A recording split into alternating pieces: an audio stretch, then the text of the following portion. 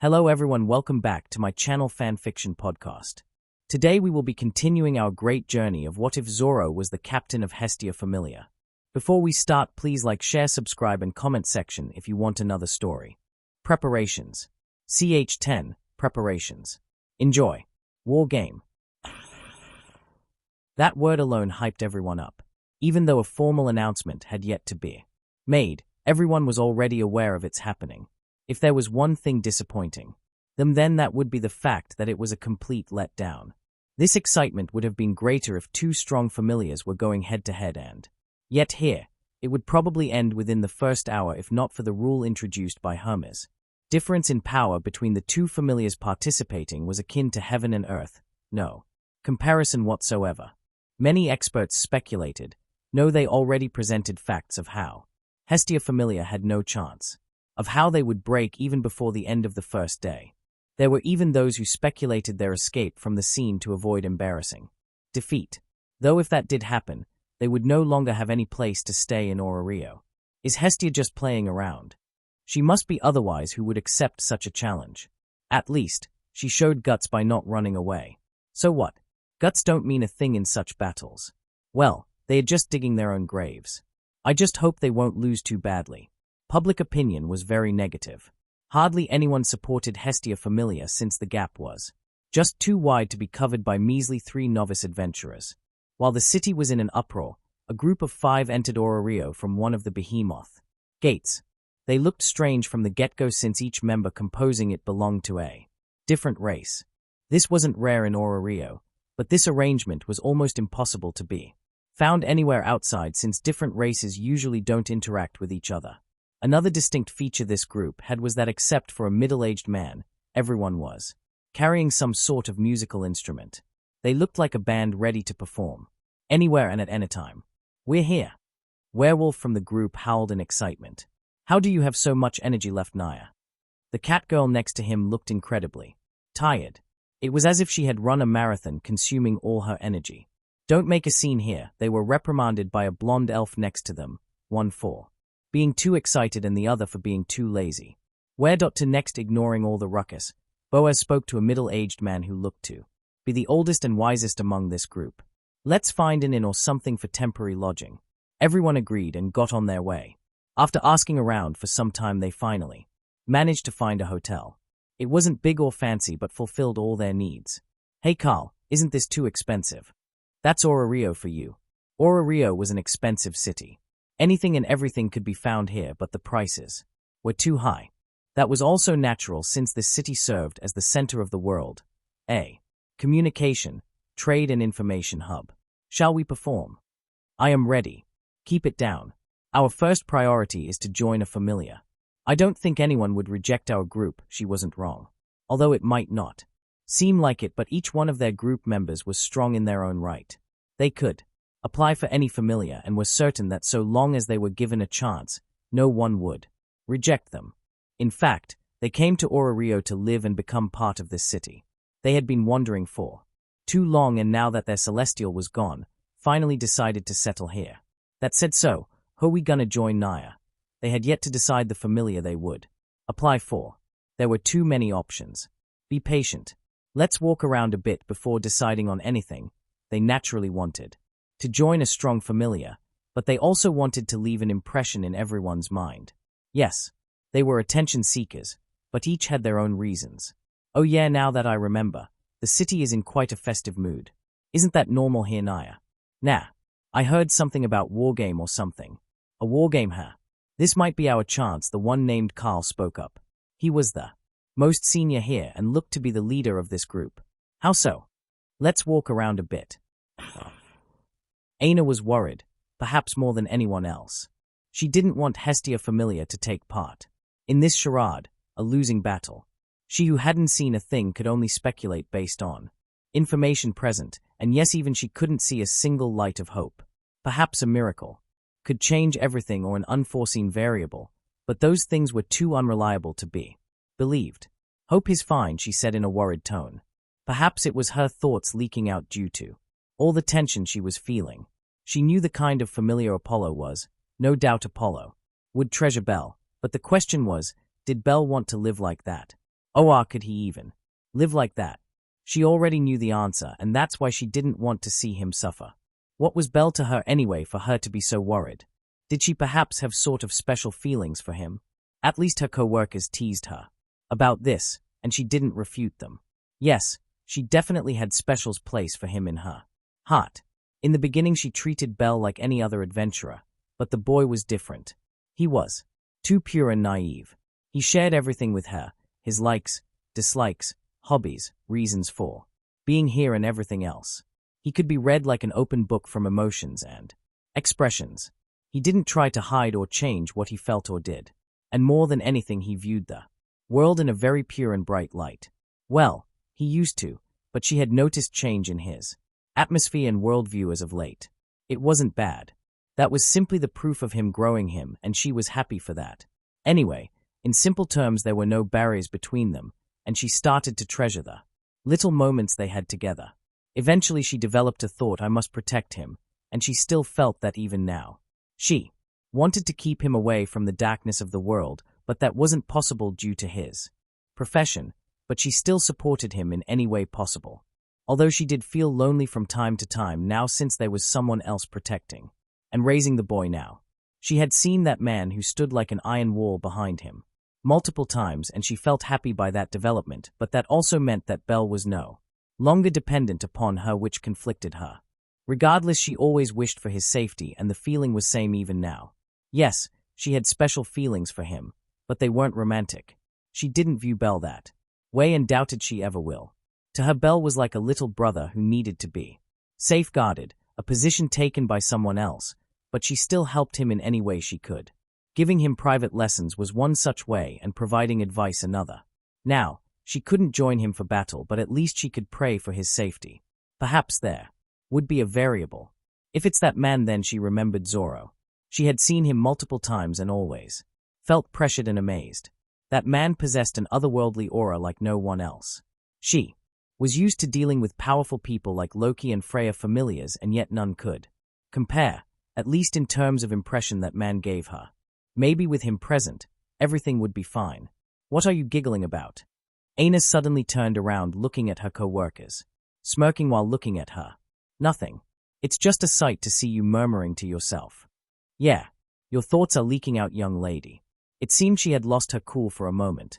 She didn't pay attention to them and immediately took deep breaths to stabilize herself. Oh look, your favorite is coming over. Misha, her close friend, was pointing at a direction, chuckling. Aina looked over and found Belle coming over with bright smile. The boy didn't seem to feel any tension whatsoever, even ignoring all the snickering and pitying gazes around him. He had been told to act that way by Hestia, but it wasn't easy. Hi, Miss Aina. You look in juvenile mood. Yes, stay like that. No, nothing. Forget it. She looked over at the white paper in boy's hand. So, why are you here? Oh, this. Belle handed the white paper over to her. Aina looked over and was shocked. Despite preparing herself beforehand, the paper had Hestia's emblem on it along with a name. It was none other than Rorona Zoro, and he seemed to have leveled up. But how? No, wait. If it's him, then she had heard rumors multiple times of someone hunting down hordes of powerful LVL-2 monsters. According to rumors, the man held 3 long katanas and was a masterful swordsman. The only one who met such description was Zoro, and no one else. At least she didn't know of anyone else. That said, maybe it truly was him, but that wouldn't make sense since she had personally seen his level in the beginning, and that truly was beginner LVL1. Could technique and instinct really make up for such a huge gap in power? That was the thought plaguing her mind for quite some time now, but now it seemed it truly was possible. So far as she knew, there were only 3 LVL1s who managed to fight and defeat a single LVL-2 monsters before leveling up. These were Otter, Ace, and Belle, and each one had created a record. Otter leveled up in only a year, Ace in only 11 months, and Belle who managed to do the same in only 6 months, and now there was someone who managed to once again establish a record of only 1 month.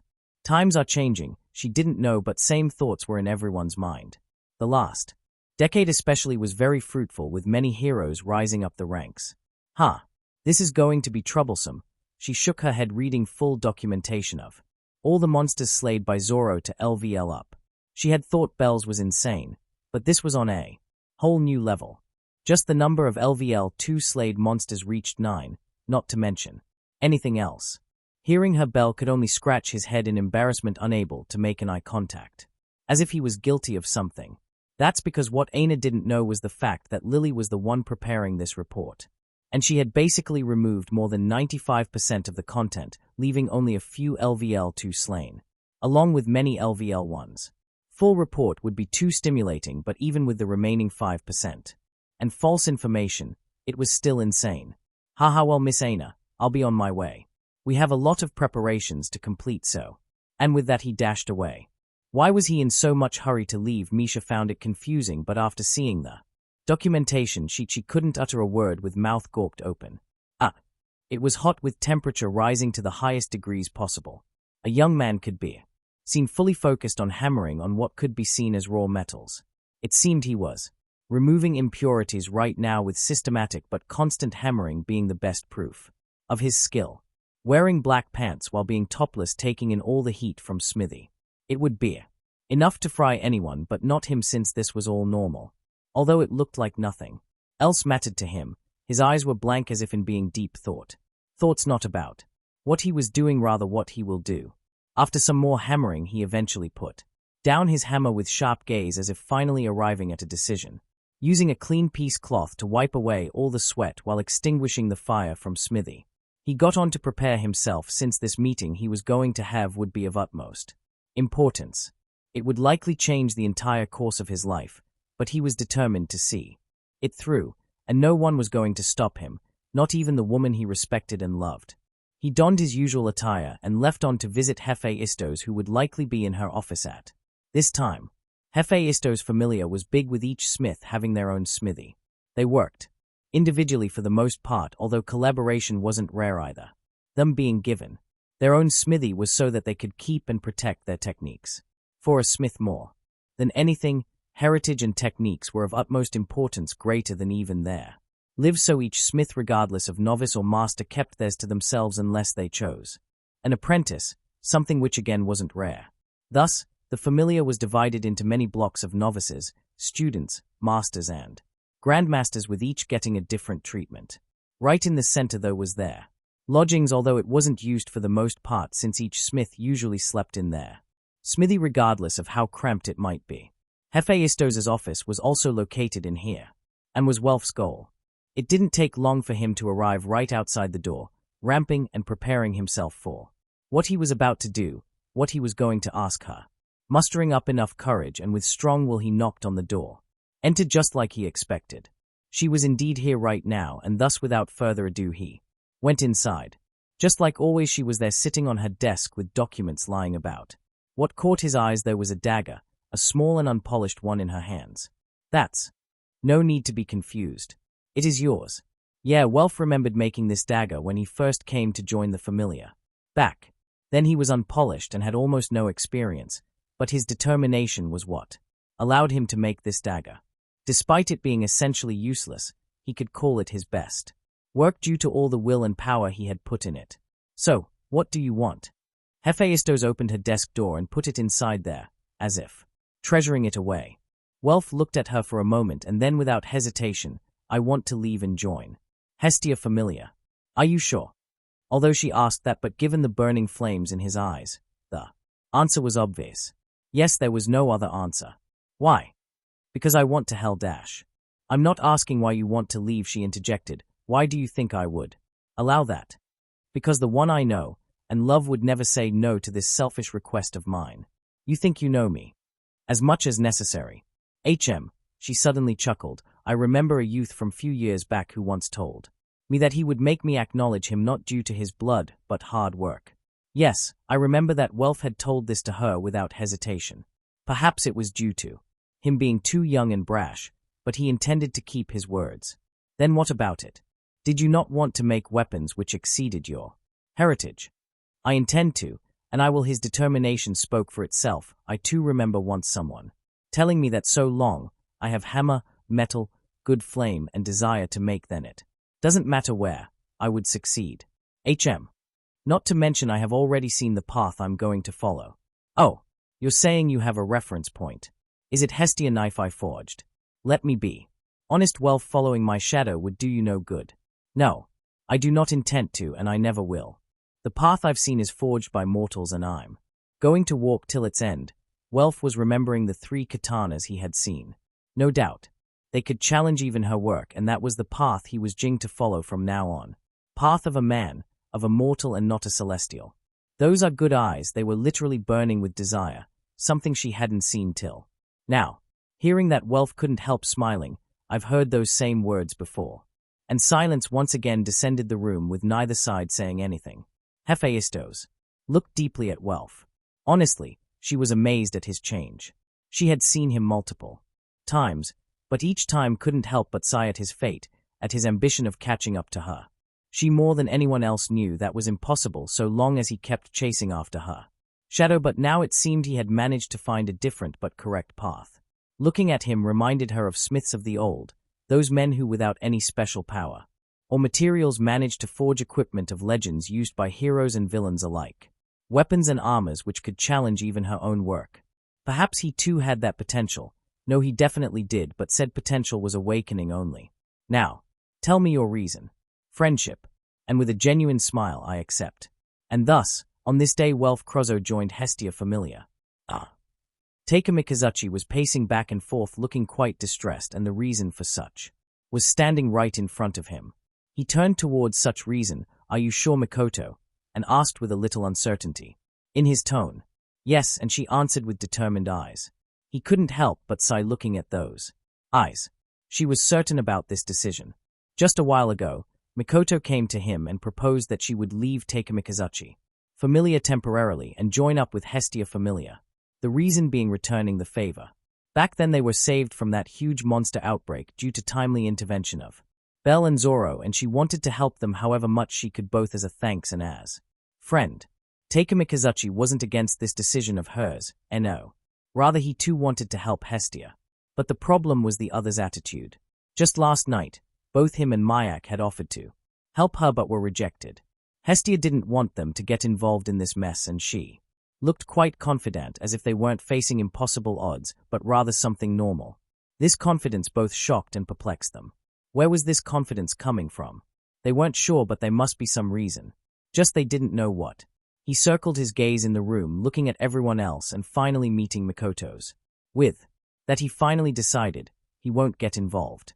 He would just take her to Hestia and have her make the choice of accepting or rejecting. Fine.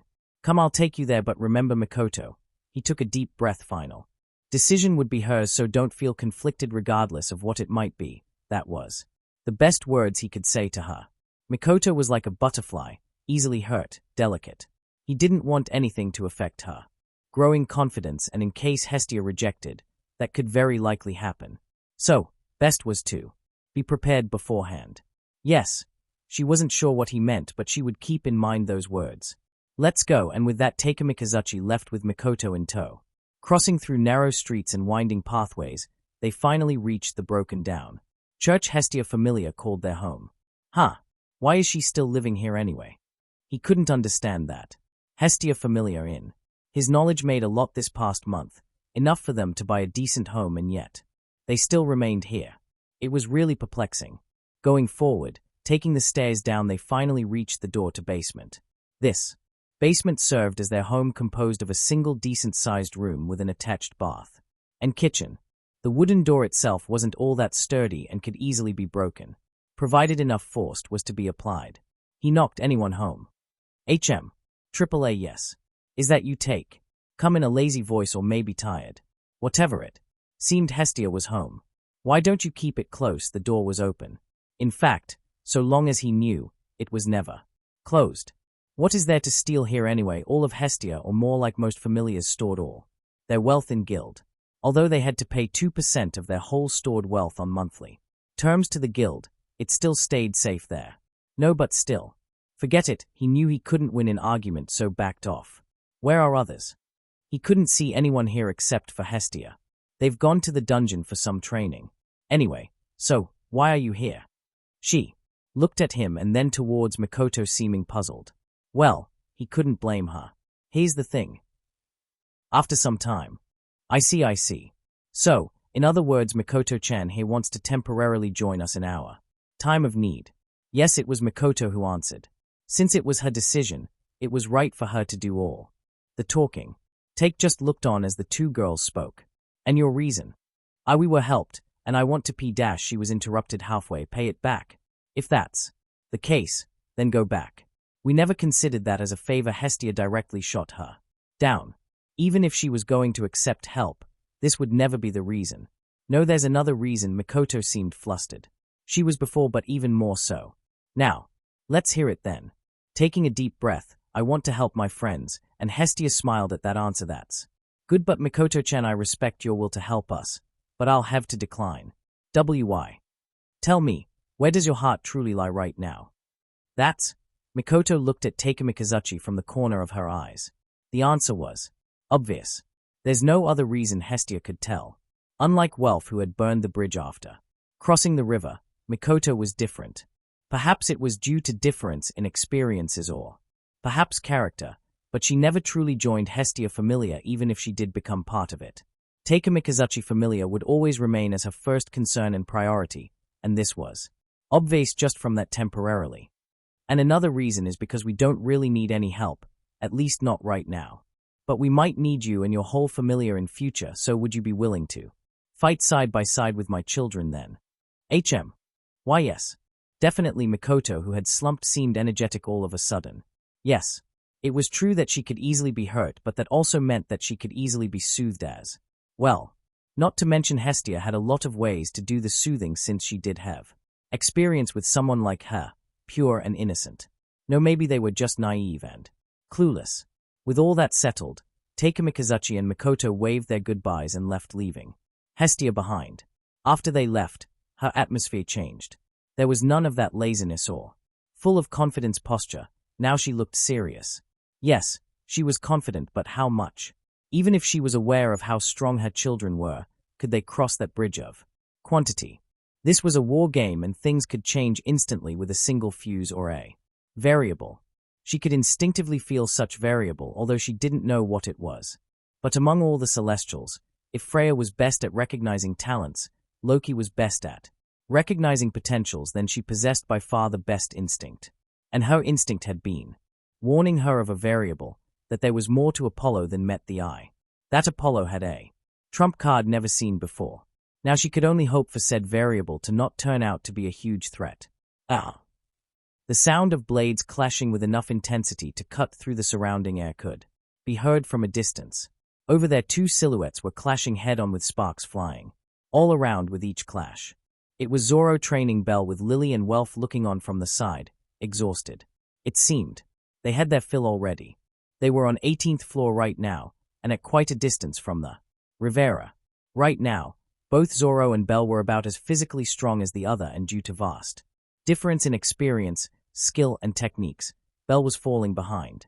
With a clang sound, Bell was thrown off due to his own forward momentum. He stopped at a distance and readied his stance with a knife in each hand. Under the watch of those present, Bell jumped forward with as much force as possible while trying to maintain his balance. Just when Bell came within distance, Zoro moved. With feet firmly planted on the surface, he intercepted each one of his strikes with dead accuracy, his sword moving around in various angles without losing even a bit of stability, deflected all of Bell's attacks in an extremely natural manner. After clashing for some time, Bell was once again thrown back, but this time due to recoil of his burst. That said, he didn't stop and once again readied his stance for another round. It's time to end this, and with that Zoro prepared for a finish. Bell used his speed to his advantage and once again rushed at him, but this time rather than intercepting, he used an extremely light movement to subside the assault, followed with a forceful horizontally slash, with the back of his blade striking Bell in his joints in swift motion, disarming him. The knives fell and he himself clutched his fingers due to sting he felt. He was improving and getting better, no doubt, but still, the gape just seemed to be getting wider and wider. Don't beat yourself up. You'll be good as me in no time. Ha ha. Bell couldn't help giving out dry laugh. Was this supposed to motivate him or make him feel better? It looked like Lily wanted to say something but just didn't know how to bring it up. She was hesitating. What is it, Lily? No, Lily just thinks we should decide on a strategy. Only 2 days remain after all. Yeah, right. Hate to admit it, but we're really gonna have one tough battle. All right, then let's get on with it. What? All three were shocked at this. Was this time and place really appropriate for such meeting? Not to mention, shouldn't Hestia also be present? This was another thing to consider. Hestia was their patron, their leader, and it wouldn't feel right to exclude her from such an important meeting. I'm joking, Zoro truly looked like he was joking around. We'll decide on all that after getting back. Right now, I need to prepare you three for what's about to come even. Though 3 of them improved, but there were still areas worth working on, and now was the time to focus on them. All right, break over. And with that, the group once again went on with it. 1 day till wargame. Today was the rest day for Hestia Famelia. After all the grueling they did in the dungeon, proper rest was needed for them to stay in top condition and apply whatever they learned. Tomorrow, Zoro was taking a nap while Bell was helping Hestia in chores like maintaining their weapons and armors, along with going through the list of supplies available. It was mostly Hestia, with Bell interjecting from time to time. Lily and Welf had gone out to gather information for strategizing. Yes, they had yet to make any sort of plan, but this wasn't due to laziness, rather they just couldn't. From morning till evening, they would be trained by Zoro through various means, and each day would end with them fighting against each other in mock battles. This was so that they could gain practical experience against humans, no matter how small, and although it looked like Zoro didn't care, each one of them could tell that he already had an idea of what they would do. Hestia too seemed to know about it but didn't divulge. Today was the day of finalizing everything before tomorrow's battle. We're back. It didn't take long for the 2 of them to get back with ashen faces.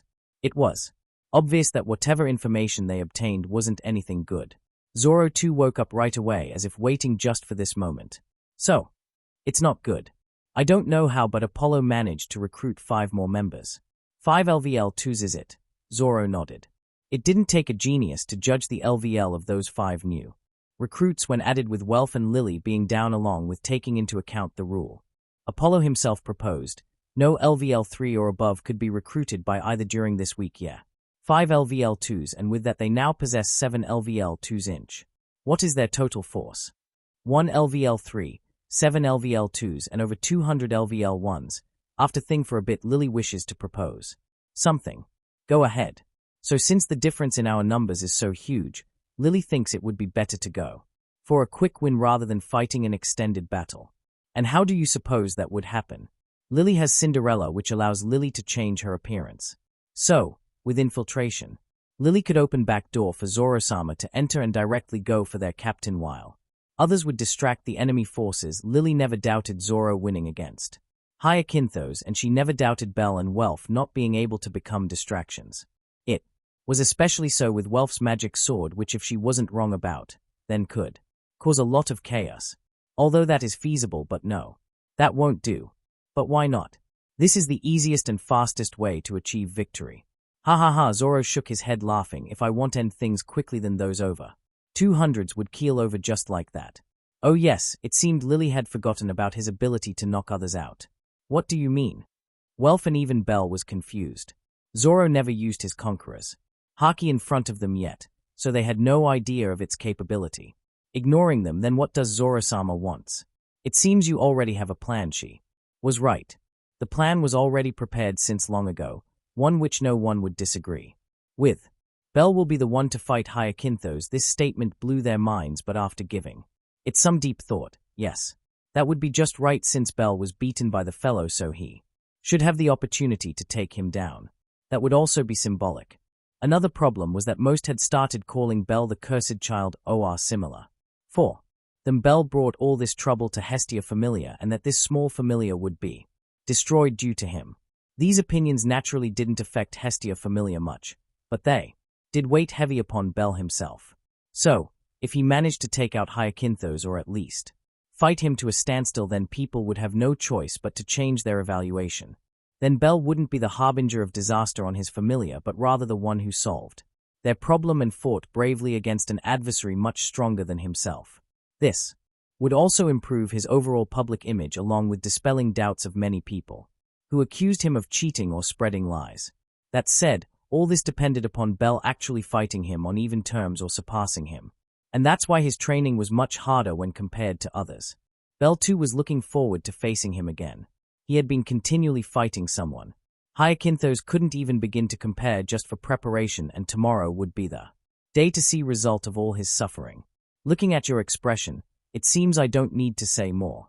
Yes, I'll give it my all, although Bell wanted to fight and even defeat Hyacinthos, but he wasn't overconfident or conceited.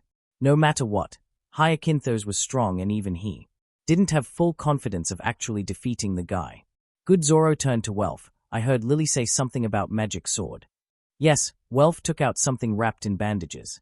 After the cloth came off, a crystal clear red sword was presented in front of everyone. It was see-through with hot energy being emanated from it. This is Katsuki. I didn't have much time, so only one dash. What can it do? Zoro had no interest in knowing what couldn't be done. This thing was similar to a dagger Lily had, just much bigger. It also seemed to be much stronger, and there was something different about it. Zoro couldn't put a finger of what. It can only be used once, but it should be enough to break the castle wall, even though he said something outrageous. Welf didn't seem a tad bit excited. In fact, if possible, he didn't want to make a magic sword, but during the battle tomorrow, he couldn't think of anything he could do for a great effect except for relying on his blood. Since that was the case and he had decided to walk with them, it would be just right to not hold back. So, it's powerful. Use it when I signal you to. Zoro had suddenly though of something, but decided to keep the suspense. Yes. Now about the plan. Hestia would do the explaining. Hestia was already aware of his plan, so it didn't make a difference of who did the explanation. Truth to told, he was too lazy to repeat what he had already discussed. Alrighty. First thing first, feel free to add anything so long it's feasible and would go along with our main goal. Now that all that's out of the way, you Bell and others listened to her with rapt attention without missing a single beat.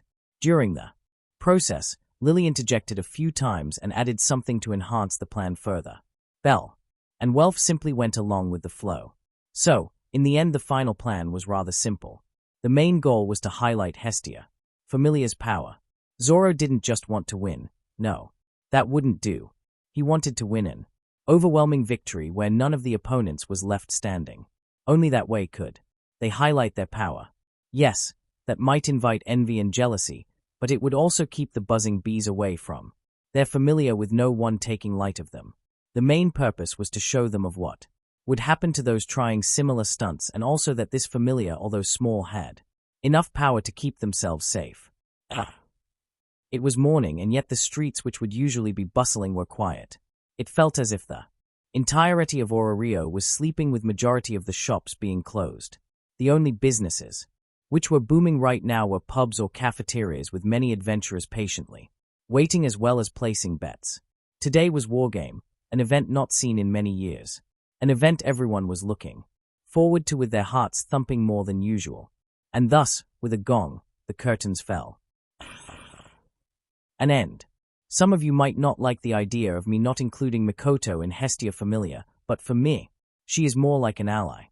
At least that's how I see her. Anyway, it seems my ability to write fight scenes might be getting somewhat better. Well, I hope for more improvement. But next chapter is going to directly start with beginning of the war. I'm removing some opening scenes, or no. Maybe I'll add a line or two about that. Pendant Syr Freya gave him, but whether you want it or not, do tell me. I'm out of words right now and can't think of anything more to write, so.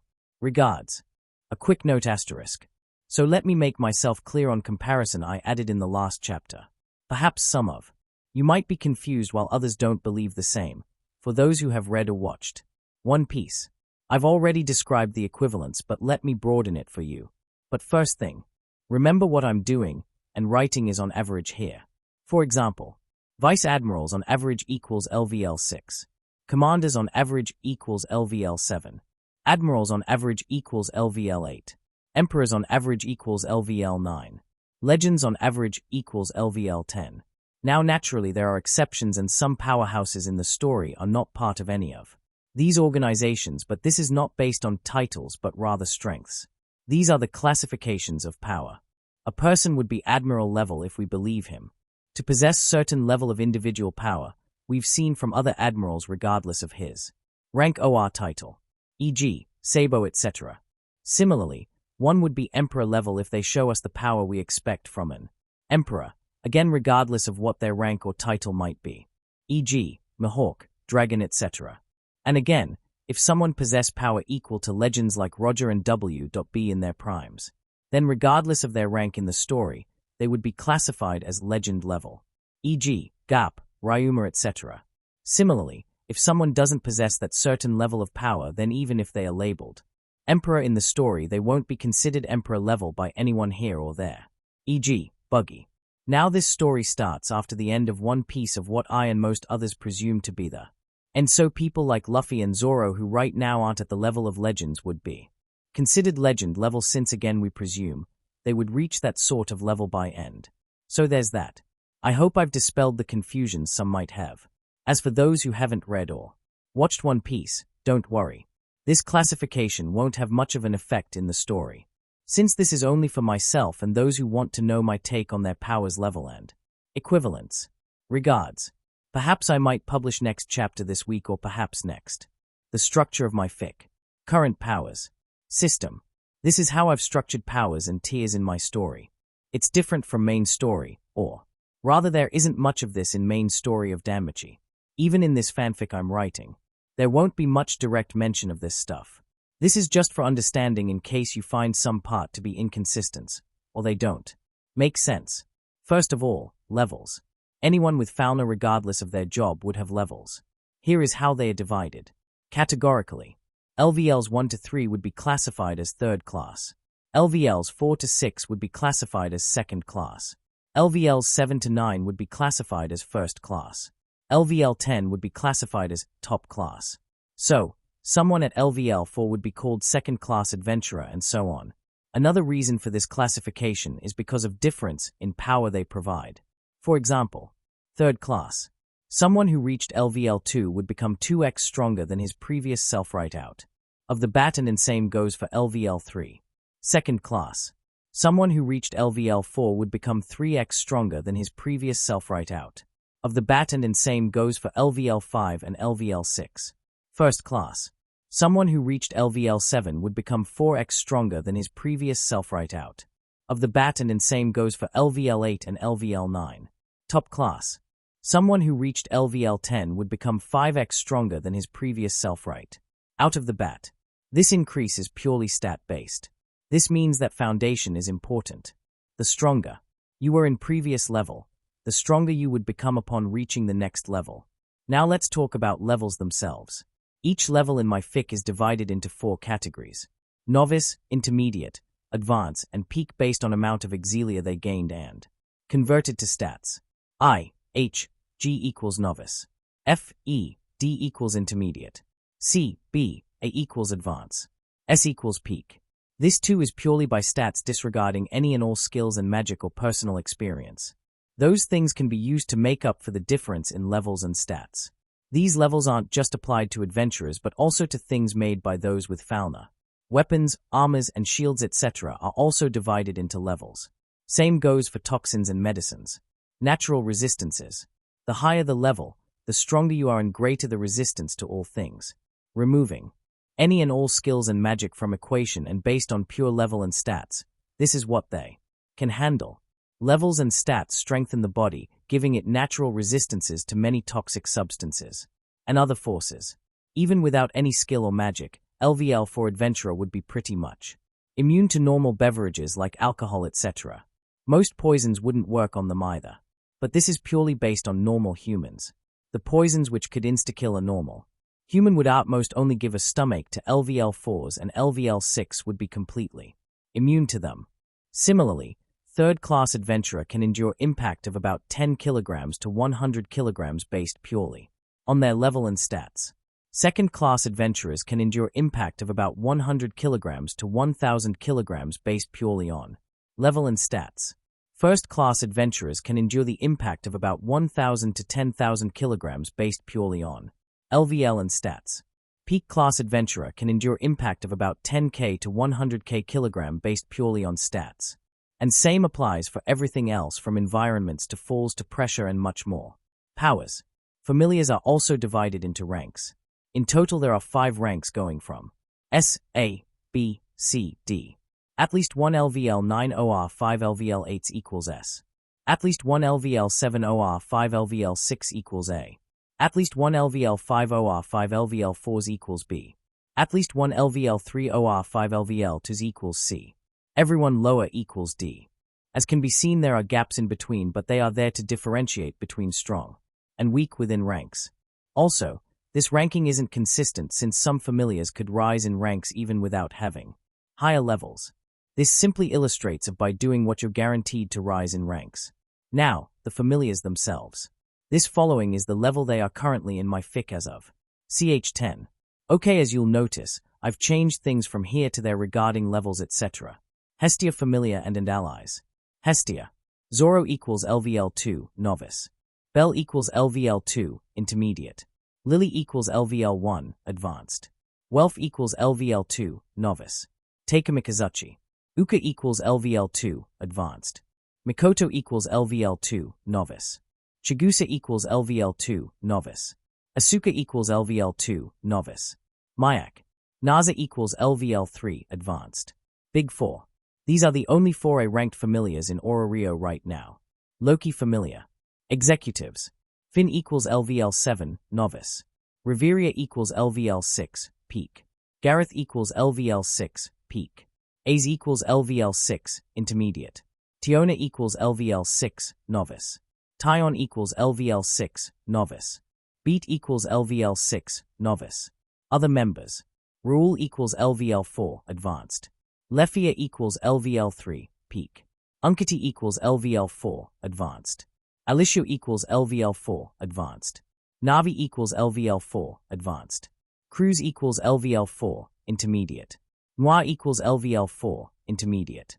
Dane equals LVL4, novice. Barra equals LVL4, novice. Rakta equals LVL3, intermediate. And over 100 others who are either LVL2 or 3. Fry Familiar. Consists of many members. Executives. Otter equals LVL7, advanced. MIA equals LVL6, peak. Alan equals LVL6, advanced. Hogni equals LVL6, advanced. Haydeen equals LVL6, advanced. 4 Gulliver Brothers equals LVL5, peak. Other members. Tamas equals LVL4, advanced. Anya equals LVL4, intermediate. Varni equals LVL4, intermediate.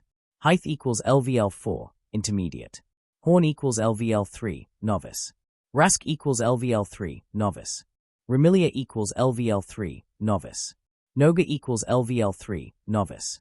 And over 100 others who are either LVL2 or 3. Ganesha Familiar. Executives. Shakti equals LVL6, intermediate. Ilta equals LVL6, novice. Porth equals LVL6, novice. And 12 others equals LVL5, inter to advanced. Other members. Hazhana equals LVL4, advanced. Ibri equals LVL4, advanced. Modaka equals LVL4, intermediate. Adi equals LVL4, intermediate. Jaff equals LVL4, novice. Raza equals LVL4, novice. Kane equals LVL4, novice. And more than 300 plus others, most of whom are LVL1 or 2. Hephaistos Familiar. Executives. Tsubaki equals LVL6. Samuel equals LVL5. Lorenz equals LVL5. Victor equals LVL5. Others. 50 plus other blacksmiths, most of whom are LVL2 or 3. Ganesha Familiar is ranked not because of power, but rather potential and deeds they've done and accomplishments they've made. They are essentially the police force of Ororio and possess by far the greatest number of LVL5s.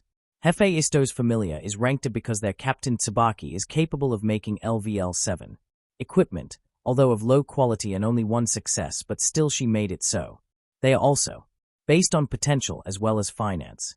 It wouldn't be wrong to call Hephaistos Familiar to be the wealthiest in the whole of Ororio or even world, so there's that reason as well. END. Now naturally there are many other familiars which are going to be focused upon later on, but until next issue. This is for me as well as others so that we don't get confused later on in the story. Wargame. CH11, Wargame. Enjoy. An open plain field with a single imposing castle standing upright, surrounded by woods and mountains which could be seen in the distance with streams of water running down the small hills in form of many waterfalls sparkling as they fell in the lakes down below. With the wind brushing past filled with many flavors, with bright sun over on the horizon rising slowly, bringing with it warmth, dispelling the cold night. This was indeed a very picturesque scene often described in fairy tales. This was a paradise for nature lovers and artists, but too bad since no one here seemed to care one bit about such beauty. They were focused entirely on their work, with many small and big crates constantly entering the castle using a drawbridge over the moat filled with water.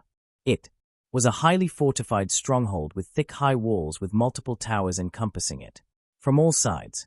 It was truly striking, with workers stopping from time to time to catch a breath and gazing at this impressive build, or struck for a time and then continuing the work.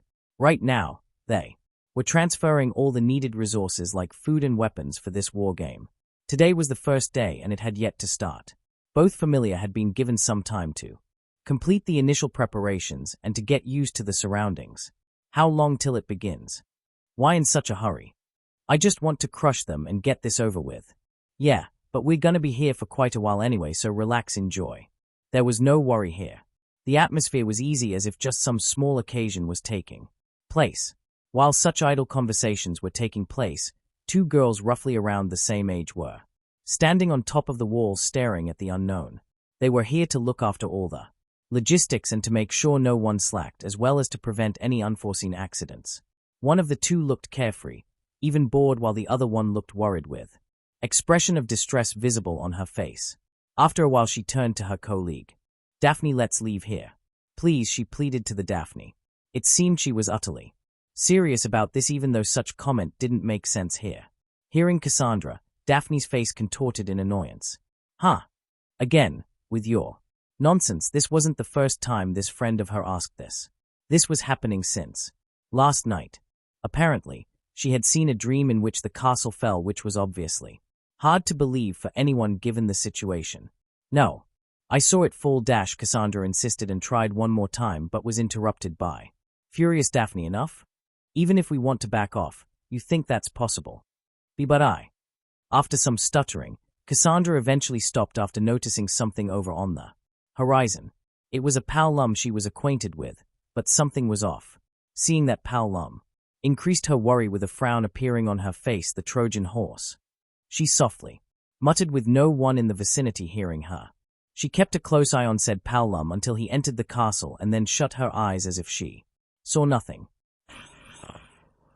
While Apollo Famelia was busy, Hestia Famelia had nothing much to do. They didn't need all that many supplies, and their preparations were mostly done. That a good luck charm. Belle Welf was looking at a small pendant in Belle's hand. It was beautiful, with an intricate design and a fairy rising to the sky with her wings fully opened, drawn on the surface. Belle got this on the way here by a waitress from Hostess Fertility. It seemed her name was Syr. Belle looked at the pendant one more time before replying something like that. He had rather good relationship with Syr, both as a customer and as a friend. Ho, that's your type, Welf said in a teasing tone, flustering Belle to no end. And no, it's not like that. She's just a friend. He shook his head greatly, answering in somewhat stuttering tone. For him, that is Zoro too, interjected. This was a small window of frame they had before going in for a crazy battle, so joking around was the best way to calm one's mind. Especially, Belle needed that calming since his expression was a bit too tight and nervous about the whole ordeal. Belle couldn't say anything to that, but at least he felt some burden on his heart lessening by a great deal. Now he could once again breathe normally. After calming down, he looked around with uncertainty. Is this really a good hiding place? Right now they were hiding behind a small mound. This area was really flat with little bumps here and there which served as their hiding place. We're not really hiding, just resting. Yeah, he looked at castle in front, losing in his own thoughts. So far as he knew, this castle once served as a base of operations. No, rather it was made to be served as one of the many checkpoints, along with a resting place for ancient warriors. According to what Aina told him, this castle was used as a stronghold to stop and wipe out the monsters coming from dungeon, so it had seen many bloody battles and witnessed rise and fall of many heroes. Just looking at it gave him a deep sense of solemnity as well as power, and now his Famelia had to go against such behemoth. Perhaps no one of those days would even consider the idea of this castle being used in this way, It was truly ironic. What happened? Seeing him lost in thought, Welf couldn't help calling out to him but, Bell no. Nothing, just gazed over the matter. Get ready. Seeing Sun reaching a certain height, Zoro immediately got up, prompting them. Go and follow the plan. He wasn't a man of plans, neither did he follow some thought out, meticulous plans. He was going to do what he always did, what he felt like. To go straight at it. As for plans, they were for others to follow. Finish it quickly, else you'll lose your chance. And with that, Bell and Welf nodded and started moving. It's about time. Yeah. Far away from the battlefield inside the city in a large gymnasium was a large gathering. Many Celestials and only Celestials gathered here waiting for the intended time like everyone else. Hey there, Hestia. Someone suddenly called out to Hestia as she was conversing with Hephaistos. For this gathering, Take and Mayak decided to stay behind watching the event with their children. She turned around and Hummies wasn't surprised to see him here. So, how much confidence do you have? She decided to ignore him. Honestly, she didn't want to get involved with this fellow. Seeing such obvious indifference, he couldn't help calling out, come now. I even helped you. Well, he was partially right. For your own purpose, Hestia never once believed that Hermes did that for her benefit or without some other reason, and well, I won't deny that, but it did increase your chances. She got a confirmation right away. Hestia decided to remain silent on these remarks and suddenly turned around. It was Apollo, coming over, as flashy as ever. Looking at her deeply with smiling face said it all. He didn't even need to open his mouth to convey the message. It's my victory. This could be felt from every single one of his gestures. It wasn't long before the bell rang, signaling the beginning. Hearing that, Hermes got up. Speaking in loud voice, Uranos, are we allowed to use the Arcanum now? And aloud, a deep and powerful voice resounded throughout Orario. With confirmation, mirrors appeared all over Orario. These mirrors were conjured using small bit of Arcanum and showed the situation of the wargame happening live. This was one of their powers. Using these mirrors, they could see anything, anywhere and anytime with just a tap of their fingers. Naturally, there were some limitations, but not much. Things seemed calm over at the surface, but some unusual movements could be observed. Regarding Hestia, Famelia. Wargame had officially begun, and Zoro too came out from behind the mound. He didn't even try to hide his presence, such that every archer stationed on the large wall could easily see him coming over. For a moment it was blank, since no one could understand what was happening. They had thought that Hestia Famelia would take their time and attack in full force, but here they immediately came, and it was just one man holding a sword in each hand. Where were the others? What are they planning? These thoughts crossed their minds, but not for long, since the swordsman started sprinting towards them, towards the moat surrounding the castle, with smile etched on his face. He looked fearless at this moment, as if no matter what happened, he would not back down. Even though it was surprising, they didn't get flustered and immediately got hold of their bows, aiming and shooting at him. There were in total 50 archers stationed on the walls, with everyone else waiting down below. This side alone had 20 archers, each of whom shot multiple arrows in his direction. Although, on a smaller scale, this could be viewed as a rain of arrows all coming towards a single entity. Zoro didn't stop and kept on moving forward. He put the third sword in his mouth, lined them all in parallel direction before jumping and spinning with great force. 3-sword style, dragon twister. Enough that powerful whirlwind appeared around him, knocking away all the arrows, changing their directions or directly smashing them to smithereens. This whirlwind stayed for just a moment before dissipating, but the arrow barrage coming towards him was gone. Zoro didn't yet have enough strength to cause something big which would stay for long, but this was enough. It gave him time to get closer to the moat while the shooters were gawking at the sight. They couldn't utter a word, but after a bit of confusion immediately called others over and started the arrow barrage one more time. This time Zoro didn't use any special moves and simply intercepted and deflected all the arrows with lightest movements possible. It seemed as if he was dancing in a flurry of arrows, as if roses were falling yet none could touch him. This was really graceful, completely different from his previous style. The reason he did so previously was to intimidate them, and although it worked, but not for long, so he switched to normal style. Why can't you hit him? A man seemed to be the leader yelled at all archers, since not one of their attacks were getting through. We don't know. Yeah, we're trying our best, but they were all flustered, but what could they really do? If he was using a special skill or magic, then perhaps they wouldn't be so agitated, but here he wasn't using any special movement or sword techniques, no. He was simple moving and blocking any arrows coming his way as efficiently as possible without overdrawing his strength or stamina.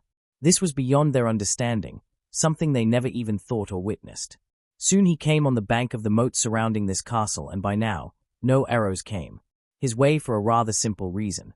They were out of stock, since they never thought even in wildest imagination of something like this happening.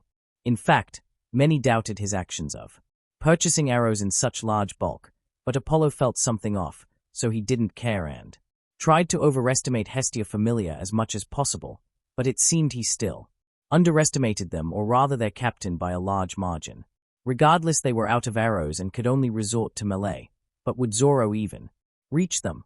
This castle was surrounded by a large moat and possessed high walls. Trumping either was impossible for third-class adventurers, so once again they were relieved, but still, something at the back of their head was telling them, no, this isn't the end yet. And in the next moment, Zoro jumped. What? How's that possible? Their mouths gaped open at what they were seeing. Zoro had jumped over the entire moat and was now climbing the wall using his swords as footholds. Why, you fools? Stop him from climbing, the leader screamed, his throat out, ordering and warning them. But how? We're out of dash. Shut up. Just do something. It seemed his previous showing had really frightened this leader of theirs, but he wasn't wrong, neither was he the only one feeling this, but despite their best efforts, Zoro had climbed over and began the carnage.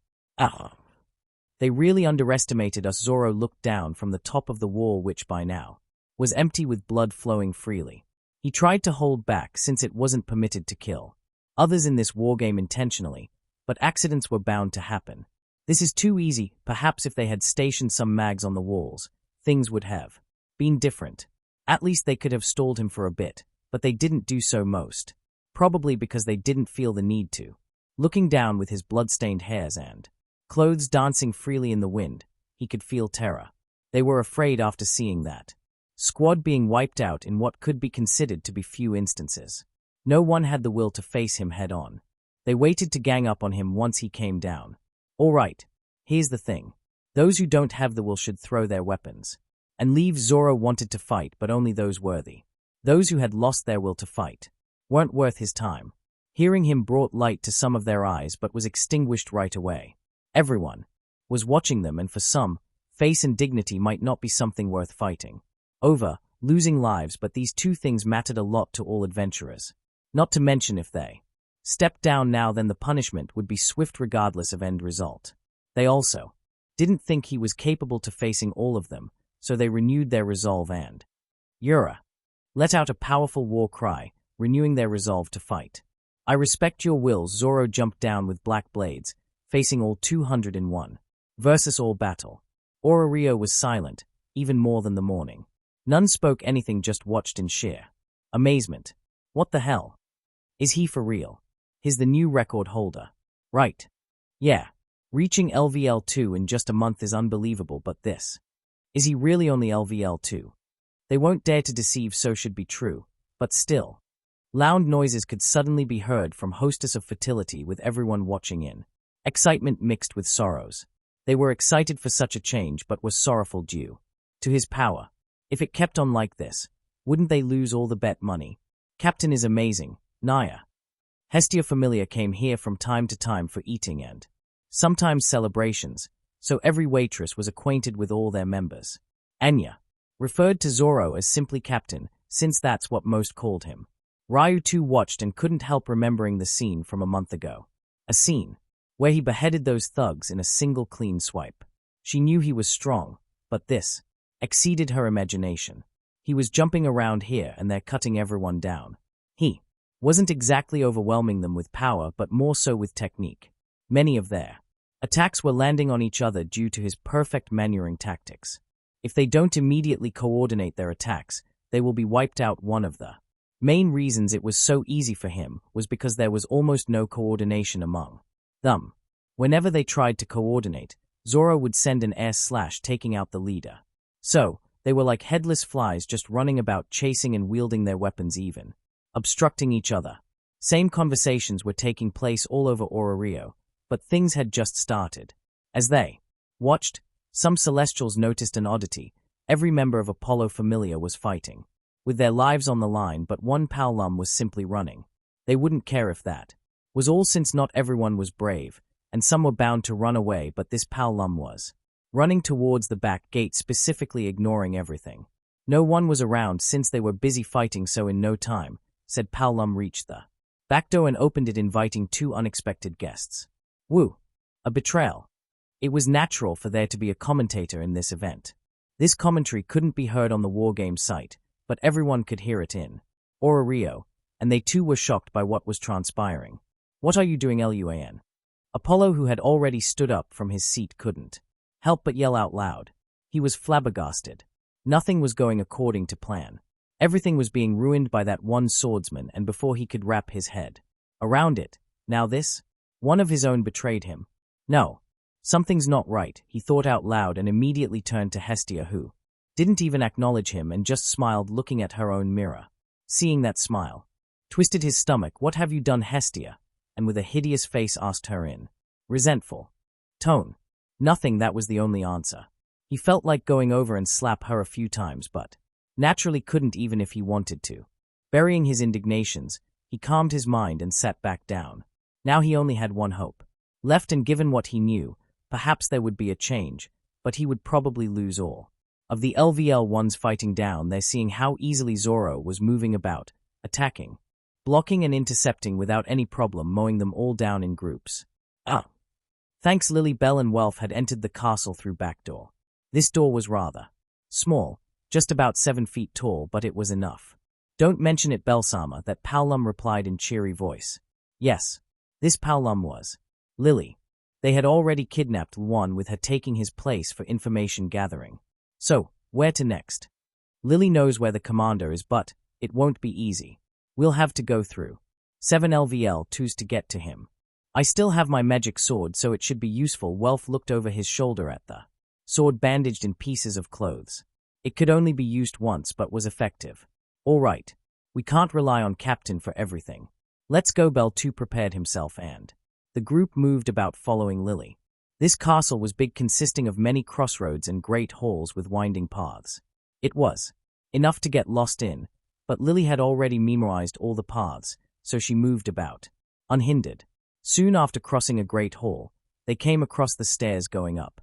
Lily once again took the lead and moved forward before abruptly stopping, looking behind. Both Bell and Welf had stopped at some point. What happened, Belsama? Bell turned to her. The racket has stopped, with uncertainty in his voice. Racket? Oh, you mean noise of fighting? Yeah, I can't hear anything. Lily jerked up her ears, and indeed, all the noise coming from before had ceased. Does that mean? What are you worried about, Bell? He won't be taken down that easily. Yeah, I know. Let's go. Dispelling his worries, he moved forward one step at a time until coming to a stop once again.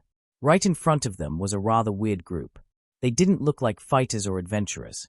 Rather, they were more like musicians they had seen many times in Rio, roaming around and pre-forming. No, they were indeed musicians, but why here? This? Even Welf couldn't help being confused. Were they going to perform or something? It's them, the new 5 LVL2s. Apollo Famelia recruited. Lily 2 spoke up, seeing their confusion. Even she couldn't understand how this group managed to reach LVL2, or rather, why would they come here with musical instruments during a war game? This group was shrouded in mysteries. Get back. Suddenly Bell pulled both of them and retreated as fast as possible. He instinctively felt danger, as if something bad was about to happen, and he was right. Right in front of their eyes, something happened, ravaging this massive hall. Yes, the stairs opened up to another hall filled with pillars and paintings of long-gone age, but now everything was ruined. The wall paintings were scrapped, with cracks appearing on the surrounding pillars, even though nothing had happened in that instant except for a loud voice. Oh, you managed to react. A voice filled with surprise entered their ears. This was the first time someone got away from this opening attack unscathed. Bell Trio looked at this group with apparent anxiety in their eyes. If not for Bell, they would have been seriously injured or worse due to whatever happened a while ago. Rio truly is different, all right, but how did you manage to get here? Asked the middle-aged man who seemed to be the leader among this group. Them getting here wasn't the main issue. The main issue was their condition. They were perfect with no signs of any injury or even fighting. It looked as if they just sprinted and got here, but then what about all the noise they were hearing a while ago? What happened down there to those hot-headed individuals? Regardless, they had been given the job to stop everyone here, and they would do just that. Something's not right here. Looking at their nonchalant expressions increased the unease in Belle's heart, and not long before it turned into a reality. Lily, they called out simultaneously, seeing Lily just falling over. She seemed to have fallen asleep, and they too had started to feel sluggish. What the hell is going on here? Welf couldn't help cursing out loud. Was this sleep-inducing magic, or perhaps some drug was being used here in this chamber? Nevertheless, he would blow everything apart if that's what it took to get out of this mess, and he just had the means to do so. Just as he was about to take out the magic sword, his clarity came back with a sudden shock. What happened? Lily too jerked up from beauty sleep, seeming confused, and so was Belle. After regaining his clarity, "Stop these petty tricks," hearing that voice filled with infinite vigor relieved them. Turning around, they saw him, bathed in blood with the same sparkle in his eyes like before. Nothing had changed, not that imposing manner nor this smile. He looked energetic even after fighting that bloody battle, as if nothing had happened. That said, although few, but there were small scratches here and there on his body, but this highlighted his formidable manner, taking it a few notches high. Zoro turned to the trio. "Go ahead. I'll handle this." This wasn't a request or suggestion, no.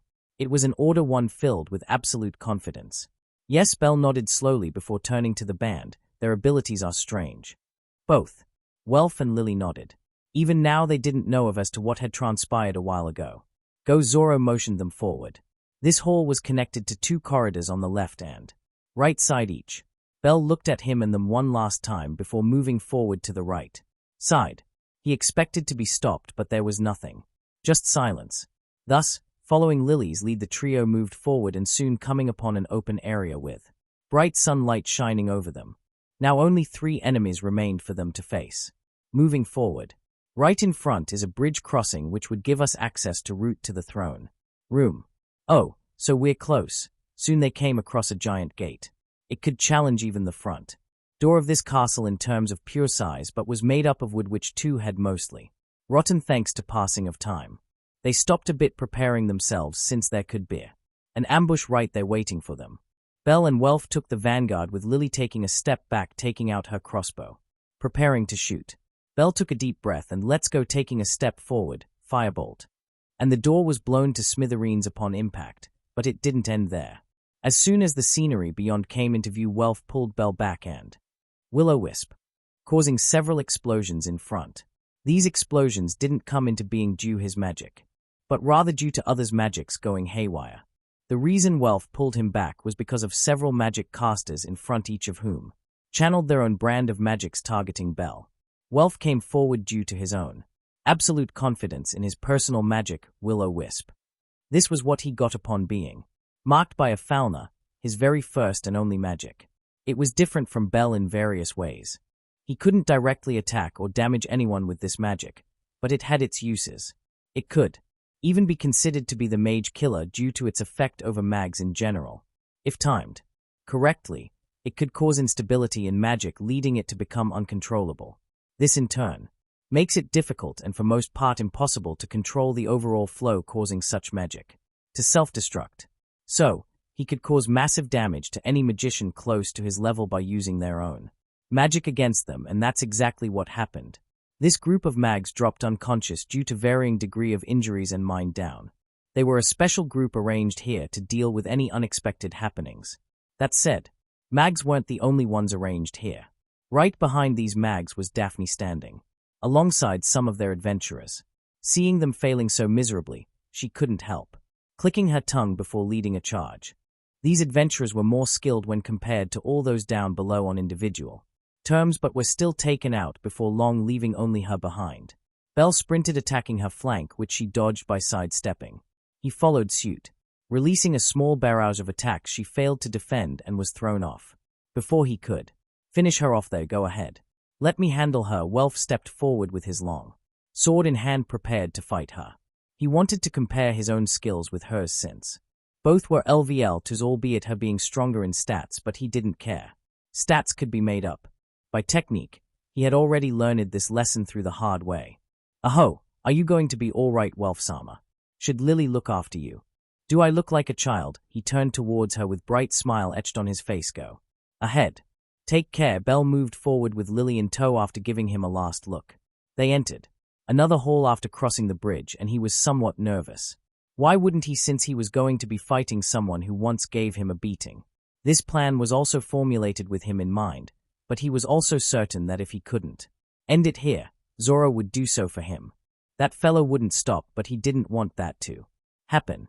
This was his fight, his battle, and he would win if for nothing than to answer his training and proving it wasn't a waste.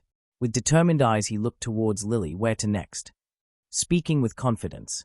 Actually, he's right above us, Lily said, looking at the ceiling of this hall. They would now have to climb up another set of stairs before reaching the throne room. It wouldn't be long now, but he stopped moving with closed eyes.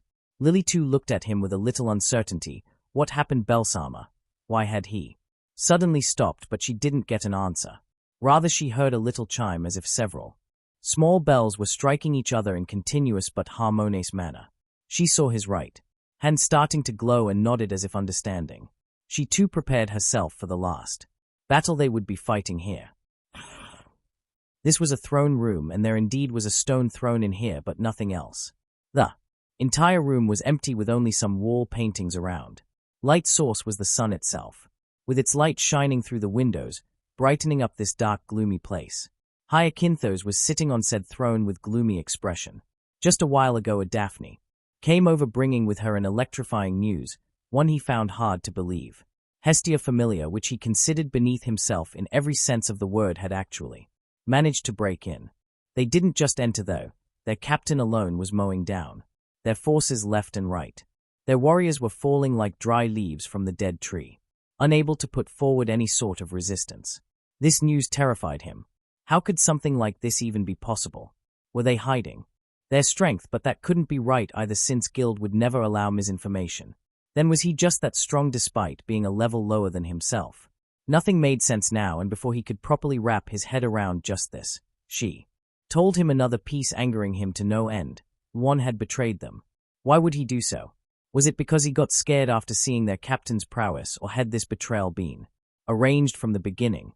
Regardless of reason, he had allowed their enemy to enter through the back door while everyone else was busy fighting, and that was enough to warrant him death punishment. It seemed he was brining Hestia Famelia to the throne room, but what about those new recruits?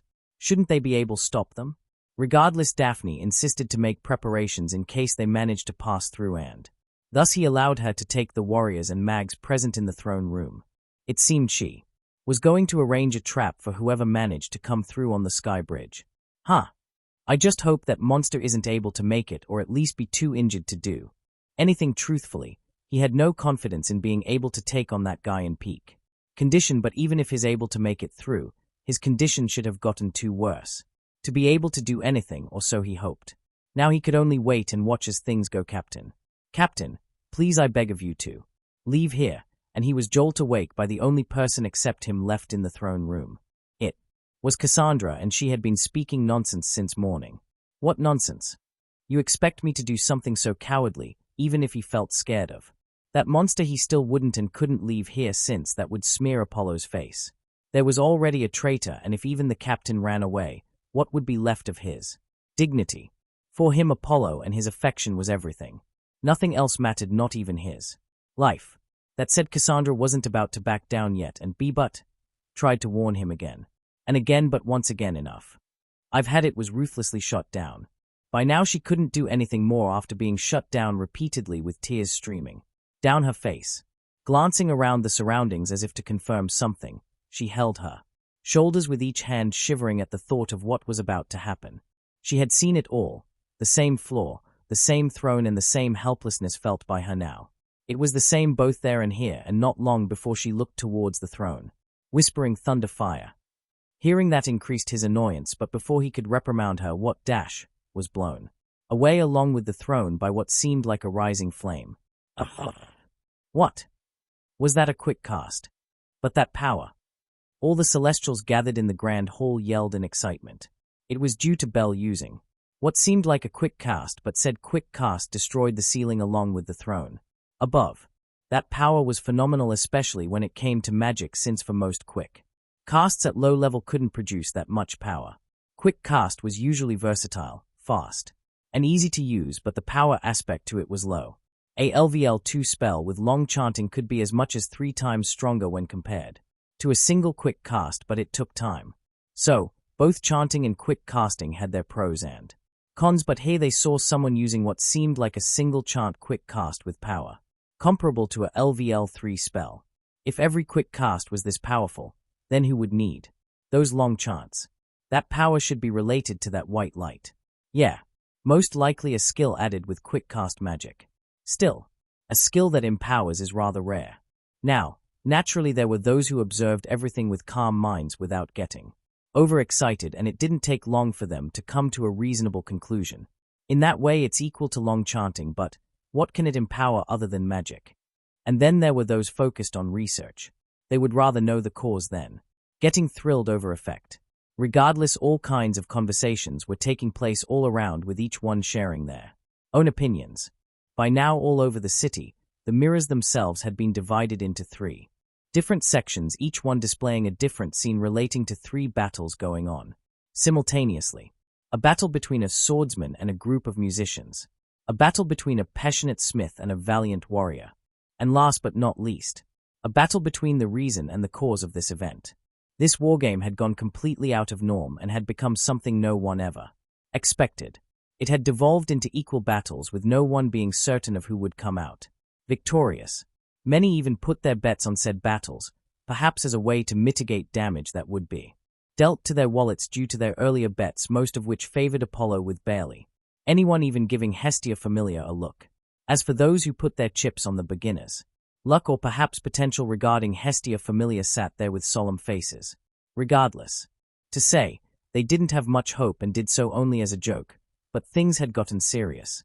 If, in case Hestia Famelia won, which they had equal chances, then the amount gained by these fellows would be tremendous. So, they watched and waited with heavy breaths alongside everyone else. Who would win and who would lose would become clear so long as any of these battles were finished, or maybe not. Perhaps the fights would continue until eventually only one person stayed standing as the final victor. Over in the Grand Hall. TCH. That midget got lucky. It was Loki, clearly not in a good mood. She didn't have any life or death enmity with Hestia, but seeing her children's being overshadowed left a bitter taste in her mouth which she couldn't properly swallow. Then she turned to Hestia and Hephaistos to perhaps relieve some irritation, but Hestia was too much into it, so she would probably be ignored in case of trying to talk or instigate Hestia. Taking a breath, she turned to Hephaistos, smirking. Feifei, you sure don't want that child back? Right now she was eyeing Welf on the screen, who, although not as striking as the other 2, was still pretty stable. He could be considered strong even among LVL2s as a whole, on top of being a blacksmith. Loki naturally knew his fame like many others. He was the only one to have created a peak LVL2 equipment while only being at LVL1, and now seeing him proved his combat effectiveness. This was a man filled with boundless potential, so why would anyone allow someone like that to just up and leave? Hearing her statement, Hephaistos didn't move her gaze but smiled softly before answering. That was his decision, and I respect all of my children's decisions. Ma, you're no fun for Loki, who liked to tease others. Someone like Hephaistos was indeed no fun. Hephaistos simply ignored her. Her center attention for the most part was Zoro. Yes, she looked over Welf and Bell from time to time, but still Zoro was the main attraction here. Those swords. Was that what he was talking about? Her attention had been taken more by his swords than swordsmanship. She couldn't mistake them. These were indeed no-grade swords, but she had never heard or seen any of these before. Whatever. I'll ask him personally to have a look. Over on the side, Hummies looked at the ongoing fights with rapt attention. It seemed as if he would burrow a hole to enter inside if given a chance. Seeing sudden change in a certain scene, he subconsciously spoke up. It's starting. That's rather an unusual group Apollo managed to gather, but he was talking about those musicians, or rather that orchestra. For a few minutes now, that group stayed locked, exchanging a few blows with each other as if to familiarize with opponent's style of combat, but it seemed they were getting serious. More than anyone, It was him who was excited by all the various developments and why. Wouldn't he be? He wasn't sure if they were the real deal yet, but the potential they showed was stunning enough. He wanted to see more of what they could do, what they were capable of. He wanted to see their ceiling, perhaps second only to Hestia herself. This is the story of a certain group of travelers brought together by a single entity. This group, which in normal circumstances would never have come together, was joined in a single family again by a single entity.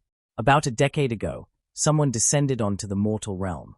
It was a celestial named Euterpe, with her domain covering any and all sorts of music. There was hardly anyone as passionate about music as her. Many great tunes and lyrics had personally been made by her, in remembrance of heroes of ancients. As for why she came down, well, she, like many others, was bored over there living the same life, spending the same time over and over and over. It was to the point that she had become lazy and dispassionate. She wanted to feel like old days once again, to create a completely new piece unlike any other, and so in search of such excitement and opportunity, she finally decided to come down and join the mortals in their struggles, to live with them in their way, and experience hardships like them. She lived like that for quite a while, living as a traveler, moving around from place to place, like wind roaming the skies freely. It happened on one of those days that she came across someone, a young man extremely passionate about music, belonging to the family of musicians, but it seemed he wasn't accepted, perhaps due to revolutionize ideals held in his heart.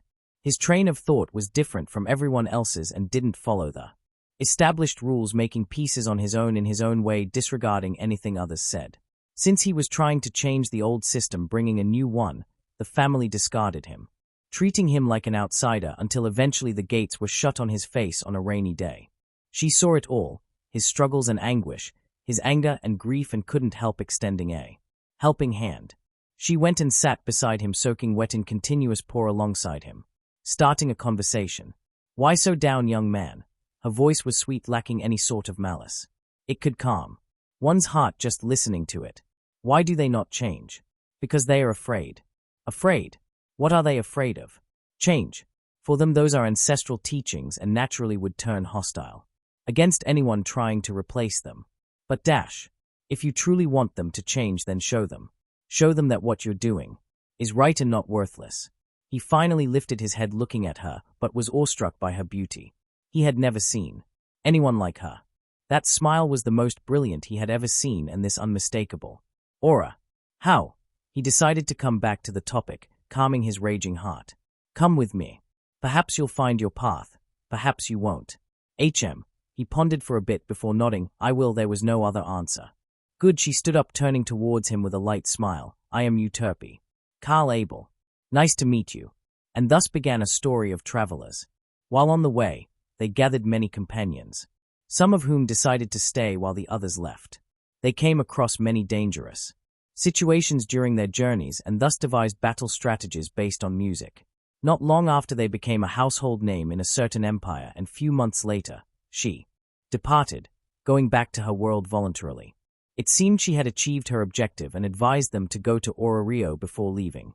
They didn't understand the reason, but still honored her wishes, and thus went on their journey towards Rio.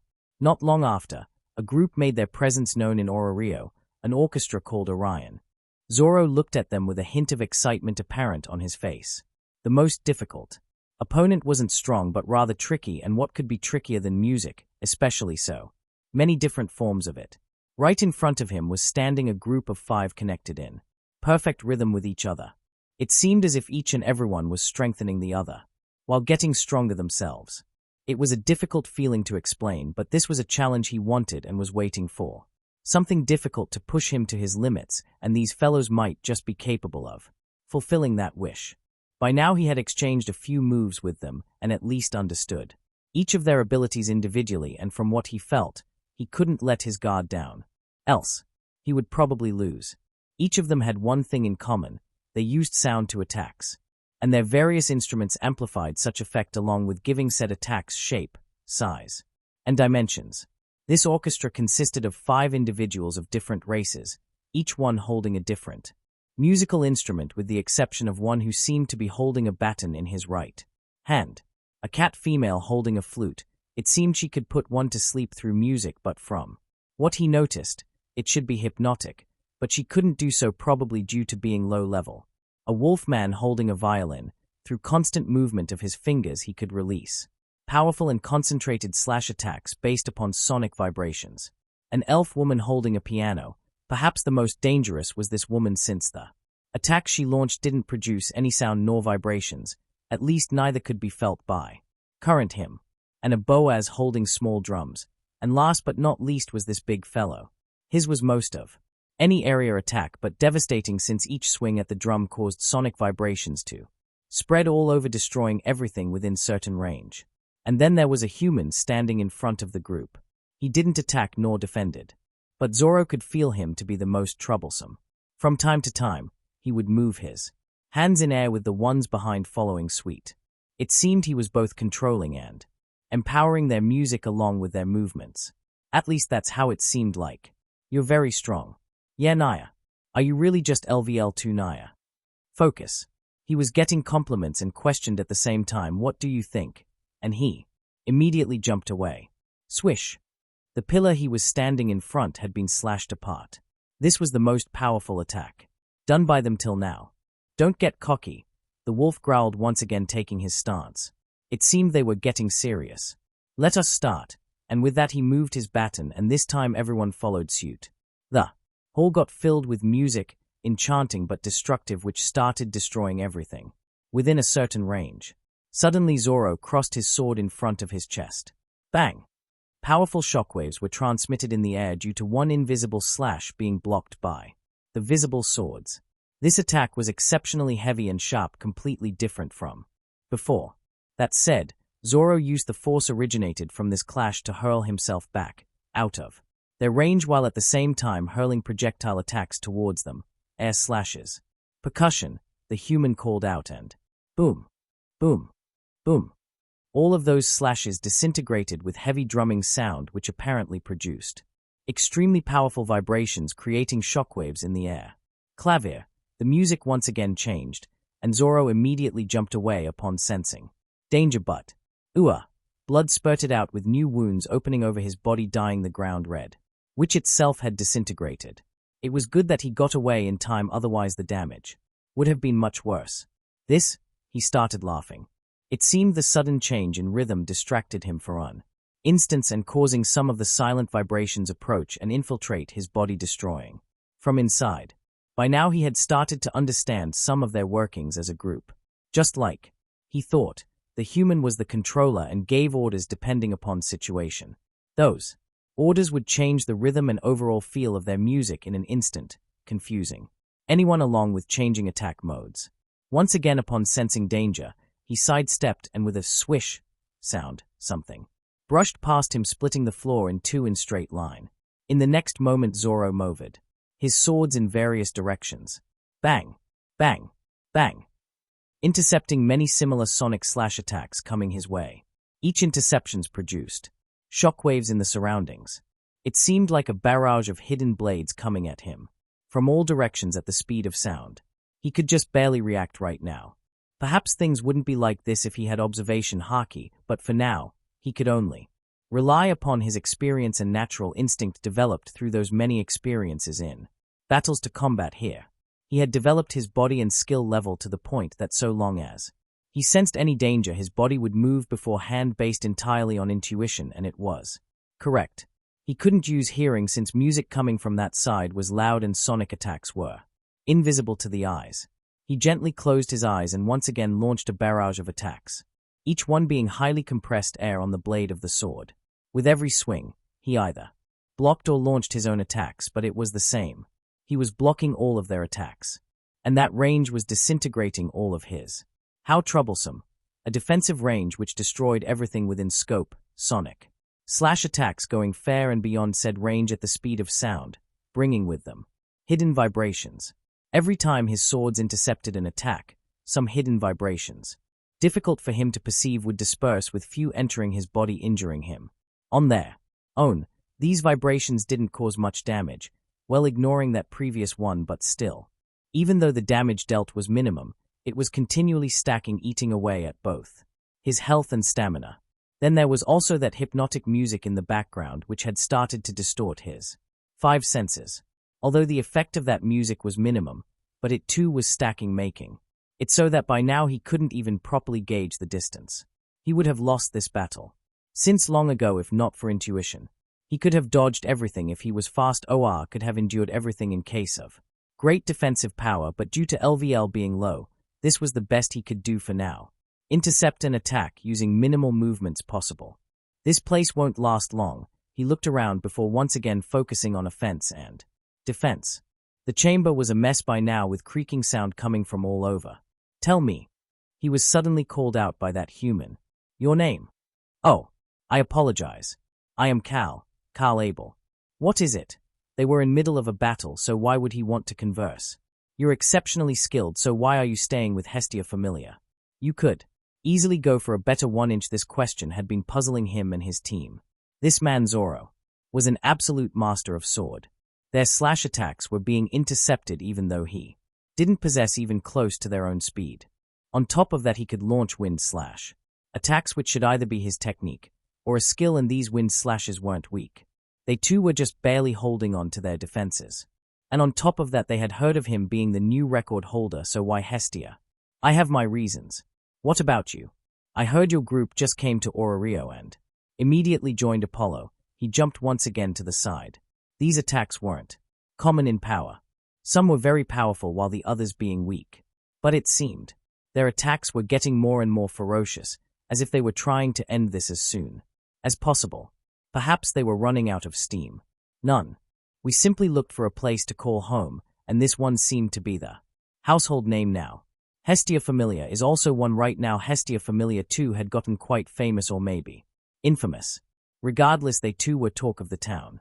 Well, we joined who we considered to be better. A blunt but truthful answer. Is that based on power? You could say that. What about now? We feel like a joke. Our choice was bad, but since we're part of this Famelia, we're going to fulfill our duties. How noble of you, Zoro sneered at them. Do your best to block this, and his entire body got shrouded in black metallic luster. Zoro finally decided to stop holding back and applied armament all over his body. None of the attacks coming his way did any damage, with Zoro himself launching his own attack by holding his two swords horizontally above the shoulder, and the other in his mouth in the same direction, and then performing a circular swing. 108 caliber soaring phoenix. Sheeing. Launching 3 highly compressed and sharp air projectiles towards Orion, cutting right through their vibration field, splitting it in 2 for a moment. These slashes looked like 3 birds flying at high speed while empowering each other. In a way, they looked extremely beautiful, but his aim was a little off due to distorted senses. What? The entire group was shocked, speechless.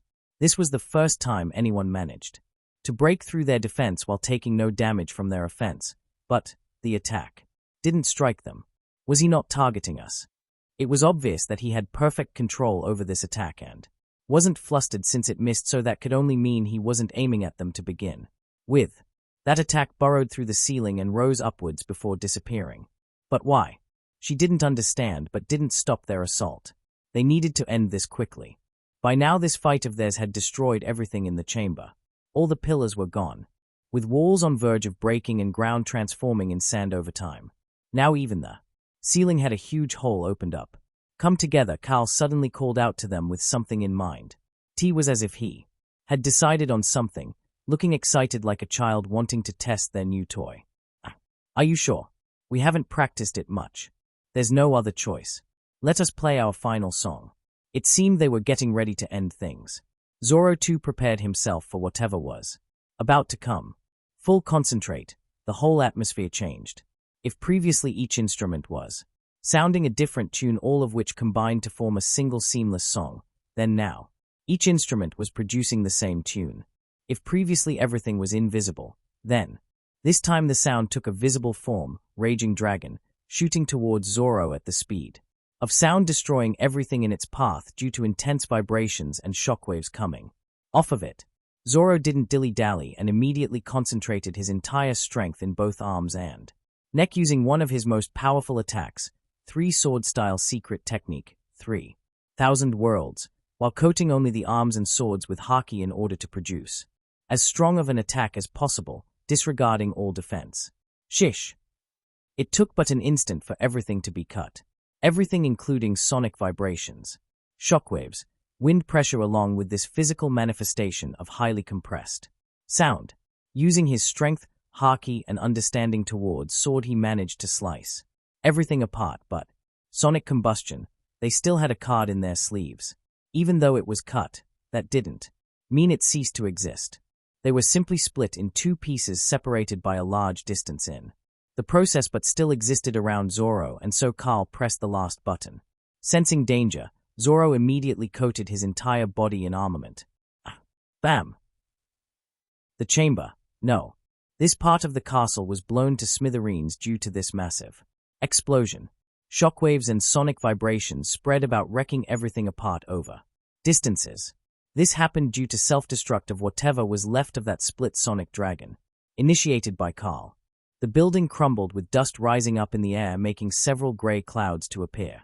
Everyone in the chamber received heavy injuries and fell to the ground, buried in rubble with no one knowing whether they lived or died. The only one who managed to keep wake roamed his eyes around looking for any sign did. We succeed, but he too was on the verge. Perhaps the only reason he was still active was due to just will. He wanted to know the end result even if he couldn't move a finger. It was then he saw over the distance all the piled-up rubble being pushed aside with a silhouette coming out. That was dangerous. Zoro could be seen rising up, and he too wasn't unscathed. It seemed his basic armament couldn't completely defend him from that attack. In terms of pure destructive power, it rivaled LVL for magic so obviously even. He would have some serious injuries, and that was indeed the case. Still, even with that battered body, he came over looking at the orchestra buried in sand and rocks, unable to even move a finger with everyone except Carl knocked out with varying injuries. Carl looked deeply at him for a moment before nodding. You win, and with that he too gave himself to darkness. This battle turned out to be a lot more destructive and a lot faster than was originally anticipated. It ended in barely 5 minutes, but, regardless of anything, the faces of each and everyone was eternally imprinted on every watcher's mind. This battle was over with victory falling in Hestia Famelia's hands. Crash! The chair behind Apollo exploded mainly due to the little arcanum he possessed going haywire. The battle was over, and even though Zoro was injured, he still looked fair from being down. In fact, he looked even more fearsome. Apollo watched the screen looking over the remaining two ongoing battle, which two were nearing conclusion. With twisted expression, he stayed quiet, not uttering a single word, just looking at the screen. Solemnly. His trump card was defeated, and even though Zoro received some injuries, they were at most superficial. Things would have been different if his bones of organs received damage, in which case, he wouldn't be able to walk so freely in completely natural manner. Injuries to bones and organs were difficult to heal, while skin and muscle injuries could be healed by a couple of high healing portions. As he watched Zoro sitting down taking the healing portion, his last hope disappeared. This wargame was lost, with other two battle losing all meaning to him. Even if the other two battles were won, so what? The end result was already set in stone, and so he gave up and sat back down with gloomy expression. Now his only wish was for Bel Cranel to lose to Hyacinthos, since that way, he wouldn't lose whatever face he had been left with. Yes. Hestia, on the other hand, clenched her little fists. This battle could considered be close. But she won and was relieved. Now if only Belle and Welf too came out victorious, her only wish now was for her other children to win their own battles. If Belle won, that would definitely boost his self-confidence. And in case he lost, she didn't want to picture that. She looked around, seeing everyone losing their heads over excitement, and with a widening smile once again turned to her mirror, watching gleefully as Belle was performing excellently. Over on the northern side of Rio, a majestic building stood with many big and small towers and railing lining up the walls. In terms of pure size, this building was about as big as the wargame site. Right now, in their great halls was suspended a mirror left behind by Loki, showing the scenes of battlefield. Many were present and yet filled with silence. Everyone watched with bated breaths until that final moment of emergence, when it was decided.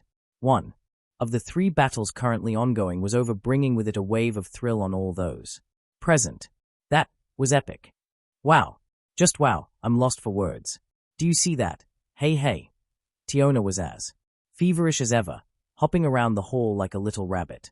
That battle had her lost for words, with so many ups and downs and unexpected turns. It was first time for anyone here to witness such a spectacular but strange fight. Using sound.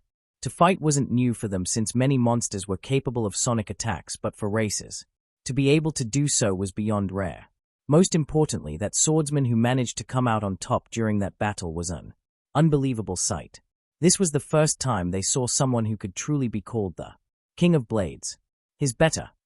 Seeing that level of swordsmanship, Ace compared herself with him. Running multiple simulations, but each time the result was same, shocking even herself.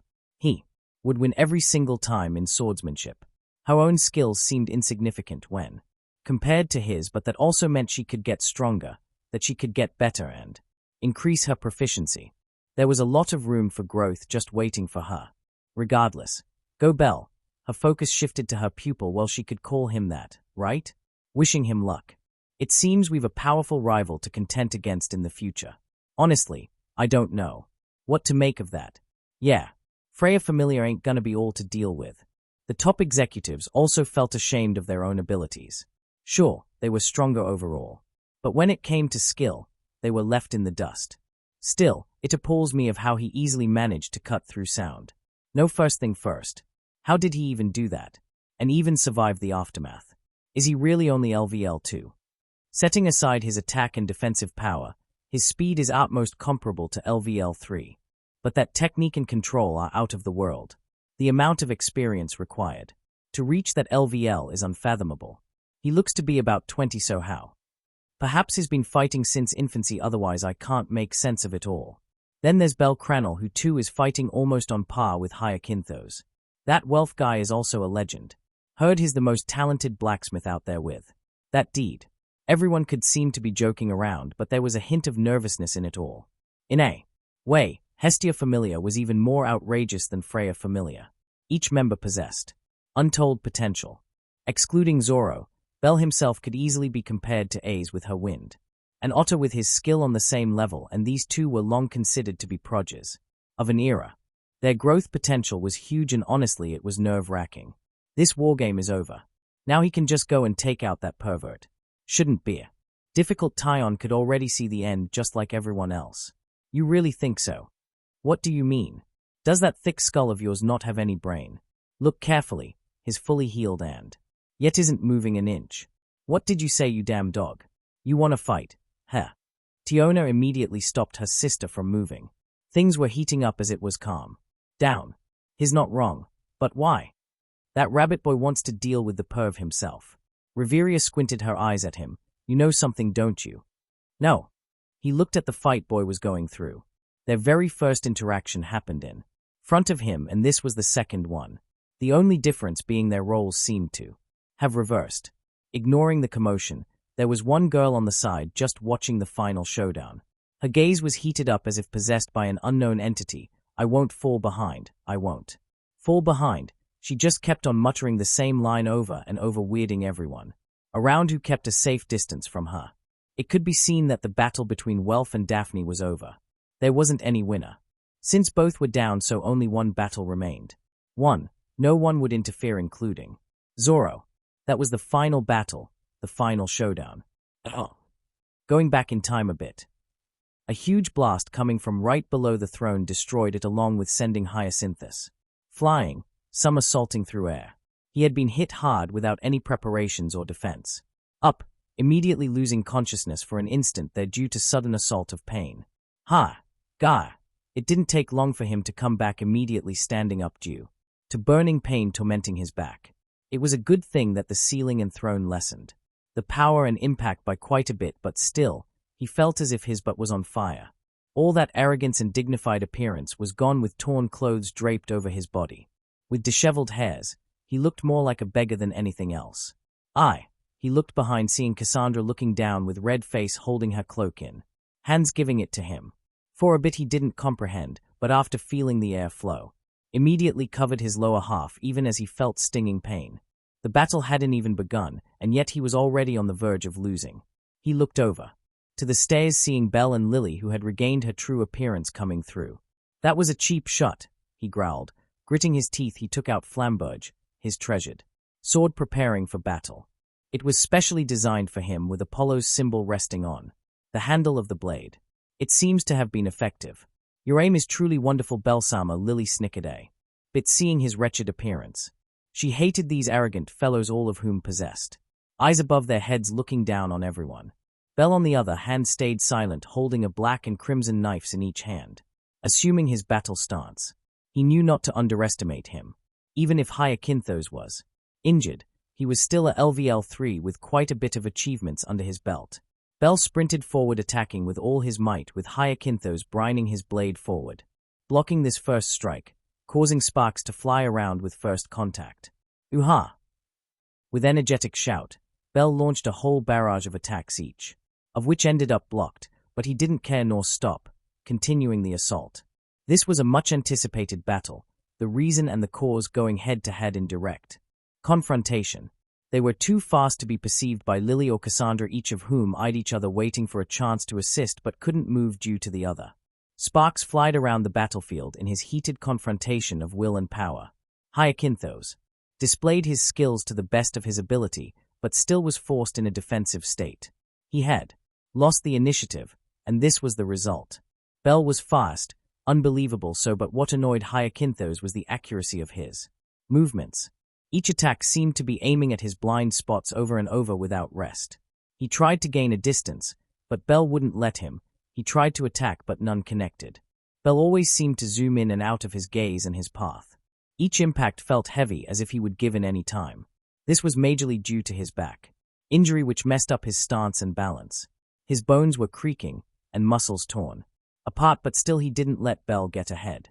Although barely, he managed to keep up, but his situation was getting worse as time passed by. Who the hell are you? He couldn't help screaming out. How long was it? Just a week. At that time the boy was barely able to defend, with both his footwork and technique being sloppy, and yet after only a single week, this was happening. He suddenly became faster, launched heavier attacks, and his technique was superb. How could he grow up like this in such a small time? Wasn't this too fast? In the first place, was it really this guy he beat it up that time? He said, "Distraction is the most fatal weakness," he heard Bell from behind himself talking about some advice. The boy had moved around the moment he fell in contemplation. Hyacinthos managed to react in time, but still an ugly scar appeared on his charred back. "You really think you can beat me? I'm LVL3. Hyacinthos swung his blades in an almost frenzied state. His confidence had been dealt a heavy blow. He wanted to prove himself. He wanted to show that he wasn't weak, that Bell wasn't his match. No one cares, but Bell didn't care less. So what if his opponent was a level above him? So, what if he possessed more experience and was overall stronger? Nothing mattered, because I have the greatest teachers out there. He had personally been trained by one of the strongest and the best individuals, in front of whom Hyacinthos couldn't hold a candle. Bell couldn't afford to lose here either. He had to prove that the effort they put in him was worth it. With determination overflowing from himself, Bell moved forward and caught Flamberge in his knives, swinging them downwards with enough force and ferocity that the blade was broken in half. The upper half of Hyacinthos' favorite sword was broken. Damn you! Hyacinthos gave into madness, seeing his favorite sword being ruined. That was a gift from his beloved. In a fit of rage, he heavily swung down his half-sword down before Bell had any time to reconcile. Without thinking, he rolled away almost subconsciously to his right, causing another swing to go to waste, but Hyacinthos wasn't finished. He chased him around like a mad dog all over the throne room without any rest. Bell had to die no matter the cost for his anger to subside. Firebolt! Firebolt! Firebolt! Bell showered him with thundered flames while rolling around. He wanted to regain his footing as soon as possible, so he used one of his trump cards. His firebolt on itself couldn't deliver much damage, but it could be used instantly to get out of tricky situation like this one. As expected, Hyacinthos was caught off guard and was hit with full force. Remaining clothes adorning his body got burned away along with his hairs. This attack didn't deal a significant damage to him, but it had blackened his entire body along with stopping him on his tracks. As expected, he either blocked or dodged the remaining firebolts, giving Bell time. Enough time for him to resume his stance and attack once again. Hyacinthos only saw two flickering shadows of black and crimson assaulting him to no end. His mind got hazy, causing him to lose the trajectory of those attacks and was thus scarred all over. Long streaks of blood shot out of those scars, each looking more horrifying than the other. Bell was getting more and more ferocious. Some of his attacks were blocked while some managed to make it through, but those that did couldn't deliver much damage due to Hyacinthos constantly moving back out of his complete reach. Ha ha ha. Hyacinthos suddenly started laugh maniacally while fighting. You can't keep this up, can you? Your attacks aren't as accurate, and your speed is also dropping. Those attacks of yours seem to have taken a huge toll on your mind. He was right. Argonaut charge had almost knocked him out if not for high dual portions he got from Nazha. The effect from then had yet to subside, and now he even used multiple fire bolts in a row. He was getting impatient, and thus gaps started appearing in his attacks. You're in the same position. As much as Bell was getting worse, so was Hyacinthos. The injuries were constantly piling up on his body one after the other, and his own movements were also getting slopier. This was now a battle of wills. Whoever gave up faster would go down quicker, and neither was willing to lose it. So, the battle had reached its final stages, becoming more intense than ever. Yai! Any mistake would be fatal in such moment, and Bell made one such. He tripped over the broken stones while sprinting, injuring his ankle. HS opponent naturally made full use of such moment to launch a powerful attack right on his head. Bell reflexively brought both of his knives to his head, blocking the attack. But he was sent flying due to a kick right in his abdomen. It was too sharp and powerful, and due to lack of armor at that area was highly effective. Bell rolled in pain, clutching his right side of stomach. He found it hard to breathe properly with eyes losing all light, but Hyacinthos didn't give him time to recover. Right now, that one kick had given him enough time to finish Bell off, but he couldn't go over even if he wanted to. His lower part, especially that leg, was essentially paralyzed due to overexerting his already injured legs. His hip joints wouldn't move, and so he fell down. But, my name is Love, child of light. Glorious sun, I offer you my body. Hyacinthus used his trump card. My name is Sin, jealously of the wind. This body calls forth your gust. Since he couldn't move for the moment, and Bell too was barely holding on, now was the time to use the one-hit strategy. Lily, seeing this, tried to interfere but was intercepted by Cassandra.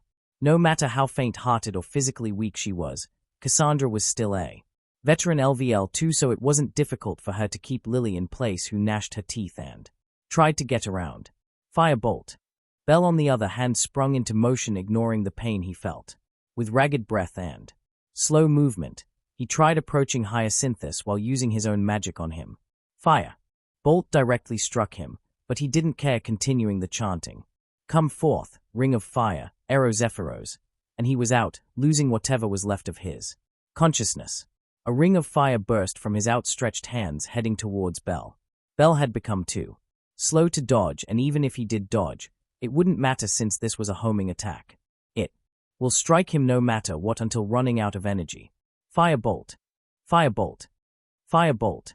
Seeing it coming towards him, Bell launched firebolts successively, along with crossing his knives in front of his chest with outstretched arms.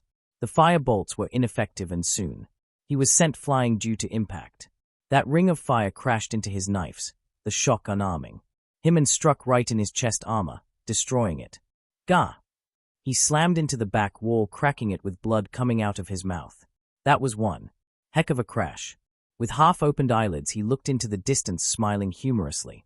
Seeing this enemy of his knocked out, and he too lost consciousness the same instant. Bell Samai. Lily came over, running towards Bell.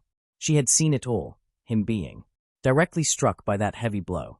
His armor was in shambles, but the chest looked fine, albeit some burn marks over it. The reason was that pendant he got from SYR, which too was destroyed but took the last blow for him. Regardless, his injuries weren't light, and that was especially the case with his liver and backbone. He needed immediate treatment, and high healing portions wouldn't be enough. It didn't seem as if his life would be in any danger, but still. Cassandra too came over to Hyacinthus, looking at him with pity and concern in her eyes. Although she didn't get along with this guy, but still, he was her captain, so. Right at that moment, Tun. Bell ringing could be heard all over the area, both in the city and in the battle, ground symbolizing the end. The commander of Apollo Famelia was taken out, and thus that marked the end of this war. Game which didn't even go for a total of 2 hours to finish. So, he won. Zoro on the outside looked towards the sky murmuring. He never doubted the fact that Bell would win, and the boy proved him right. Now then, time for a nap. He could sleep just about anytime, anywhere, and this place, reeking of blood and mud, wasn't any different. War game, an event awaited by many, ended in this manner. What was supposed to go on for 3 days didn't even last an hour, and the winner and loser exchanged places in this epic showdown. The hunters became the hunted, and the hunted became the hunter. Now, no one doubted Hestia Famelia's power. No one doubted their ability. Perhaps the rumors were true, the fact that one of them single-handedly defeated a minotaur while the other one hunted LVL-2 monsters, left and right with no concern while being LVL-1. Them breaking several records also made sense now, and no one said anything about cheating. The battle happened right in front of them, and they all witnessed their abilities to full extent. The Celestials who till now were cheering all out quieted down. They could see the potential this Famelia held, and once they rose up, could anyone really contain them? They weren't sure, but it would definitely be difficult for many present to compete with Hestia in the future. This instilled a sense of urgency in them. Hestia had once suppressed all of them in the upper realm. Was she going to do the same here? More importantly, would they allow for that to happen? Many harbored evil thoughts but didn't dare bring them out. So, it has ended this way. Hermes, on the other hand, had a light glint in his eyes. Perhaps they would become the future pillars, and perhaps they had the potential to become what he wanted to see. Perhaps they could become true heroes, brining the new heroic age. No, he would go all out to make them if he had to, but he turned to Hestia. It seems they had extra Exelia stocked up when they leveled up. Ignoring their skills and techniques, the stats themselves were too high. LVL-2 shouldn't have been able to move that fast or throw attacks with that much power. That was especially the case for Zoro. Bell had reached LVL-2 a month ago, so he had a lot of time to stack up and increase his stats, but Zoro had reached the same level just a week ago, and yet his speed equaled Bell's, whose own was equal to a LVL-3, which just wasn't possible without skills or magic. LVLs had limits which had been tested over and over again these last 1,000 years, and LVL-2s, even veterans, wouldn't be able to do that. So, he was curious. What were their stats at LVL-1? He directly asked Hestia, whispering to her, who just looked at him blankly as if not comprehending what he was saying. It was common knowledge not to tell sensitive information to outsiders, so he got a cold shoulder. Come, no. I won't tell anyone, promise. She turned to him. I have no obligation nor trust in you. Anyway, you won't believe, so just forget it. And she turned around, moving towards Eshenide Apollo. He just sat there, gaining everyone's pity from around. She came to a stop a meter away from him. Disband your Famelia and leave Orario. From now onwards, all of your property belongs to me, and don't show your face here ever again, she directly ordered him, like a queen would give to a commoner who had no choice but to follow. All he could do was nod. Hestia smiled coldly towards him and left the hall, going towards Mayak Famelia. Lily would probably bring Bell directly there, so she would wait, but just as she left. Wait, could you help me with something? It was her best friend, Hephaistos, asking something of her. You look serious. What is it? Could I see your captain's swords once they get back? That's... Guess what? Why not directly ask him? He treats his swords like his life, so he might not agree. But as far as I know him, if you show him enough sincerity without any malice, then it should be fine. I think. Good. Let's go together. I also want to see that foolish boy of mine. Now, his mine though. All the same. Ha ha ha. Ha ha ha. And they went on their way to welcome the victors with happy smiles decorating their faces. End. This was really a long one. I had thought of dividing it up in 2 to 3 chapters, but why? Not a single one. Let's just start and end this event in a single chapter, and that's exactly what I did. Some of you might have noticed. Yes, I took inspiration from Infinite Dendrogram Wiki. There's a character there named Veldorbel, and I put his powers in here divided into different characters. I also took references from Versatile Mage and Heroes Wiki to make it a bit better. The fight itself is written by me, and you can feel it. It's not as, how do they say it? Yes, smooth. It's not as smooth, neither as amazing as I would like to do what well. I tried my best. Anyway, I'll be introducing more OC, but not many. Along with these 5, maybe 5 more. Or less. I'm not certain. I'll see as the story progresses. So, did you enjoy this chapter? I'll be honest and let me be a bit shameless. I like to read. Comments, even if it's only 1 per chapter. It's enough for me to keep going, so PLZ do. Mentally support me in this journey. Any ideas that you might have, feel free to share and I'll see how to incorporate them in my fic. Anyway, regards. Aftermath and Editions. CH12, Aftermath and Editions. Enjoy. War Game, an event taking place after decades, came to a surprising end. Last such event had taken place about 20 years ago between 2 strongest Famelia at the time, and that too ended in an astounding manner. This war game had entire city and even beyond looking over, excitingly, since there was hardly any other form of entertainment. That said, the intensity of this war game was fair, from being comparable to the ones from olden times, but the stakes were as high if not more. So, on top of that, it was an impossible victory scenario, one no one expected to take place. After all, the power difference was just too high between both sides, but that ended up heightening Hestia Famelia's fame to next levels. Perhaps their impact wouldn't be so high if not for this despairing contrast in power, but since it was the way it was, their battle became a legend. Their victory became a myth. The fights that took place became a common point of discussion among everyone since hardly anyone, especially normal civilians, had seen such battles. These fights gave birth to raging flames in young hearts, motivating them to risk it. If they too could become part of such struggles and leave their names behind, what else was needed? On top of that, huge amount of money had flowed in Rio on this day, changing their destinations. There were those who danced in excitement and those who drowned in their sorrows. Some daredevils got rich overnight, while those sensible ones were left broke. Those with good heads managed to mitigate the initial damage with later events, while others just stared dazingly in empty air. Regardless, Hestia Famelia became a renowned name both inside and outside Rio, with them becoming the center of attention, while Apollo Famelia was for the most part forgotten by everyone. A day after the war game, Apollo could be seen leaving Rio with few of his subordinates. It was true that even members of the Famelia didn't like each other, and some even hated Apollo for what he had done over time.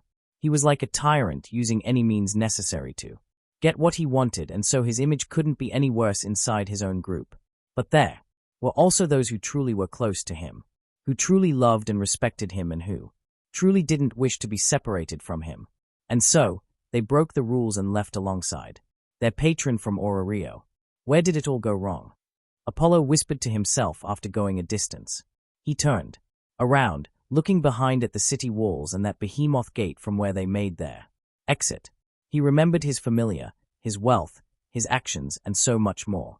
He remembered the mansion he had personally decorated. How long had it taken for him to establish his own place? The kind of hardships they had to go through and deal with to make end meets. He remembered his feelings from when he just came down. He was so excited and headstrong back then. What had it felt to have first? Remember the kind of glee looking at their progress and staying positive all over. His hunger destroyed everything. How good would it have been to stay the same? Optimistic but happy. Now he was left with nothing except for the first members who joined. These were his familia, his true family who wouldn't abandon him, he was certain. Let's go. Giving City one last look, he turned on his heels, leaving behind all of these emotions. Now he had to begin from the very beginning, but this time he wouldn't make the same mistakes. At least he would try not to. The effect of this wargame could be felt all over Rio even after a week had passed. Of the 200, about 20 had ended up perishing on the spot, while around 10 succumbed to their injuries while being treated. Number of deaths was higher than anticipated, so a council had been set up to decide the aftermath. Whether or not Zoro should be punished, since it was forbidden to kill others during a war game unless decided otherwise from the beginning. While many voted with the notion of him getting punished, there were some who voted against said punishment. In the end, though, he was left free due to a simple notion presented by Hestia: swords do not have eyes. Since it was a war game, Even if it was forbidden to kill, accidents were bound to happen, and it could be seen in the recorded clip that his killings weren't intentional. In fact, many deaths occurred due to their own hit and miss among themselves. Even if all that happened due to him, he just had to do so. There was no other choice, and so he was left unpunished. Other than deaths, over 50 were left paralyzed or handicapped. A dozen or so followed, Apollo leaving the city, while the remaining either went back to their old familiars they used to be part of or joined new ones, bolstering other familiars. There were also those who were traumatized by these events and had shut themselves up away from everyone while there. Were some others who didn't really care and changed their career. Speaking of which, there was a group which gained especially high attention from all over. It was Orion.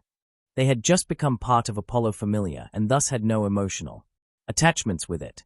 They stayed inside the city giving performances all over while being free. Many familiars sent personal invitations to them due to not just their impressive showing, but also their willingness to give everything even though they were just new in the familiar, especially when contrasted with an old member who had committed betrayal. That said, all these invitations were sent back, rejected. It seemed they had their own plans and thus stayed away from everyone, lost in their own world. And then the perceived traitor. Even though one was innocent, but that fact was known to very few, while for everyone else he was a traitor, so no one accepted him.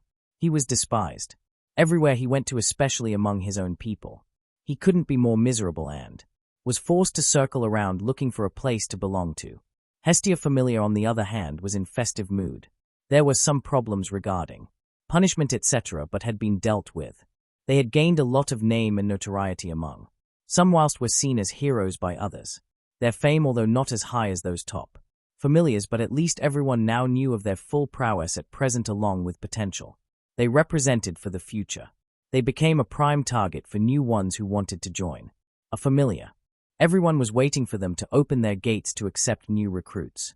Every day someone could be seen moving about in front of previous Apollo Famelia Mansion, which was now held by Hestia Famelia. It had been named Hearth Mansion, and many changes were made to its interior.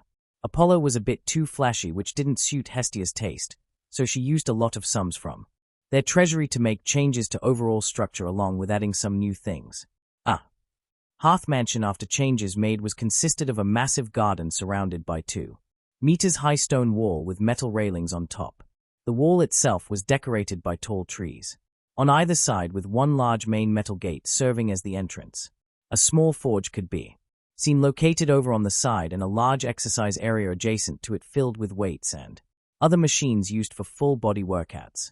The housing was situated right in the center of this land, and after renovations had turned out to be a classically beautiful red brick Tudor building.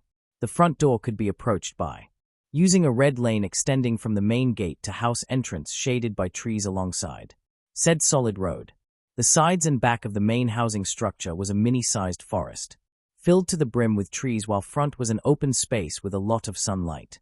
The house was consisted of a massive hall in the center with several facilities like baths, kitchens and rest areas surrounding it, with wooden-colored stone doors leading to them, followed by curved stairs on either side giving access to upper floors. Over on the opposite end from the main entrance was a huge hearth personally designed by Hestia herself.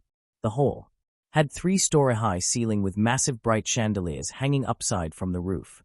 The stairs were linked to a circular gallery serving as the first floor and extending above to the second gallery serving as the second floor. Each floor except for ground had 10 rooms in total, with each room except the master having 3 attached small baths. Each room could approximately hold 10 people while avoiding congestion. Other than all that, right below the stairs was a secret way down to the basement, which served as a storehouse for various items.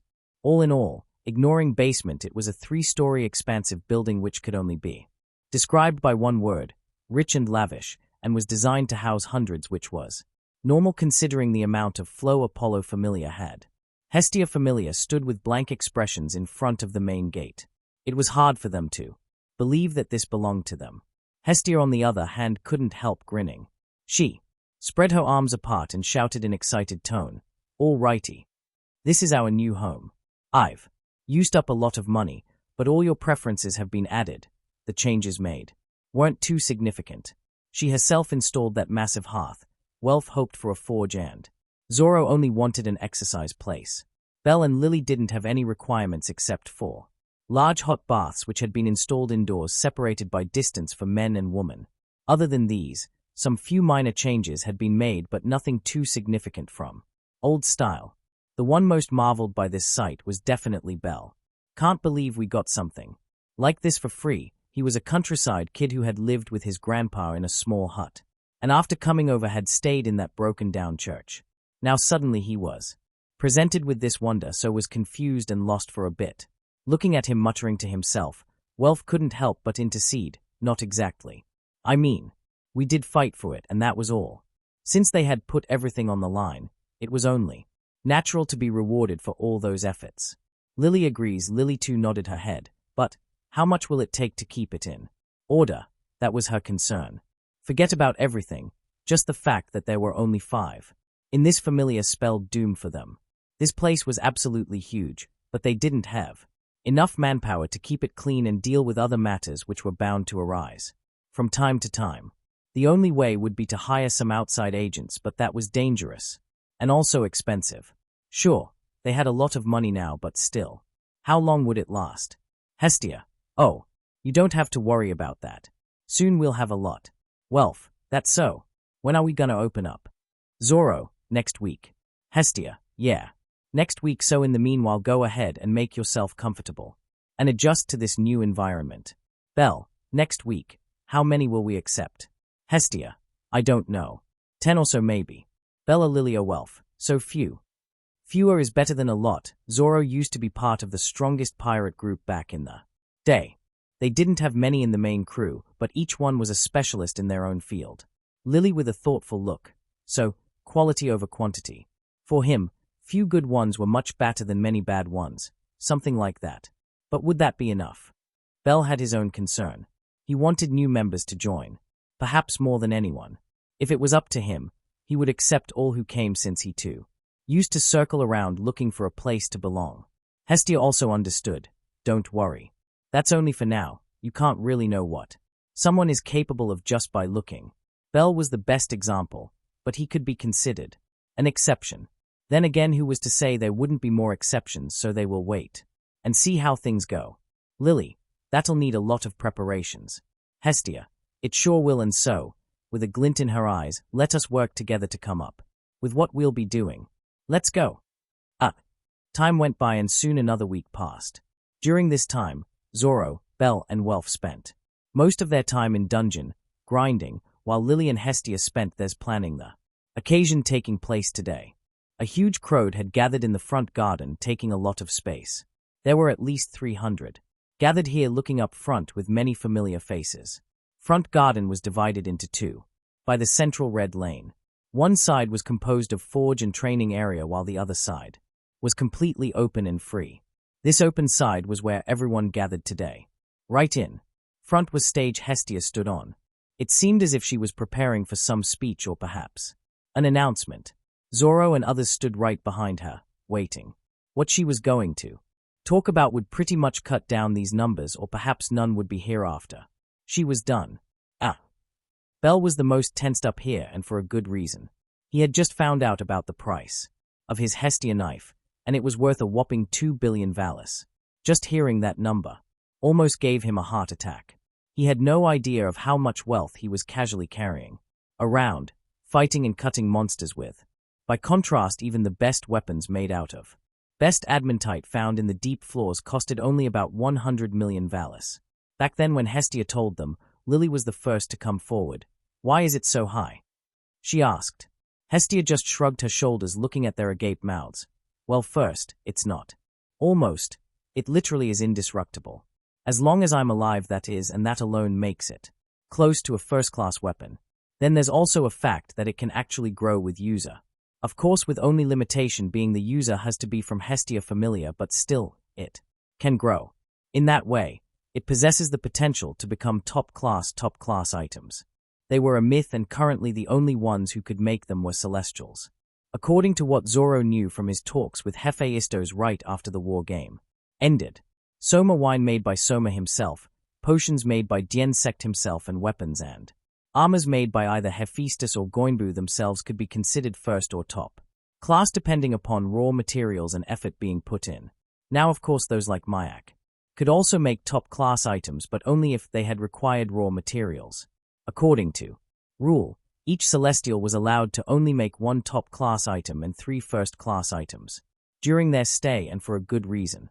They came here to help the races grow, not have them overly reliant on Celestials.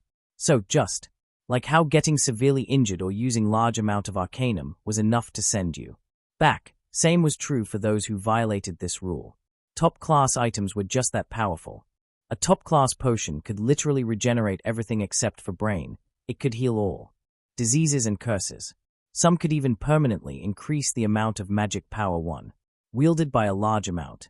A first-class wine was something which even Zoro almost succumbed to despite possessing ridiculously high willpower and a skill to utilize that willpower, let alone top class. And finally, a top-class armor could only be damaged by someone possessing power equal to peak LVL 10. Said armors also possessed special abilities and skills imbued into them. Same went for weapons, and in this case, they could damage anyone at the peak of LVL 10, along with other skills. That said, there were limitations which only applied from first class onward. A first class armor and weapons possessed a will of their own and could only be wielded by those who passed their test. A top class, on the other hand, could only be wielded by LVL 10 and had its own set of tests. Hestia knife, on the other hand, was even more special since it started from bottoms up, thus possessed much more potential. Usually, first-class equipment could grow, but only till limit of first class. Same went for top class, but Hestia knife was one of a kind. It didn't start off strong but could grow alongside its user. In a hindsight, that meant it had as much potential as the user itself, and thus the only weapon made by Hephaistos in last thousands of years, which possessed the potential to reach Destiny class depending upon the user's. In that way, the price was insignificant since a Destiny class was something even Celestials feared, and could be killed by. Swords possessed by Zoro were similar but not same. They were different in that they could only be wielded by Zoro and grow alongside him, but only till top class. The only way for them to surpass top class would be Haki, but by themselves they would never. Then, there was also a fact that these swords would never be permanent. If in case Zoro perished, then their ranks would once again fall to the bottom, requiring someone else to wield, and this notion will keep on going. In that way, there was no comparison between them Hestia knife, but from another perspective they were same since both needed someone else to grow. The difference being, one would be permanent while the other would be temporary. Anyway, it was Zoro who had told her to announce this debt, as he didn't want any trouble in the future and also only wanted genuine ones who would join even after knowing no matter how small the chances and number might be. Oh. Everyone gathered here turned their attention towards Hestia, seeing as she was about to speak. Each of them listened carefully to the content. HHNH. So, Hestia was nervous standing here. She wanted many to join, but what would happen next? She didn't know and could only hope for the best. So, as I was saying, you are listening right, crowed two tensed up. They could tell she was hesitating about something, but what would that something be? First of all, I appreciate your presence here. It makes me happy seeing so many hopefuls wanting to join our little family. Now, as you know, every family has some troubles, right? Same goes for us, and before anything I would like to inform you about it. Make your decisions after hearing me out, and I won't blame you for whatever you might decide to do. So, I would like for my captain to come and inform you all. And she took her leave. The original plan was for her to do the informing, but she chickened out and passed her baton to Zoro, who after hearing her came forward. Seeing him coming over had everyone to quieten down. Even those with sloppy postures corrected themselves, standing up straight. They all both feared and respected this guy who would be their captain if they could make it. Zoro came over, looking about, and with a loud noise, "There's a debt of 2 billion valis on our heads," and he went back after saying that. It seemed he came over just to blow their minds away, and yes, they were blown so much so that most took a step back and left without saying anything. It didn't take long for venue, which seemed full, to empty up. 2 billion. That wasn't something anyone could just afford. Perhaps even this mansion in its entirety could barely reach 1 billion valis mark, and so they went faster than they came in. Just as expected, the venue was almost empty with just few left behind. In total there were 8 4 males and 4 females, among whom 5 were relatively known to Hestia, Famelia as well as whole of Ororio. They were the 5 who fought Zoro till almost defeating him, the orchestra known as Orion. They had made a name for themselves not just by fighting prowess but also due to pure musical skills. They were considered to be the best band in Ororio at the moment. Seeing them here wasn't that much of a surprise for Zoro or the others. It could even be said to be expected, seeing how they interacted with everyone. They wanted to join a growing Famelia, or a Famelia they themselves would grow, and no doubt Hestia Famelia was the best choice in either case.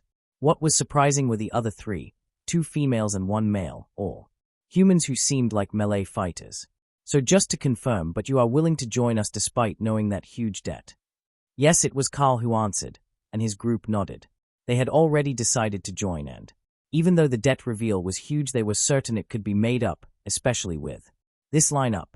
Although perhaps it would take decades to do so, but whatever. They had made up their minds and weren't going to back down. I don't have a problem, Boy replied. He looked to be around same bells with light blue hairs and yellow eyes, wearing a dark-colored shirt with a short, long-sleeved brown jacket. Over it, black pants, brown pouches around his waist, and leg guards.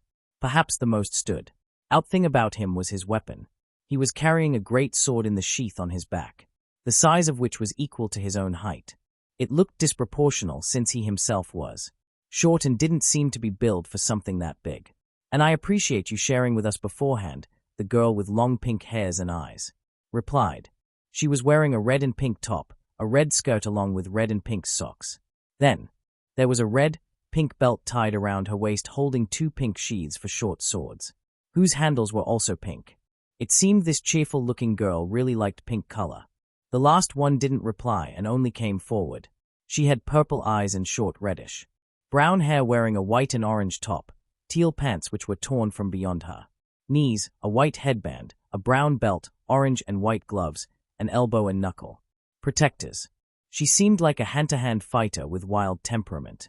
Coming forward, she looked toward Zoro. I challenge you to a duel, and declared with loud voice. She had just reached Ororio and had heard a lot about him, of how a swordsman of highest caliber appeared and how he fought and much more. She liked to fight, especially against opponents who were either as strong or stronger than herself. She herself was LVL 2, and had defeated all of the same LVLs she came across, and thus thought of herself as strongest within said level. Same was true even in Ororio.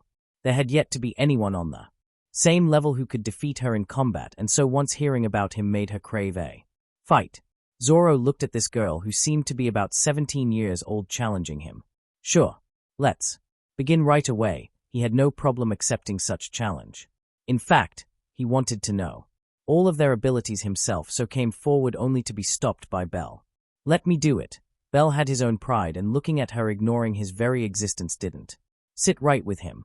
The main reason he came over, though, was due to the fact that Zoro was their captain. For him, someone who couldn't even defeat himself had no business fighting Zoro, and so he stood up to take that challenge. Looking at his calm expression, Zoro stepped aside, allowing Bell to step forward. If you want to fight the captain, defeat me first. That was a declaration from his part. Fine by me. She had heard about Bell as well, but from where she stood, it seemed the boy first launched a sneak attack, injuring his opponent, and then fought him only to win due to a miracle. These were some of the rumors she had heard. Naturally, no one who watched that battle believed it to be a fluke, but there were always going to be bad eggs mixed everywhere. Since she was new here and heard them right after, believed them, so didn't think Bell could defeat her. Perhaps he could put up a fight, but so what? She would win, and with that determination she took her stance. Bell came to a stop about 5 meters across her, readying his weapons. She sprinted towards him, launching barrage of attacks. He saw multiple fist shadows coming over and calmly replied to each of them. No matter how fast or powerful her attacks were, none could reach him. After few exchanges, she jumped back, readying her stance once more. Bell didn't move an inch, just waiting for her next move. She jumped forward and Bell barely dodged kick. Her style had suddenly changed. If previously she was using fists, then this attack was a kick. There was a big difference in range between fists and kicks, so he was caught off guard for a moment, something she didn't miss, and attacked once more. Now her attacks came from many different angles. One moment it would be aimed at the head, while the second moment on legs. Her flexibility was amazing since her attacks came in. Many patterns, each one connecting with the next in fluid manner, and she made use of any and all openings in his defenses. She threw some feints from time to time as well to have him attack. Their battle kept on going, one attacking with other defending. How is this? His getting accustomed. She found to her amazement of him getting better and better in defense. Kicks were now stopped every time by his own legs, and her fists, regardless of where she attacked from, would be blocked. Without even knowing, his knife would be there right in front of her fist's path, blocking everything. Most terrifying of all was that he wasn't getting pushed back despite her attacks becoming heavier with each hit. It was as if his feet had been attached to the ground. I'll lose like this. A notion she never even considered, especially against anyone of same level. Yeah, she at least wanted to throw him off his ground, but what? This time her attack wasn't blocked, it was parried, and she lost her balance due to her own power. She looked up while falling to the ground, at his face, in his eyes. There was no emotion, as if this was just natural, and the next moment, wham! She lost consciousness due to sudden assault of pain in stomach. His feet had dug deep into her waist, sending her flying through air. It's over. Zoro came forward, catching her unconscious body before it hit the group. There. Battle was over with an overwhelming victory for Bell. Bell, on the other hand, stood there looking at his hands. He had definitely gotten stronger. In this battle, he didn't rely much on stats and only reactions. This battle could have ended fast, if and only if he used speed to overwhelm her, but he didn't do so. He wanted to see and feel his own progress, not just towards stats or levels, but more importantly his techniques and reactions. He was satisfied and looked forward to new challenges. Others standing around looked at him, but they weren't surprised by this win. They had personally seen Bell fight Hyacinthos, or at least had heard of his battle in more detail than her, so knew of his abilities. It didn't take long for her to wake up, and suffice to say, she was a bit embarrassed for ignoring him like that. Now she knew why not to blindly trust the rumors spread by others. Hestia Famelia didn't mind, even though she was a bit wild, but from what they observed, she was honest, and that's all that mattered. Hestia once again came forward. Introduce yourselves along with some backgrounds if you don't mind. By now their inclusion had already been decided, and there wasn't really a need for some physical or physiological tests. Hestia could tell any lies from truths, and even if someone spoke half-truth, she could sense that. As for physical, even less was needed to be said about that. So long as they were healthy and could fight, that's all that mattered. No tests were needed, since they were going to be trained either way in what they preferred and were best at. Hearing her, boy came forward first. My name is Leo Diaz, and I originate from west in a small kingdom known as Calbia. I have a dream which I think can only be fulfilled in Rio, so I came over. Followed by pink-haired girl. I am known as Emma Flores, and I come from Fair East looking for my younger sister, which I think might be here. And lastly the purple-eyed girl. I'm Suu Lottie and don't really belong anywhere. My late father was a mercenary, so I started to train at an early age to become stronger and follow in his footsteps. I've traveled to a lot of places around the world and only wish to become stronger. I don't have any other dreams for now. After they were done with their introductions, it was Orchestra's turn next. They too introduced themselves and became part of Hestia Famelia. With this, Hestia Famelia now had 12 members in total, excluding Hestia herself, and these 12 along with one other would become the main force and backbone for Famelia in times to come. This is going to be a lot of work. Now that introductions were over, it was the time for Hestia to give these new members their fauna along with updating others. Anyway, come over one by one to my room. Hestia lived in the master room, the sole exception from all others. The door to this room was situated on the second floor, and this room was the biggest in terms of size and height. Possessing 2-story high ceiling, this was the only room other than the main hall where a hearth was located. The 3 new members were most astonished looking at this lavish lifestyle. Although they didn't say anything, but the way they looked around was similar to children visiting a new place. They were naturally excited to be able to live here. They were in fact the first ones to go in one by one to get hearth fauna inscribed on their backs, followed by everyone else. Rorinoa Zoro, LVL2. Human male A19. Stats. Strength. S931. Endurance. SS1142. Dexterity, B703. Agility. Skills. SS 1198. The Conqueror's Will. Those with weak wills are not permitted. Those with weak strengths are not permitted. The limits matter not. Nothing can limit a conqueror. Nothing can suppress a conqueror. Voice of all things. Ability to sense and trace the breathing and the rhythm of everything. Ability to understand. All languages. Nothing is hidden, neither can it be hidden. Full counter. Resistance to all sorts of magics and phenomenon. Ability to survive in any environment. Full immunity to all sorts of harmful substances and poisons. Armament haki. Armor, taking properties of whatever, it's applied on, enhancing them in return. Bell Cranel, Level 2. Human Gmela 15. Stats. Strength, S999. Endurance, S999. Dexterity, A802. Agility, SS 1043. Magic, S999. Luck, I. Skills. Liaris Freeze, Hidden. Fast growth as long as a desire lasts. Stronger the desire, the faster the growth. Extremely. Intense desires could help break past certain limits. Argonaut. A chance at victory. Magic. Firebolt. Lilaluka ARDE, Level 2. Paolum a female 16. Stats. Strength, I0. Endurance, I0. Dexterity, I0. Agility, I0. Magic, I0. Abnormal resistance, I. Skills. Artel Assist. Compensation in ability when carrying a weight. Rate of compensation depends on weight. Being carried. Magic. Cinderella. Transformation in physical appearance. Welf Crozo, Level 2. Human Gmale 018. Stats. Your wound is mine. My wound is mine. Echoing Message of Midnight. Strength, G276. Endurance, F332. Dexterity, C634. Agility, H101. Magic, I62. Blacksmith, H. Skills. Crozo Blood. Creation of magic swords with 2 times amplified power than normal. Increase in success when making magic swords. Veritas Burn. High fire resistance and increase in attack power when using fire element. Magic. Will-O-Wisp. Disruption in others' magic. Emma Flores, LVL1. Human Female 17. Stats. Strength, I0. Endurance, I0. Dexterity, I0. Agility, I0.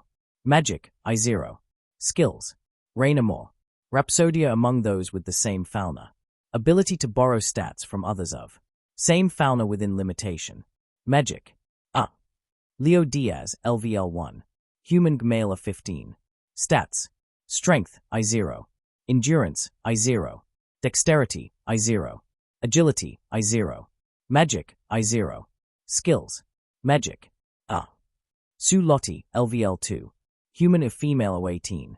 Stats. Strength, B754. Endurance, C618. Dexterity, F314. Agility, C654. Magic, D581 Fist Strike, H. Skills. Punisher. Temporary increase in strength with every consecutive hit made on opponent. Magic.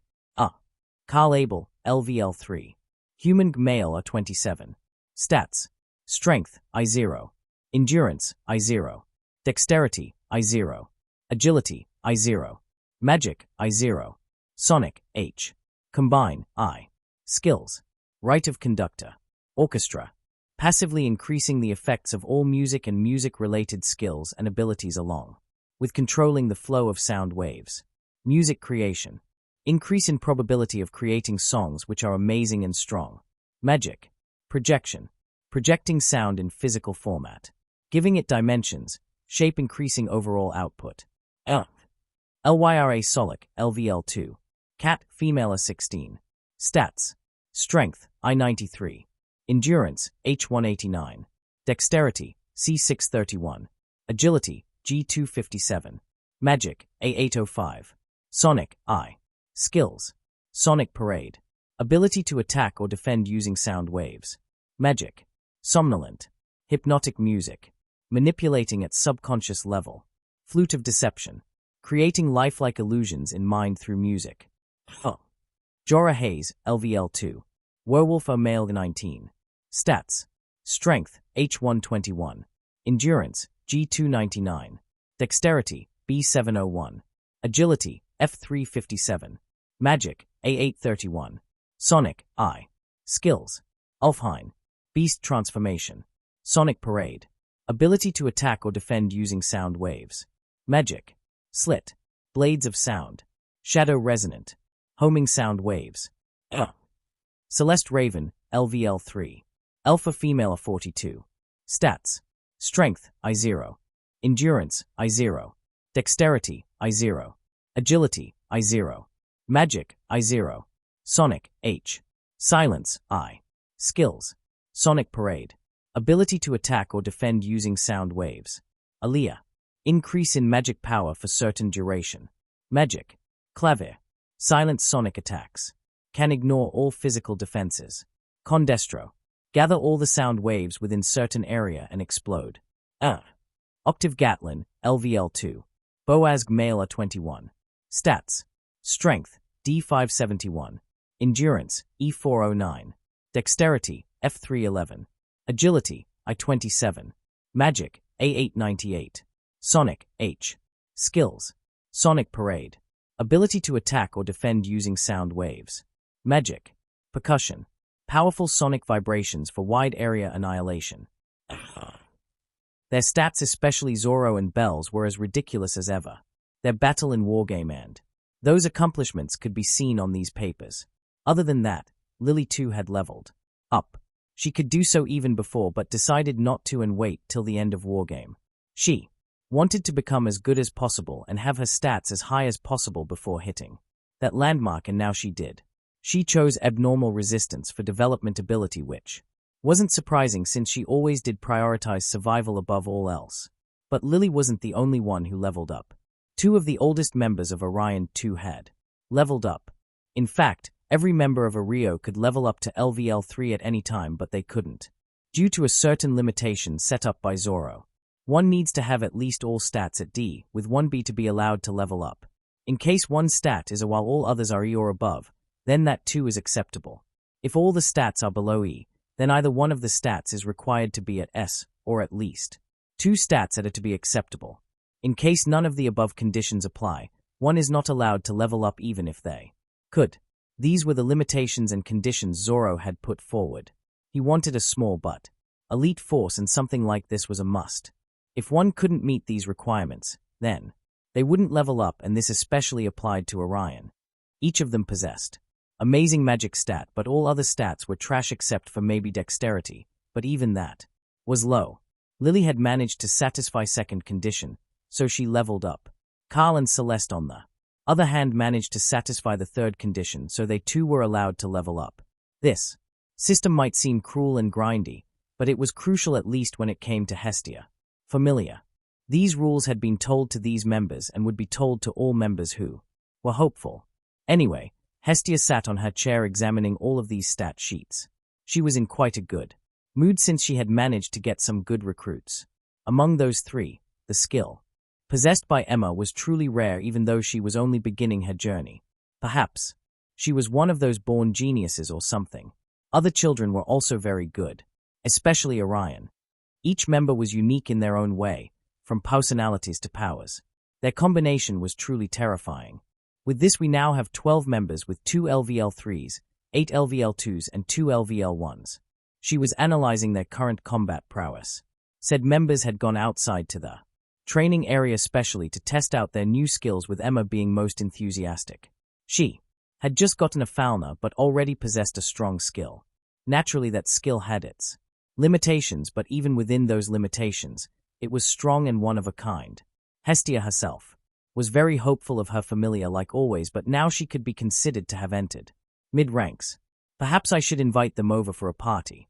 No, I definitely should invite them over. She was talking to herself. The ones she wanted to invite were Mayak, Takemikazuchi, and Hephaistos familiars. They were her close friends, and she wanted to celebrate this moment with them. Knock. Knock. She awoke from her inner thoughts after hearing knocks on the door. She immediately straightened herself, and Come In replied with dignified voice. There were new members in the Famelia, and she wanted to present her best self to them, but, oh, it's just you. She slumped back in her chair. The one who came wasn't a new member. It was Zoro, and she didn't feel the need to act out of character in his presence. What is it? She was intrigued. Zoro was someone who, for the most part, spent his time either training himself or others in the Famelia, and now that they had so many new members, shouldn't he be there training with them? Zoro looked around in her room before coming over, sitting in front of her desk. He adorned, lost expression as if was remembering some old memories. Hestia didn't disturb him, giving him time to get together.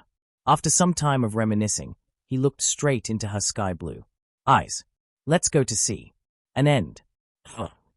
I've taken quite a long amount of time, and all I can really say is that thank you for staying aboard. I'm quite busy these days, so yeah. These long absences, even though I don't want to, would continue, but so will the story I've started. I was thinking of adding some new characters and went ahead to the Wikio Danmachi and found these 3. There were others, but I decided to go with these 3 since I believe I'll be able to write them better than maybe others. Anyway, please enjoy the content, and in case any discrepancy is found, do inform me. So, next 3 chapters maybe would be covered around Melon and the saga into Red Light District. Would also begin there, so in total I think 5 chapters, and I'll cover that whole plot line of Red Light District. Honestly, I just love Haruheim and want to introduce her into the story and in Hestia Famelia as soon as possible. If you didn't know, then my first pick for Belle is Haruheim, followed by Ryu, followed by A's and nothing else. I believe I've made clear of Aina's plot, and that's the direction I'll be going with moving forward. Do tell me if you think I should pair Zoro up with someone for later chapters. My personal pick for him is Reveria, but not sure. I'm not even sure if romance subplot should be added for Zoro to begin with. If you have your own picks, then go ahead and tell me. Anyway, I'll see you next time on the shores. Regards. What it means. CH13. What it means. Enjoy. Vast open sky with birds flying all about, chirping, and crying moving along the wind. Right. Above them lied white clouds full of wonder and magnificence with powerful flighters flying. Even above, just moving along without any sense of danger or dread. They flew and flew until disappearing beyond the horizon the next moment. That horizon seemed as if a carpet of blue, with brilliant white in the center separating or perhaps joining the 2 parts. Over there, it was as if the heavens and earth had connected together. It was as if the sea originated from sky and the sky originated from the sea at that one point. Long ago there were beliefs that the brilliant light was a pathway to ascendance, while others believed it to be the way to immortality. Many braved dangers and tried to find whatever they believed lied on the way, only to end up disappearing, never to be seen again. Such were the dangers of this vast, seemingly boundless body of water. The sky above, the sea below, looked one and the same. If there was a difference, then that would be the atmosphere. If sky seemed perfectly calm, then sea was constantly churning, never waiting, never stopping. They were so different, but perhaps that was the beauty of it all. They filled what other lacked. One vast, the other deep. One loved, the other feared. They were different but also same. If looked from high above, one could see a crescent moon-shaped stretch of gold. The waves of the ocean washed ashore continuously, bringing with the music of perfect harmony. Just listening to it gave one the peace of mind, taking away all worries. Many small silhouettes could be seen moving about here. There were children playing in sand, building castles and structures of their imaginations, using sand only for them to be rolled over by the currents, while others would be blown away by sudden gusts of winds in continuous manner. Adults could be seen swimming, running, and doing all sorts of things for their entertainment. They had come here by leaving every single worry behind, just to relax and enjoy. Over on the other shore, forbidden to visitors, fishermen could be seen bringing back the haul, while the new ones kept on joining the race. All sorts of fishing ships entered the deep waters, one by one.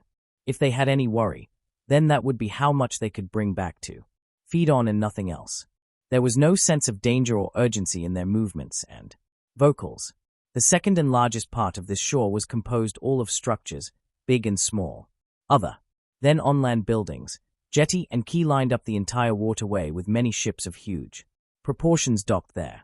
This harbor linked the sea of various countries and Rio and was divided into 3 parts. One for passengers, one for goods, while the last was over on the side, mostly empty. That was for VIPs only and couldn't be accessed by just anyone. Day after day, ships of various proportions landed here. Rio was the most famous city in the world, and so the amount of traffic moving to and fro was massive. This harbor itself was located in Port Melon, a city located southwest of Rio, which served as one of the 7 connection points of Rio with outside world. The city itself was massive, about half the size of Rio, which in itself was a country called City. The seashore here was divided into 2 parts separated by a large distance. A small part was given to visitors for enjoyment purposes, with a park just behind, while the other part was given to fishermen. Most of the other sea-connected space was used to make these harbors known far and wide for their size, but this was a necessity. Now this didn't mean there was no open space. No, in fact, there was a lot of open space in the east facing the ocean, surrounded by small rocky hills hiding it from everyone's view. These rocky hills were only the beginning, or perhaps the end, of what was known as the Red Mountain Range, going farther and farther. This space wasn't utilized for anything, and for the most part wasn't known by even the city residents or anyone else. Very few knew of this place, and those were individuals who stumbled upon it by chance.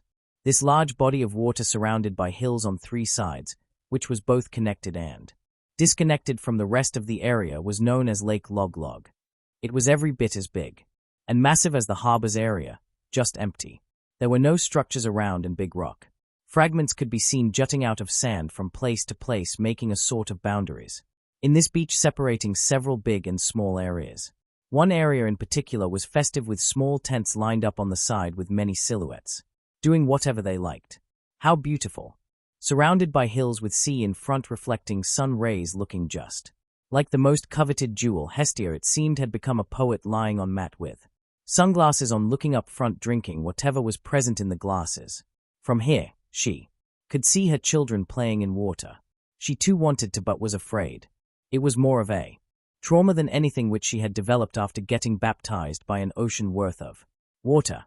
Regardless, she would have been very happy just lying here enjoying watching her children, but everything would have been perfect if only you weren't here, flat bored. She looked to her side, looking at someone lying there just like her. I share the sentiment, Shorty. It was Loki. It seemed both familiars had made their plans at around the same time and came over as well. This place, which was normally unknown to everyone and stayed empty for most right now, was bustling with crowd. All sorts of flowers of all races and colors could be seen blooming in the wind, swaying ever so gently. Some preparing snacks, while others having water wars. There were more than 20 females present here, most of whom belonged to Loki, familiar with some being from Hestia's children. Even though both were lying parallel to each other without much distance, they still didn't come to blows. Why? Because they already had that session, only to be put down by Riveria, who threatened both, and so the atmosphere was so peaceful. Regardless, even if Riveria didn't intervene, Loki would have eventually stopped, and why wouldn't she? Her long last wish had come true. Goohee-hey, she laughed creepily while wiping the saliva off her mouth, looking ahead with stars in her eyes. Yes, for her this was indeed the paradise, looking at all her favorites in swimsuits. You, don't be so creepy around me. TCH, who cares about why? She suddenly stopped, looking at Hestia, or more precisely her chest. Even with those, don't think I'll be tempted. She was the perfect example of saying no and thinking yes. Who even wants you to? Huh? And here I thought you would have gotten better. What do you mean better? I have always been pure.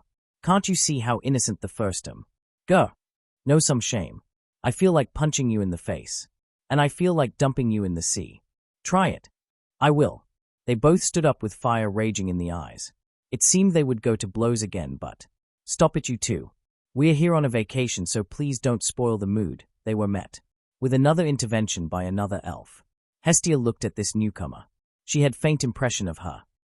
Aren't you that famous 1000 elf or something? Now she remembered. There weren't many elves as famous as her.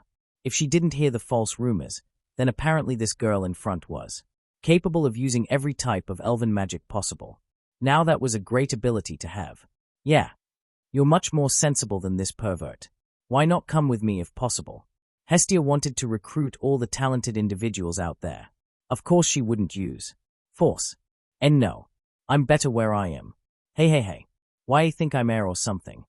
Trying to steal my child right under my nose. Hearing that outburst, Hestia shrugged her shoulders, replying, nothing wrong with asking. By the way, Loki, I've noticed something. Why did you bring girls only? Hearing that, Loki jumped to her feet, scratching her nose. Now that YA mentioned, I could only bring female members. Oh, how unfortunate. See what I mean? You still have time. I can save you. Hestia once again turned towards Lefia, who seemed disgusted, but this was nothing new. Loki was the way she was, and nothing could be done about that. She gave them a light nod and, please enjoy yourselves, left towards Ace, who was just sitting in the shade of the big rocks.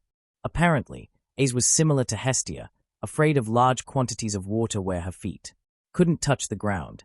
Lefia, who had huge obsession with Ace, went to give her company and to maybe win her heart. Though that was obviously not easy, but what better time than now? Seeing her leave, Hestia once again turned to Loki, asking in questioning tone, so, why are you here? I doubt Guild would just give you permission, seeing how strong your Famelia is. Would you believe it if I said it's just for a vacation? Never. Hestia knew how tedious and difficult it was for her and her Famelia to manage to come out despite being so weak, not to mention about Loki. Among those with her, there were some even at LVL 6, and Guild would never allow individuals of that level to just come out for picnic. Not to mention, if it was only for vacation, Rio itself had some good places to go to and enjoy. Hestia Famelia had to go through many steps just to get this permission, and even then, some members had to be left behind as per their regulations. Hestia came over with only 5 of her children. These were Zoro, Belle, Lily, Emma, and Leo. Others had decided to stay behind due to various reasons. This also met with Guild regulations, and so they were here, but only after completing a set of quests which took around a week. They had to run errands for Guild, like wiping out some monster hordes gathered on upper floors, gathering some minerals and other materials and whatnot. On top of that, they only managed to come after proving that this was all for a quest on the seas. It was difficult even for someone as weak as them, but then how did Loki manage to come out with such strong following? It was beyond her imagination. Something must be up. Such a bad timing. I just hope we won't get swept in whatever they are here for. She turned towards a side, or more like a stone boundary. There were big stones lined up in unnatural manner in straight line right at the very center of this beach. I wonder how his doing over there. It was his wish boys were on the other side, which was empty for most part. After all, there were only 3 individuals present here, but sound of metal clashing could be heard. Zoro even here was training them. There was nothing else for him to do except that. There was only one reason for his presence here, and that was to let go. He wanted to start anew, but just recently he had started to notice a problem with that. He was living in the past and treating present as just fleeting moments, nothing to worry about. He wanted to leave his past behind and look forward to a new future. Sure, he'll never forget all those moments he had spent with his family, with his crew, all the adventures they went through and all the hardships they suffered. He would always remember those, but he couldn't live in those moments, something he had been doing for over 4 years now after disbandment. He hadn't grown a bit, not as a person nor swordsman. It was as if the time had been stopped for him, and he couldn't take a single step forward, just wandering like a cloud in open sky all day and all night during these past years. Was his life, if that could even be considered life? He had been living a meaningless life for the last 4 years, but couldn't do so now. Now he had people to look after, responsibilities to fulfill, and a goal to accomplish, to be the best. This was something he kept on reminding himself over and over, but never did any actual thing to realize it. Lost in a maze of past, unable to break through, but now that he had burden to carry, which gave him the most necessary push.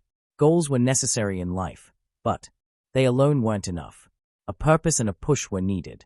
One needed to have firm resolve to want it without getting lost on the way, which was very easy.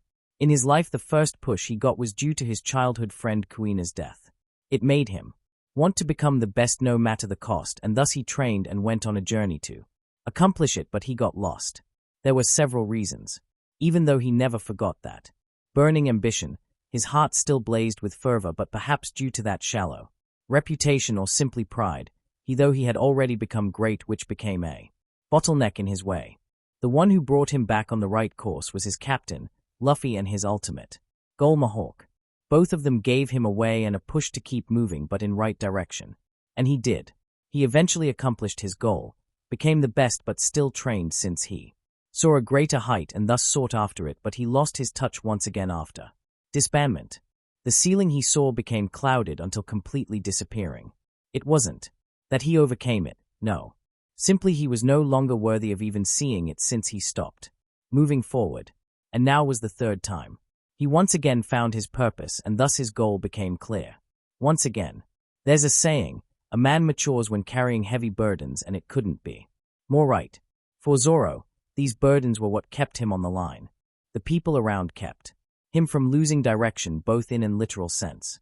Now that he had found a new purpose, a new light, so he re-emerged from his own shadow. He once again started moving in right direction, but past was past, and it wasn't easy to just move on, but still he was certain he could. For that to happen, he needed to see this vast ocean at least one time while in this world. This immeasurable stretch of water covered his entire life. It was where he became what he was today. To see it and to re-emerge. To leave his past behind and move onwards. This was the end of one journey while beginning of another one. Seeing sun starting to go down, Loki stood up, moving towards the Amazon sisters. Hestia was right. They had indeed come to do something, and the only reason they could come out was because the matter was quite big and serious, so Guild had no choice but to allow it.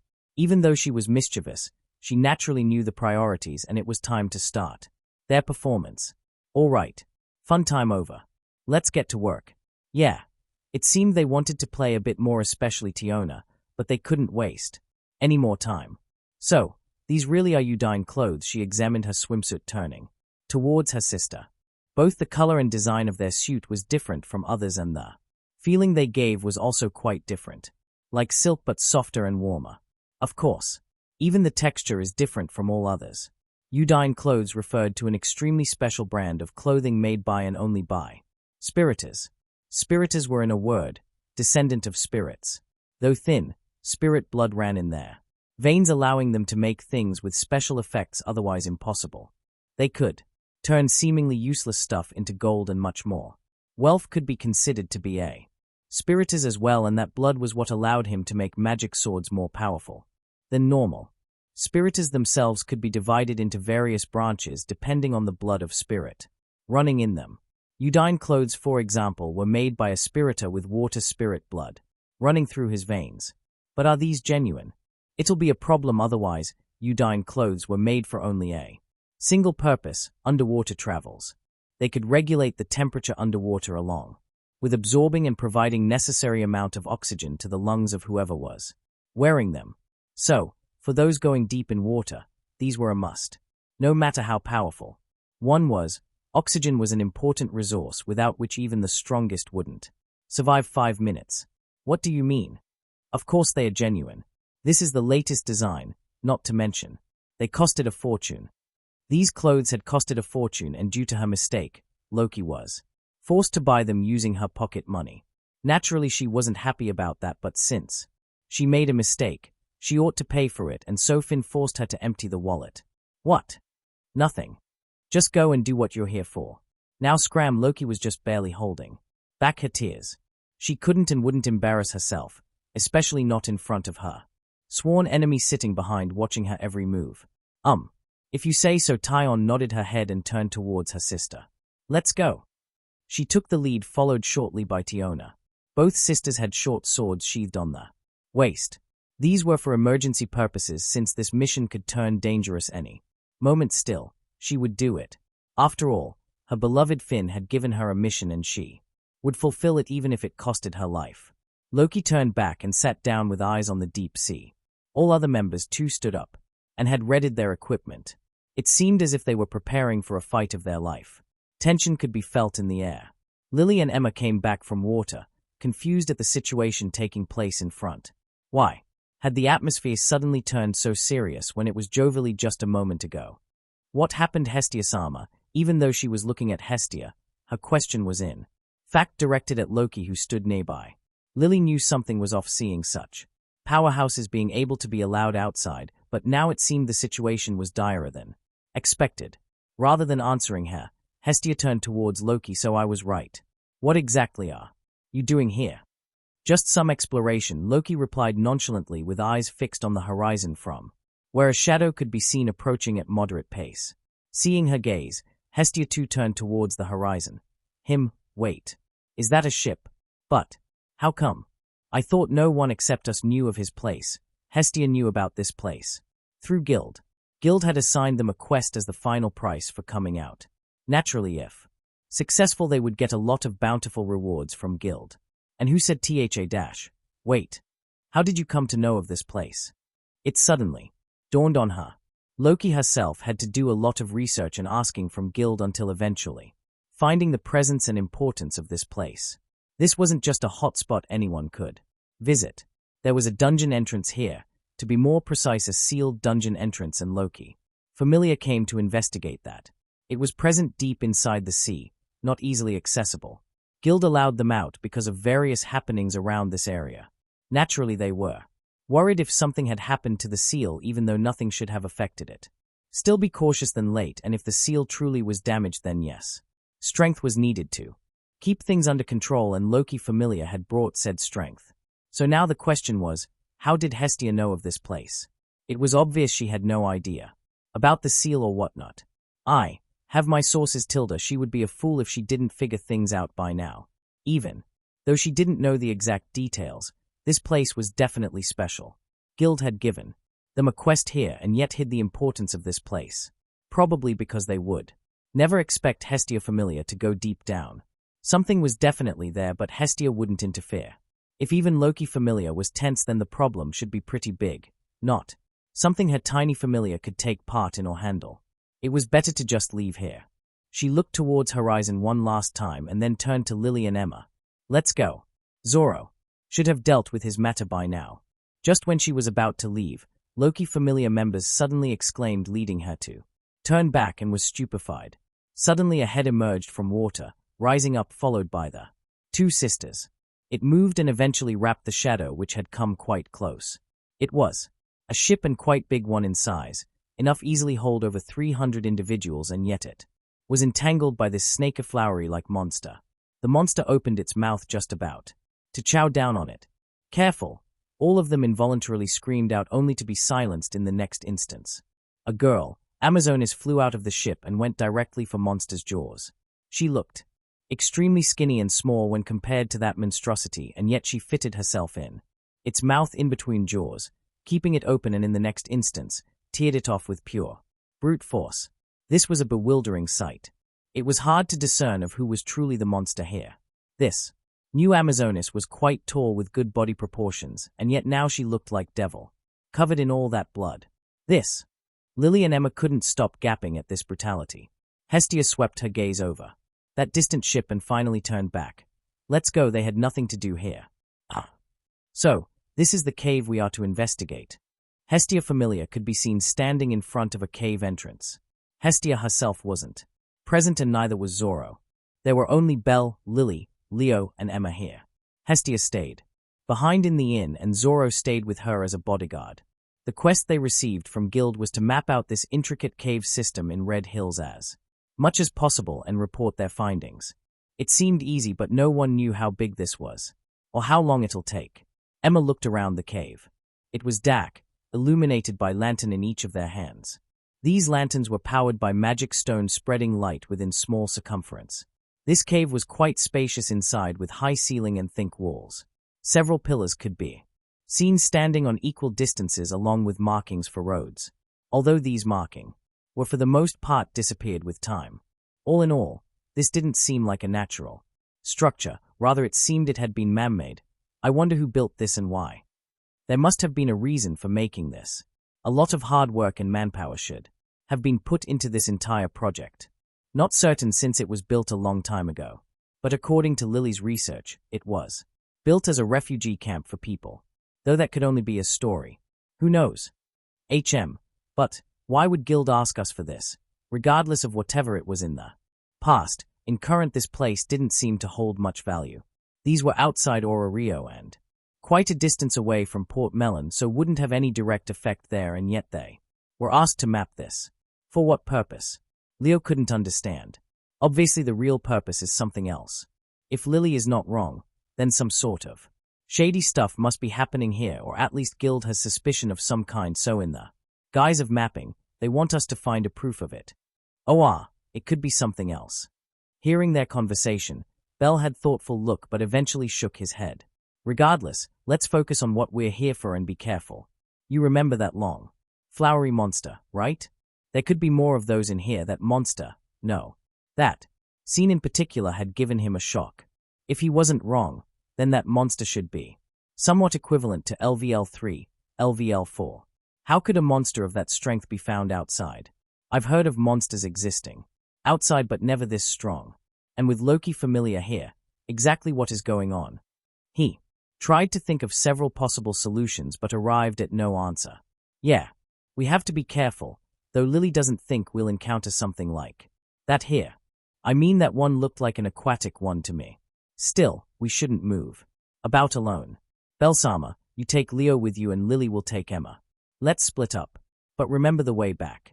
We don't want to get lost in this maze. Lily had a lot of experience in this field. She had in fact even did the mapping several times while on adventures. The main reason was to escape in case of any danger and also in case of other stuff she used to do. Anyway, up to 7 ways could be seen up front, which could easily be divided into many more branches ahead. They naturally wouldn't scour the entire cave system, but however much was possible within time frame. There was no penalty for failure.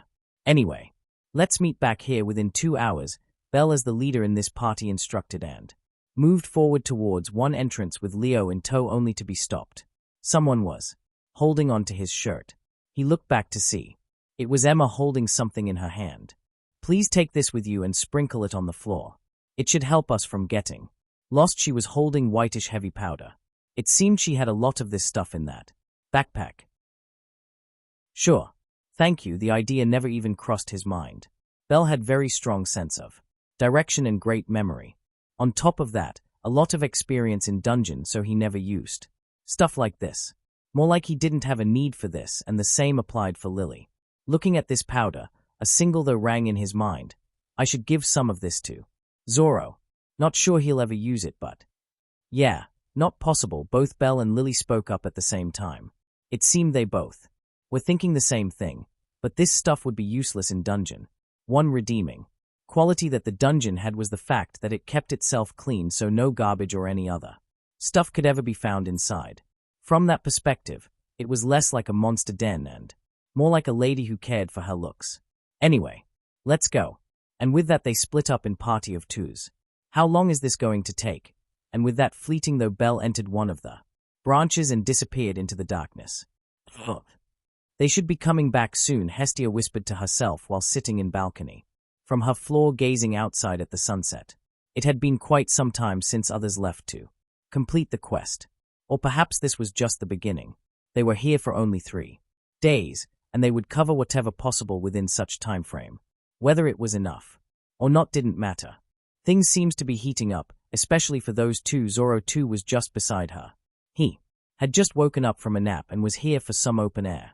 Unlike Hestia, his attention was focused on Loki Famelia's group. They had booked an entire inn just in front. He had seen the 2 sisters bicker and leaving. Yeah, no matter. Let's just focus on our own things. Oh look, they are back, but Bell and others could be seen returning. Lily and Emma seemed fine, but both Bell and Leo looked ashen-faced as if they had seen something they weren't supposed to. It didn't take long for them to arrive in the inn. What was surprising was the fact that Bell didn't even greet Ace, who was clearly standing there. This was strange. He looked lost. Even after coming back to the room, Bell and Leo didn't say anything. They just sat down to perhaps get their thoughts in order. What happened? Hestia and Zoro asked Lily simultaneously. Since Bell didn't seem to be in condition to speak up, only the other 2 could help. Lily doesn't know. We had split into 2 groups and Bell and Leo were together. We don't know what happened, but we heard a large blast and immediately came over. The walls around were ruined, with everything char-black, and Belsama was there just standing with Leo. Yes. Vice Captain only said one word. Let's leave immediately. His face was scary and dash. She was interrupted. I'm fine. It was Bell. It seemed he had finally gotten his thoughts in order. So, Zoro came forward, asking him to explain. We saw sea corpses and there were men and women and children chained to the walls. Their bodies were in extremely bad shape, but there were also many skeletons strewn about. There was also a red circle on the floor, and on the walls, and on the ceiling. Then we saw something. Some individuals with strange weapons in hands appeared. Those men started chanting some strange words, and then they started killing the chained ones. Not all were dead, even though they seemed to be, but Hestia suddenly waved her hands in front of him erratically. Stop. Stop. Stop. Enough. I get it. That was probably some sort of demonic ritual. Demonic ritual. This time it was Zoro's time to be stunned. This term was rather famous and even used in the world he came from, although he never saw one himself, but from descriptions, it seemed to be something just pure evil. Yeah, I can't tell you much, but just know that there are beings known as diamonds living in the darkest depths and shadows of this universe, and they ask for living sacrifices from mortals using lies and flowery words, showing them dreams of immediate great power in return for their humanity. You know, like dreams of immortality and whatnot. This act for them is just a game which doesn't benefit anyone, including themselves. They just like to spread chaos. In short, they are evil, simply for the sake of being evil. Though not all but many. Are they like celestials? Lily too was stupefied from Belle's description, but her interest was piqued by Hestia's words. She wanted to know even more now. Yeah, in a way, I guess. I see. H. I didn't know they had started acting again. You said something. No. Nothing. Don't ask me any more questions. Just know that they can't freely act in the world. What you saw was probably just one and only instance. There shouldn't be more. At least I hope not. Zoro turned towards Belle. That must have been a shock to see his fellow beings doing that. Still, he needed to know something. So, what did you do? Hearing this question, Belle felt blood gushing throughout his body at extreme speeds. He felt like vomiting again, but managed to control the impulse, though just barely. He looked at his trembling hands before covering his face in them, finally speaking. I was just so angry that I couldn't control myself, and that was enough for Zoro. It was already obvious from what Lily said in the beginning, but he just wanted to confirm. He patted his shoulders before saying in comforting tone, take some rest and don't blame yourself. Just remember, they were nothing more than monsters coated in human flesh. Yes, he weakly replied and lied down right then and there. Perhaps some sleep might do some good. Leo, on the other hand, had seen it all. He wasn't concerned what Belle did to them. They deserved it, but still, what they did to the innocent. I think we should report it, or at least tell the families of the deceased that they have been avenged. He wanted to do so himself if possible. Fine. Zoro then turned towards a corner. You heard all that, right? Come out. It seemed as if he was talking to just walls, to empty air. Other members also turned towards there and noticed something very strange. Even though no one was there, but still, that side was a bit too dark, at least when compared to the rest. You were aware, and a voice was suddenly heard, scaring the hell out of everyone present. No one was there, and yet someone spoke, and this voice was strange to say the least. It was like a blend of a man and woman, and yet neither of them. It wasn't difficult. Just with a bit of attention, and anyone could have noticed that anomaly. You're indeed exceptional. Someone appeared in front of everyone. Their body was fully covered in robe, hiding whatever was beneath. Tell me, O Master of Blade, why did you not strike when you were aware of my presence? I didn't feel any ill intent, and you appeared at the same time as Belle and others, so just a hunch, but you're from Guild, right? Even though there was hunch, there was no proof. No need to ask. Uranos's breath is all over him. He should be someone closely related to that old man. Indeed, Lady Hestia. I work for Uranos. Were you aware of this incident? Hestia squinted her eyes, looking at him with imposing glare. If they were aware of these happenings, then why did they not stop them? No, I wasn't. People were just disappearing, and after a lot of research, we found a clue leading to the caves in Red Hills. We were just about to move, but then Hestia Famelia came along. So, you decided to use us for this endeavor. My children are traumatized by these events, you know. How are you going to pay us back? Not going to answer. Well, whatever. I'll just ask Uranos for compensation directly. Let me ask you something. If not us, then why did you appear here? Zoro had an inkling of the answer, but he still wanted to hear it from her mouth. It's obvious, isn't it? Hee. You came to keep an eye on Loki Famelia. Right. Hestia asserted her dominance in voice only. But he was stubborn. After looking at him for a time, she shrugged her shoulders. Fine. Stay mute for all I care, but I suppose our quest is over since this must have been the main objective. To investigate and find clues to missing people. Yes. So you finally spoke. We're not going back. Since I'm here and there's no longer a quest, I'm just gonna enjoy this trip, even though she seemed to be in good mood. Her expression spoke another story altogether. All in all, she immediately wanted to return since things, especially in regard to Loki Famelia, were turning grim. It could become dangerous anytime, but she decided against it. She wanted Belle and Leo to stay here and get better. The emotional scar, especially for Belle, was a bit too deep. He suddenly confronted completely different kind of darkness and even did something he never thought he would. Going back now and diving in dungeon was definitely not the right choice now. Perhaps by staying under the sun, in open with seas all around, would lighten their mood and heal that scar, though it didn't seem easy. Fels suddenly came forward and said in quiet tone, "In light of your help, please allow me to give you a warning. Be careful," and he disappeared without explaining anything. So annoying. Both Emma and Hestia spoke up at the same time. They both hated this half information. Zoro, anyway, better earlier than late. It's good he's experienced the brutality of those he considered his kind earlier on. At least now he won't just have that black and white worldview that all monsters are evil and all races are good, so it's better this way.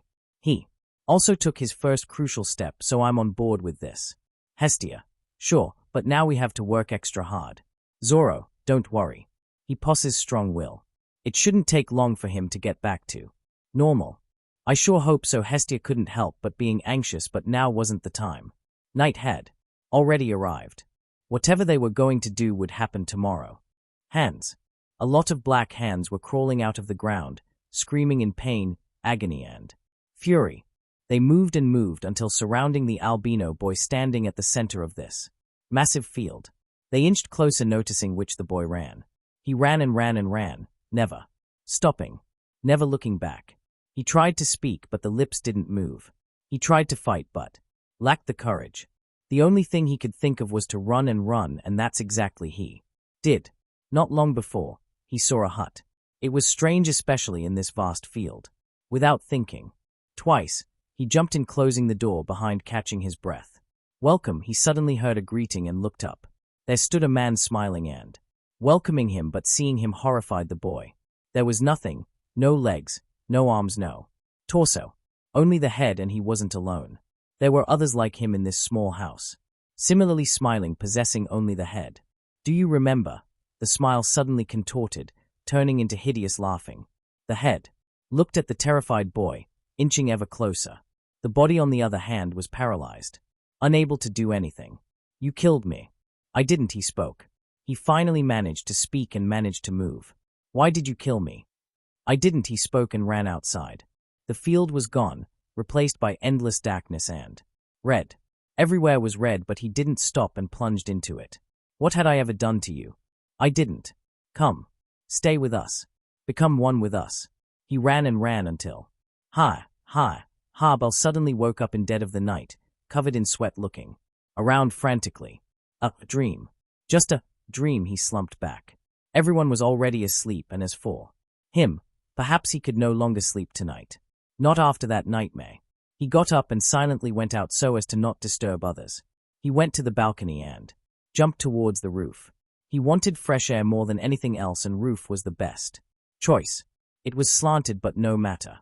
Belle sat there, looking towards the sky. It was full. Twinkling stars with full moon shining amidst them. Breathing in the fresh air while looking at this scenery calmed his nerves down by quite a bit. He looked towards his hands, the hands he used to kill. This was first for him. Both seeing the men doing such evils and killing them. It was still vivid in his mind of how he jumped out and started attacking them in pure rage. By the time he calmed down, everything was gone.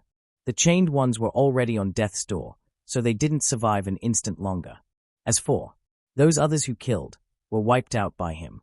His body covered in blood and flesh just stood there until eventually he decided to remove everything, and so he charged and blew everything to smithereens. After that, he went to sea, took a dive in and stayed there for quite a bit. All the blood was washed away by salty water, but he still felt it. On his arms, on his legs and on his entire body. He tried to forget but just couldn't. Suddenly sensing a gaze, he looked forward, exclaiming. There, just like him sat someone at the slanted roof of front building. Golden eyes were firmly locked onto him. He didn't know how long he had been stared at, but the watcher didn't even flinch. He could sense complaint in those eyes, as if she was blaming him for something he wasn't aware of. Still he mustered up enough courage before waving towards her. Hello, Miss A's, and got no response. Is she in sleep? Such absurd thoughts crossed his mind, but he rejected them. Yes, some people had problem of sleepwalking, but A's wasn't among those, and he knew that since they had slept together on that wall after every session of morning training a while back. Is she angry at me? But why? He didn't know, neither could he understand. A's looked at him and suddenly stood up. She jumped towards this roof and landed so lightly that not a single noise could be heard. She came beside him and sat down. Miss A's, he didn't know what to say. A's looked him in the eyes and the suddenly started stroking his hair, patting his head. This might look intimate, but Belle got the feeling that she was treating him like a child, a feeling he didn't like. And why was she doing this anyway? It's really hard to understand her. She looked angry just a moment ago and now was soothing him suddenly. All of this was beyond his comprehension. Why are you here, Miss A's? A's didn't answer and just looked at him as if asking him the same question. I just had a strange dream, so came over to get some open air. What about you? Couldn't sleep. I see.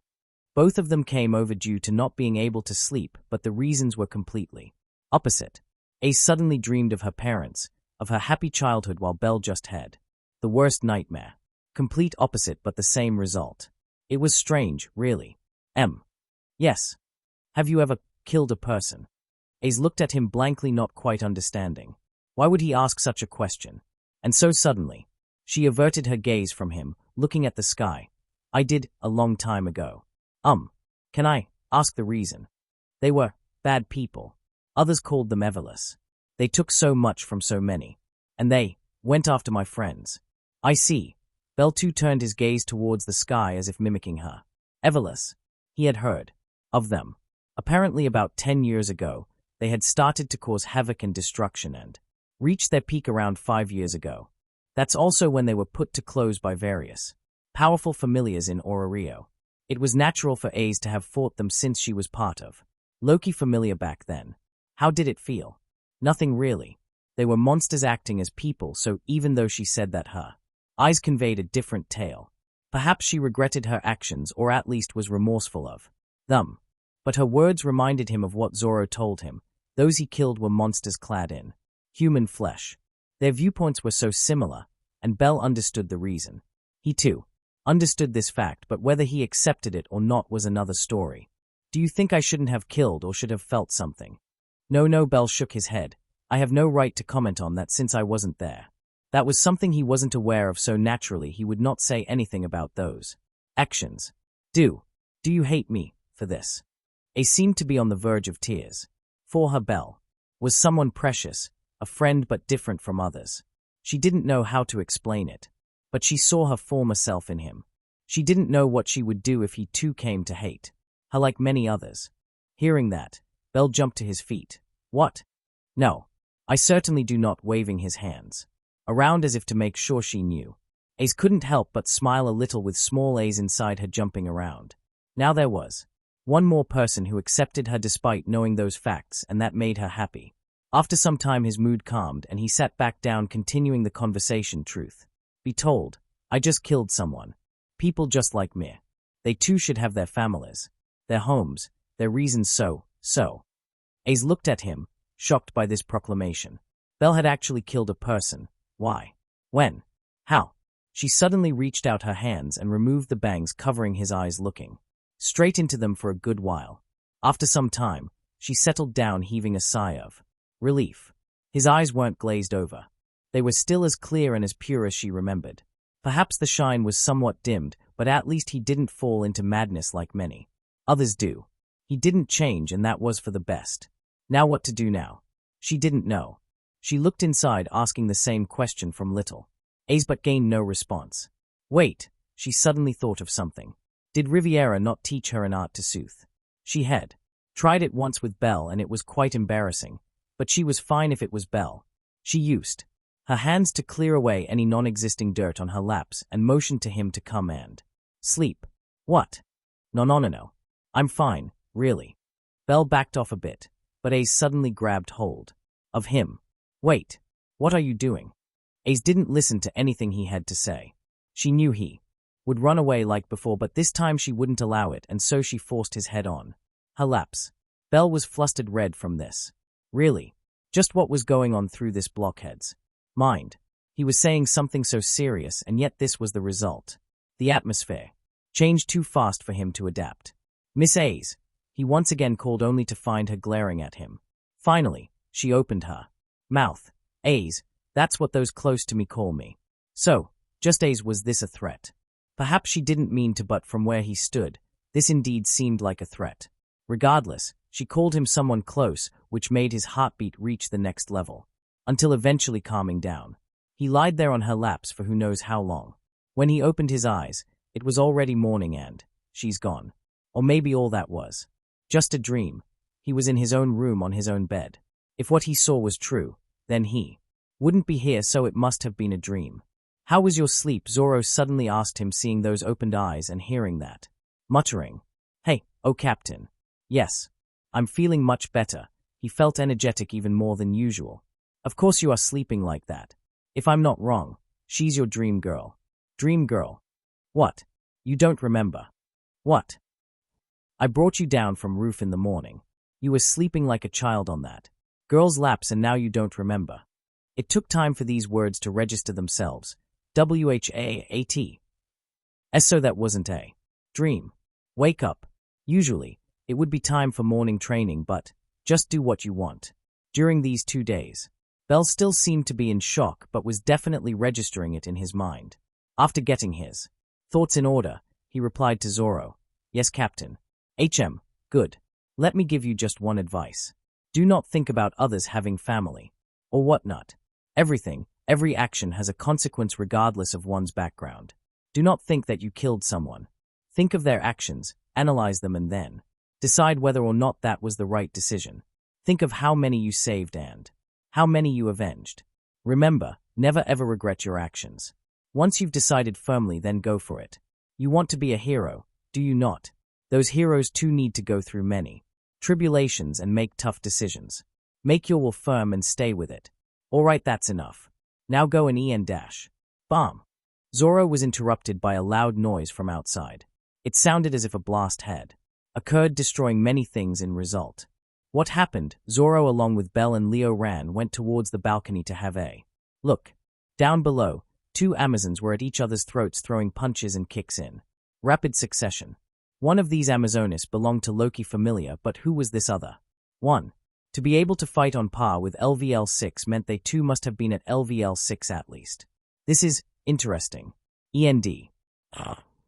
It took a long, but finally I had some free time, so wrote away whatever came to mind. Anyway, how are you fellows these days? Thanks for continuous support. It really helps, motivating me to write more. So this one turned out to be a bit longer than usual, but that's fine by me. I was going to cover this entire arc of Melon in 3 chapters, and I'm going to stay true to that. This was first, with 2 more remaining until moving towards the red light district. Next chapter will mostly be about the first interaction with some fan-favorite characters and a lot of fights. Perhaps the next chapter won't have much content other than fighting and fighting. I've established everything in this one and have taken a drastic step forward. I wanted to wait for a bit before moving in that direction, but why not now? But don't worry, his character wouldn't be affected too much. Yes, his process will definitely change somewhat, but he'll still remain the Belle Cranel we all know and love. So that was all I really had to say. Do continue to support me, and I'll continue to update the story. Regards. Mayhem. CH14, Mayhem, 1. Enjoy. *****. The fight going down was intense with neither side backing down. They were equal in power. It seemed, though one was stronger while the other was faster. Other Loki Famelia members tried to intervene but were stopped by Tyon, who insisted on handling this herself. This was purely fist-to-fist battle with no weapons involved. Sound of thick, dull thumping could be heard again and again as their bodies clashed with each other with animal-like ferocity. Attacks so powerful, they could tear apart a normal man in a single strike with hard-to-follow split-second reflexes. Dust was rising in the air as their clashes produced shockwaves destroying the structures around, injuring anyone nearby. The road was clear in no time, giving both fighters a lot of space to maneuver around. The control they both had on their bodies was nothing short of masterpiece, and as the onlookers watched, they were dazed. This form of fighting was brutal, but honest to the core. It brought out the wild nature each person had in their hearts, but they didn't try to act on these impulses. That would simply be suicide in these conditions. Seeing all this happening from up above, Bell couldn't help but be marveled at the sight. This was his first time watching two powerhouses go at each other, and this was also first for him to watch this sort of battle. Although he couldn't follow their movements, but he felt insignificance.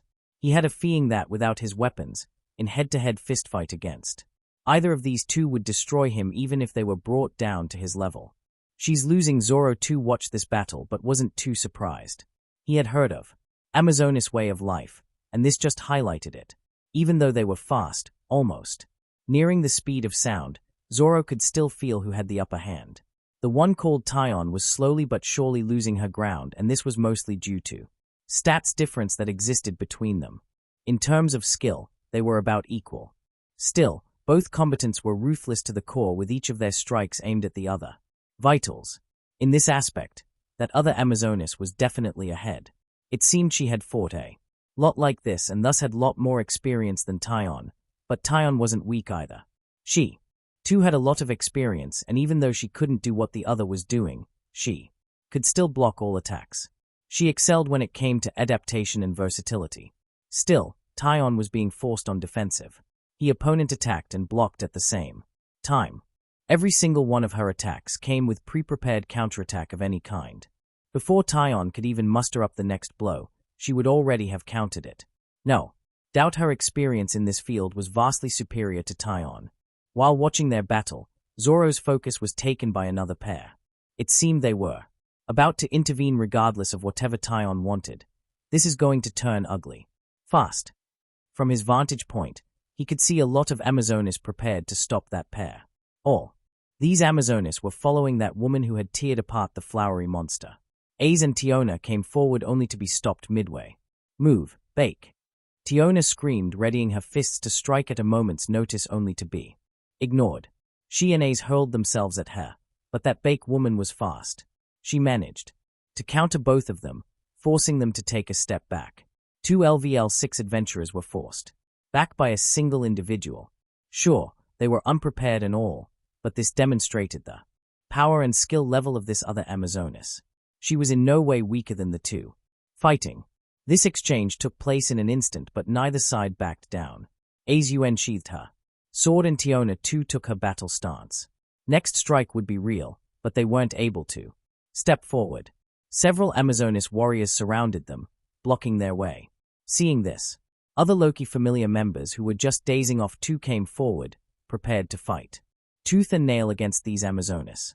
A battle which should have just included two individuals was about to turn into a full-blown war.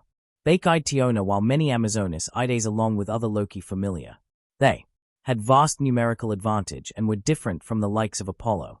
Among these Amazonas, the weakest was peak novice LVL2, and each individual had polished their skills through numerous battles. They were like a pack of wolves, just ready to attack a tiger. In this way, both sides came to a halt except for the fighting duo. They fought, unaware of all the happenings around, one smiling while other enraged. Ha ha ha ha ha ha ha. You've changed, Tyon. You really have. The Amazonas laughed sadistically, enjoying every moment of this battle. She wanted more and more and more. For her, fighting and killing were the way of life. If she died, then that would just mean she was weaker, that she became part of whoever killed her, and if she killed someone, she would drink all their blood, making them part of her. She launched another barrage of heavy attacks, each one landing on their designated spots.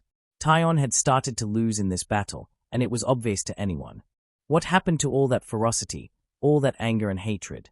But one thing hasn't changed. It really hasn't changed. Taion. Look, even now is no different than before. You were weaker then, and you are weaker now. She could already taste her victory. It was her who taught Taion all that she knew. The base of Taion's power and martial skill was made by her, and so it was easy. It was easy to predict each of her moves beforehand. DGH-. Taion, on the other hand, was just furious. Her eyes were blazing red, as if boiling. Blood would immediately spurt out. She was giving it her all and yet was being suppressed, both in power and skill. Her passive skill was such that it made her stronger with accumulated damage. That meant, the more damage she received, the stronger she would become, and yet even with that continuous growth, she was on the losing end. Her mind was going blank, unable to think or differentiate. Seeing her in that condition, Zoro shook his head. She's hastening her own defeat. Anger. That was one emotion one needed to be careful of. Yes, this anger sometimes made you stronger, but at what cost? Taion right now was growing stronger with each blow, and yet that anger clouded her mind, messing up her judgment. She was repeating the same moves, again and again, just trying to break through.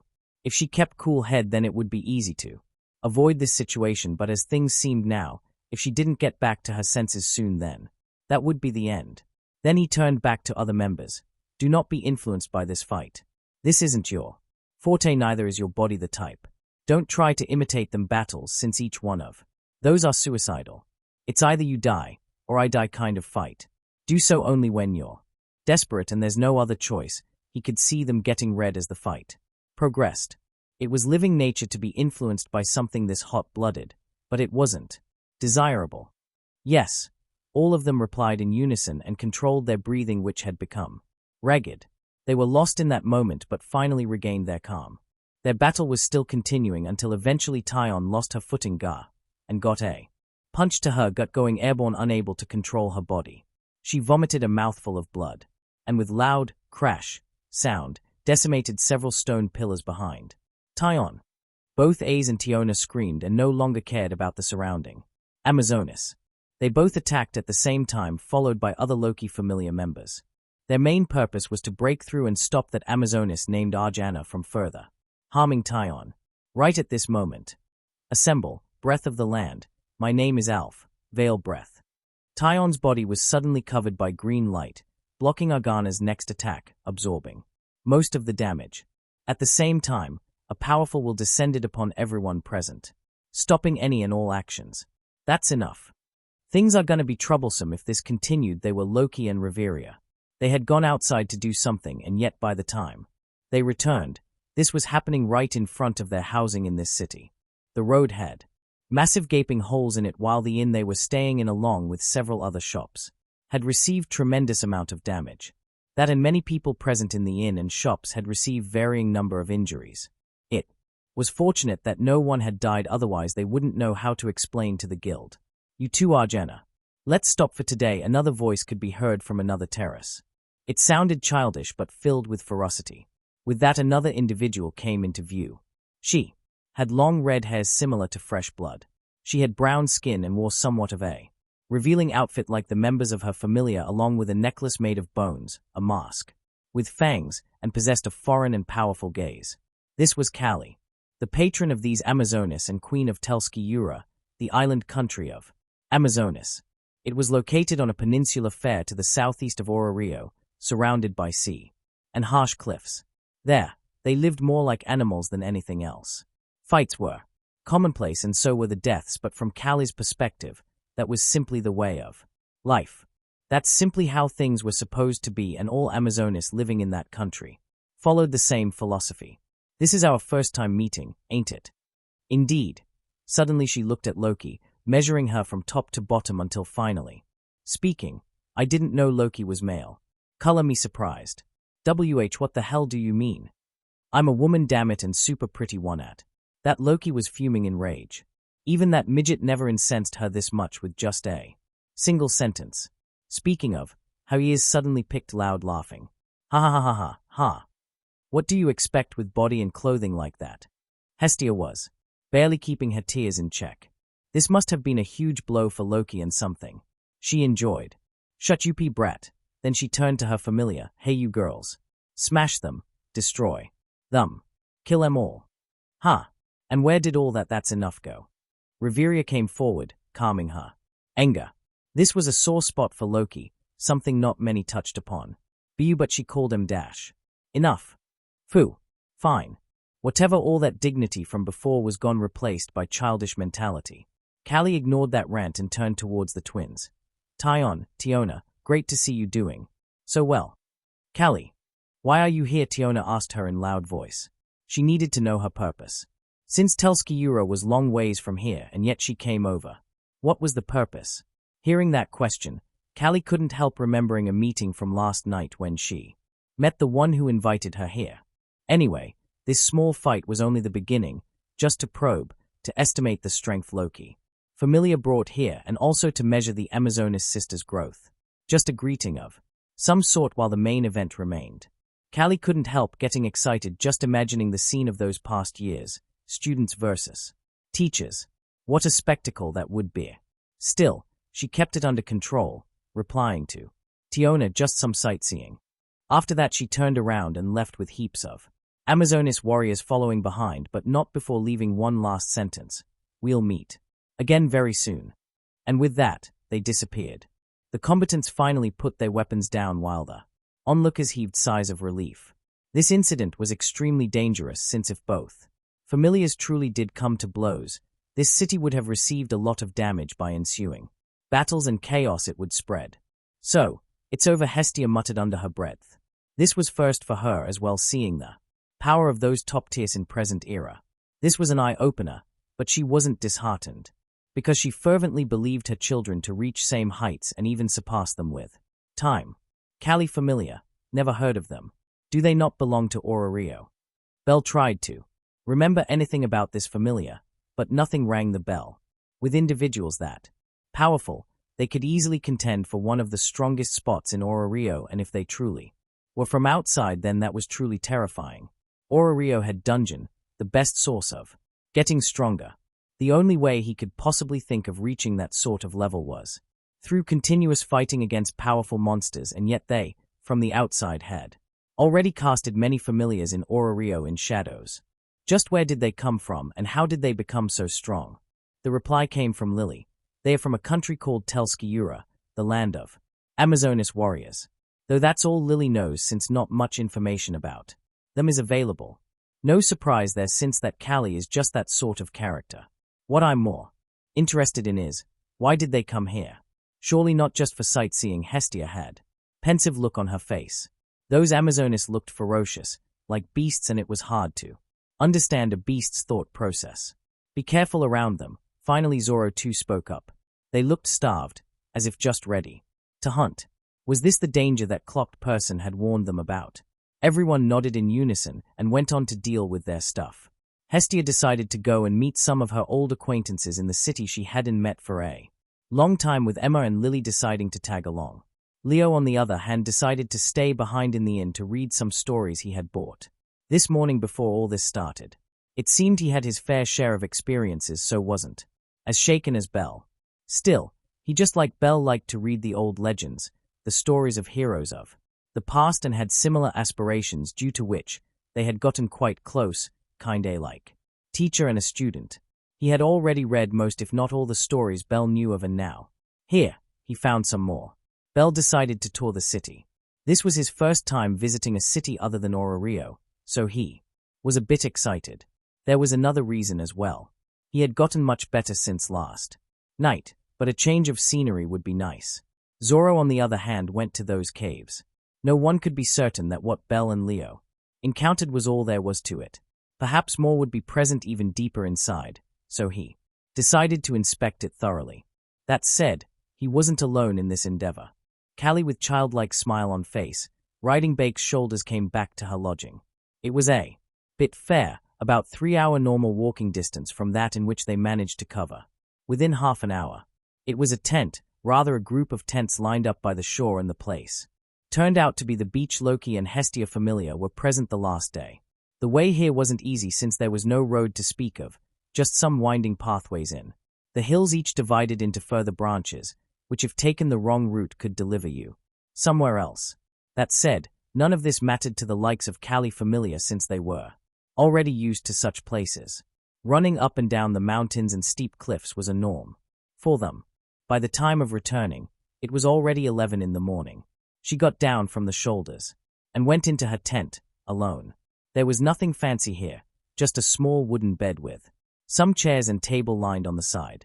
One thing that stood out in this tent, completely different from everything else, was a sofa. It was intricate in design and looked very comfy and expensive, but even more eye-blinding was the one sitting on top. It was none other than Ishtar, brown skin donning clothes one couldn't even look at, putting even Amazonas to shame. She was the best example of.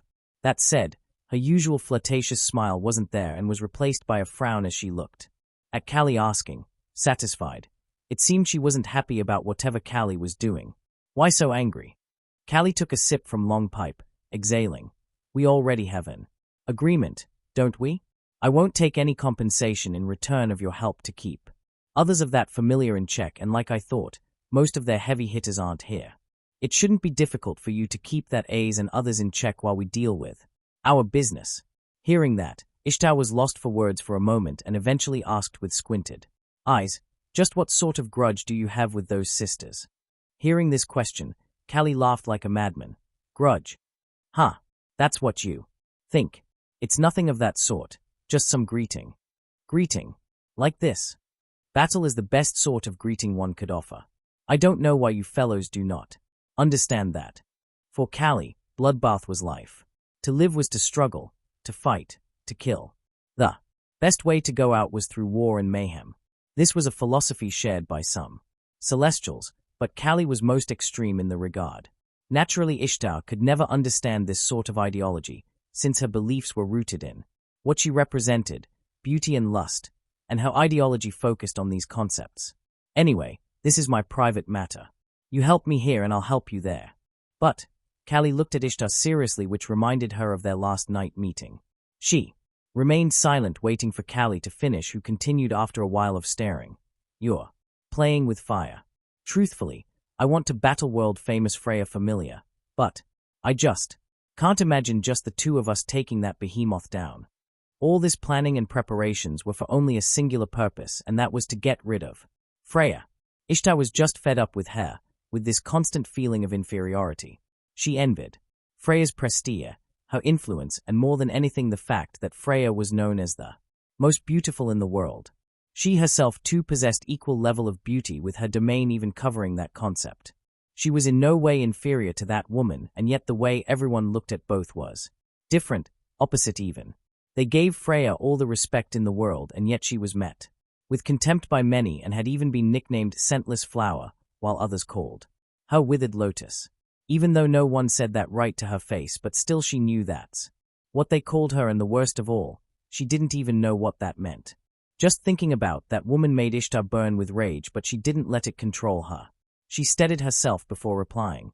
We've already discussed this in detail. Why ask again? Nothing. It's just, you're confident in those aces, aren't you? Mind giving some insight? Ishtar wanted to remove her self-proclaimed rival, who probably boasted the strongest or second strongest power in the world right now, while Ishtar herself couldn't even enter top 10. Still, she had this much faith in those aces. It was no wonder Callie was intrigued. You'll know when the time comes. Naturally, Ishtar wasn't about to reveal her trump card, even if Callie was an ally. Truthfully, neither side fully trusted the other. This alliance was made mostly based upon interests anyway. Callie too understood that and thus took a step back. Fine. Do whatever you want. I'm fine. So long as we get to battle the famed Freya Famelia and even become a catalyst to bring it down. Ishtar took a long sigh, looking at Callie. She was happy seeing this enthusiasm, but something still worried her to no end. What you're doing could really jeopardize the plan. Loki Famelia was the only one in current time which was on par with, or perhaps stronger than, even Freya Famelia.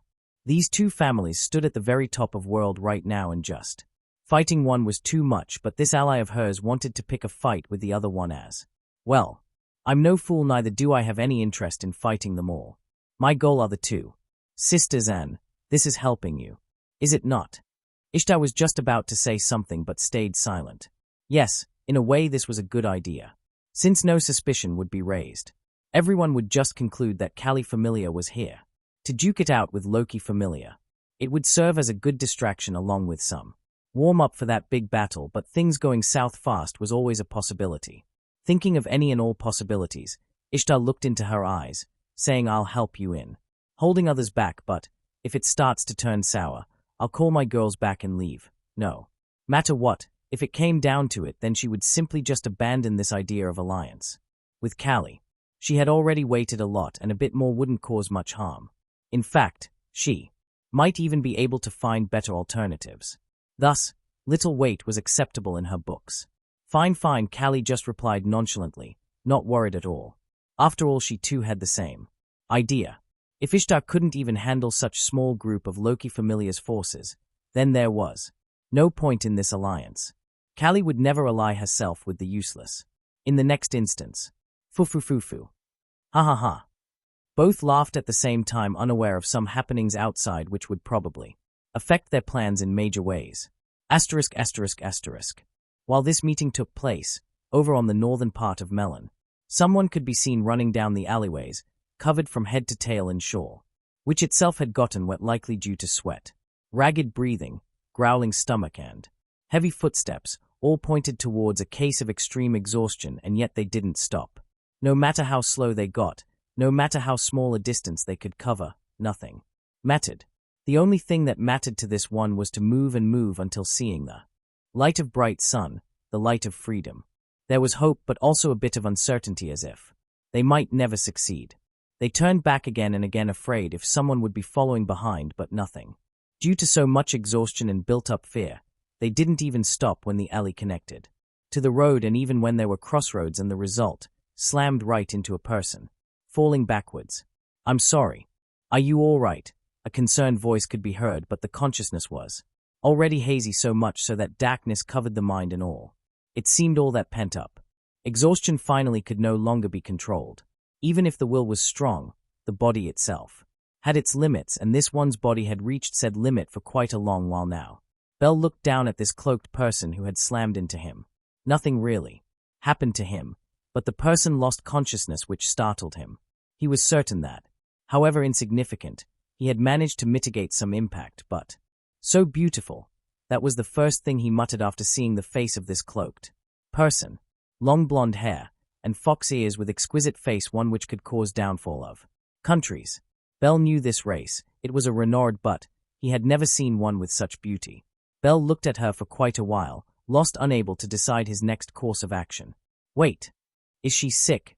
Her expression was flushed, and after touching her forehead, he could be certain she was literally burning. I should take her to a hospital. With that muttering, he picked up the Renard girl and started dashing, searching for any establishment nearby, but to no avail. He was new here and had no idea of the city's structure. While he was running around, the Renard's expression grew more and more red, as if it was about to burst, and her breathing grew weaker and weaker. After not finding any such establishment, he decided to take her to the inn they were staying at. Hestia group should have come back by now, or so he thought. Asterisk. At the same time as this encounter was taking place, Zoro could be seen standing on a rocky hill, looking in front, muttering to himself, so these are the caves. At the entrance leading to this cave system, there were more than 20 entrances, but even the guild only knew 3 of them. Others were too deeply hidden, and on surface, the reason for Hestia Famelia's presence here the day before was in order to inspect and find more of these entrances. In terms of pure size, this cave system probably covered the entirety of Red Mountain Range. That meant more than 7,000 kilometers of area, but Zoro's purpose was only the hills, so in essence, covering around 10 kilometers of area, which was going to take some time even with their speed. Indeed. It seems you didn't come here before, an answer came from behind him in rather friendly voice. It seemed this person had good impression regarding Zoro. Someone needed to stay back with Hestia. This was more of an excuse, but whatever. It was needed anyway. True, This time a different carefree voice was heard. There were in total 2 reasons for Zoro's presences here. One was his own intuition while the other one was a quest. It was a secret request from that fellow in robes who was apparently named Fells. That fellow came back in the dead of night, and that's also when Zoro found Bell missing, so went to search for him only to find them. The rewards promised by the guild were also quite hefty, and even though he never cared about that stuff, but now he was captain of a Famelia and not a pirate. His life was no longer just drink, sleep, fight and adventure. It was much more. Now he needed to think about the Famelia's future and its direction, and in case he got tired of all that, he could just pass on his position to Bell. Still, right now he was the captain, and from that perspective, these rewards would help the Famelia grow stronger. Other than that, even if Fells didn't specifically ask him to do so, he was still thinking of taking care of this matter, so it was a win-win situation. Fells wanted him to scour the area and remove any more filth that might still be present in these dark places. By the way, why didn't you bring Hestia Famelia along? It was a rather blunt, questioning tone which seemed a bit confused. Hearing that, Zoro didn't turn around and instead walked into the cave, answering they should just enjoy this little vacation. He hadn't told anyone from Hestia Famelia except for Hestia about his plans. He didn't want them to be burdened unnecessary when it was vacation. Another reason were Bell and Leo. He wanted Bell to come in contact with all sides of the world, of nature, of the living, of the races, but everything should flow smoothly. Too much within short time could instead become a poison. Bell had come in contact, even taking actions which were unexpected even for Zoro. And that was enough for now. Other than that, if it wasn't clear enough, then he wasn't alone here. This quest was given to him along with another Famelia whose members he met just outside the inn. That's also the reason he managed to come here without getting lost. His sense of direction was bad, mostly due to him never paying attention to surrounding landscape. Another reason was his wandering nature. Back then, he was fully focused on a single goal: to become strong, to become best. He never paid attention to anything else, and landscape was the least of worries. After the disbandment, he took the life of a lone wolf, just wandering and drifting in the vast ocean, which didn't help either. Now he had started to pay a little bit more attention to these things, but time was needed to become normal. Anyway, he was here along with 3 others, making it a party of 4. All other 3 belonged to Hummy's Famelia. This Famelia on the surface was exploration type, but their real job was in a way to run errands for the guild and to collect information from all around the world. They were kind of like secret agents of Ororio, known to very few, only 3 within the guild. They were trusted by the guild, and thus the members could come out whenever there was a need. These 3 were called to Melon for some info gathering, mostly on Cali, Famelia and their reason for being here. Now another problem had arisen, so they were allocated here. Each of these 3 belonged to a different race. There was a Wertiger leading this group named Falga, holding a battle axe over his shoulder. It seemed he was the vice-captain of Hummy's Famelia. He had very humble and friendly personality, completely contrasting his ferocious looks and that piercing gaze. Then there was a Chienthrope girl named Lulyun, who reminded Zoro of Lily somewhat, though their personalities were very different. One serious while other carefree, but from their dialogue here, it could be seen she, very much like Lily, was a fan of money, thinking of all sorts of schemes and strategies to make more. Then lastly, there was a Paolum girl named Meryl hiding behind that Falga fellow. It seemed she was a very shy person, perhaps due to age. Then again, it was difficult for Zoro to differentiate a Paolum's age from outer appearance. He had once thought Finn to be 11 or perhaps 12 in age, and was quite shocked to know him being 42 years old. From appearance, all Paolums looked same in age, just like how all dwarven men looked same in appearance. After coming inside, they found the same scenery as Bell and others, several branches. They didn't have time to investigate every single one, so it was better to go with the one Bell chose. Falga asked Zoro, "So, which one?" Zoro looked at a rough piece of paper before replying, let's see. Second to the left." He had asked Lily after Bell went to sleep. He already had plans to come over after hearing him, and so Lily had drawn a rough sketch for him. Even though Lily and Emma didn't go the same route as Bell and Leo, they did come back using it. Not to mention, the footprints are both ways from that cave. Lulyun was an expert in this matter. There were 2 caves where footprint could be seen going inside, but only one where the traffic was 2 ways. She turned to Zoro. "Could you show it to me?" aiming her fingers at that rough sketch. Sure, Zoro just handed it over. He had no reason to refuse anyway. Like I thought. The caves are interconnected inside. Anyway, let's go and stay. Close, she led the way forward, holding a magic stone lantern. It wasn't difficult for them to reach the ruined chamber due to that golden powder sprinkled along the way, even though the heat itself was gone, but the dents and holes in walls along with heaps of debris and dust were best proof of what had happened here. While on the way, Zoro had told them a bit of what he'd heard from Bell, so everyone this party was aware of the individual causing this mess. That's what was truly surprising. Is he really LVL too? Looking at all this destruction, Falga couldn't help muttering. Meryl, beside him, was also staring at this mess in shock. It had to be known that she was a mage and was considered exceptionally capable within LVL2 mags, but still even her full-powered attack wouldn't cause this much destruction, and yet, here a fighter using magic was able to cause this spectacle. This was unbelievable, and thus doubts arose. Hermes' Famelia itself was filled with strong members whose levels had been falsified on the reports. On paper, they only had 2 LVL3s. And yet these 2 LVL3s were actually LVL4, and there was a dozen or so LVL3s present in the Famelia with falsified records of LVL2 and so on. No. On second thought, perhaps he truly was LVL2 with no falsification.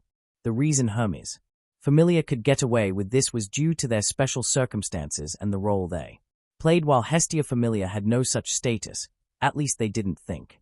Still, if there truly was no falsification, then that was even more terrifying. A LVL2 with such power. What if he reached LVL3, LVL4 and above? They couldn't even imagine. Anyway, now wasn't the time to be thinking about all that. Their next course of action was rather obvious: to find more canals, and only one could be seen here. Perhaps there were more, but had been covered by all this debris. There were only 2 ways left. One they came through, and let's go. Zoro took the first step, moving towards the other way. This was a connecting channel from where Lily and Emma came over after hearing that loud noise. Others too agreed and steeled themselves, moving towards there. They came across 3 canals along the way, which they ignored since, according to map provided by Lily, these had already been inspected with nothing unusual found. Perhaps there aren't any more. I hope so. They walked and walked silently, moving through several tunnels, some so small that they ended with a single chamber, while others continued on with no openings anywhere. This reminds me of 30th Flaws. This silence was suddenly broken by Luliun. It seemed she had gotten bored.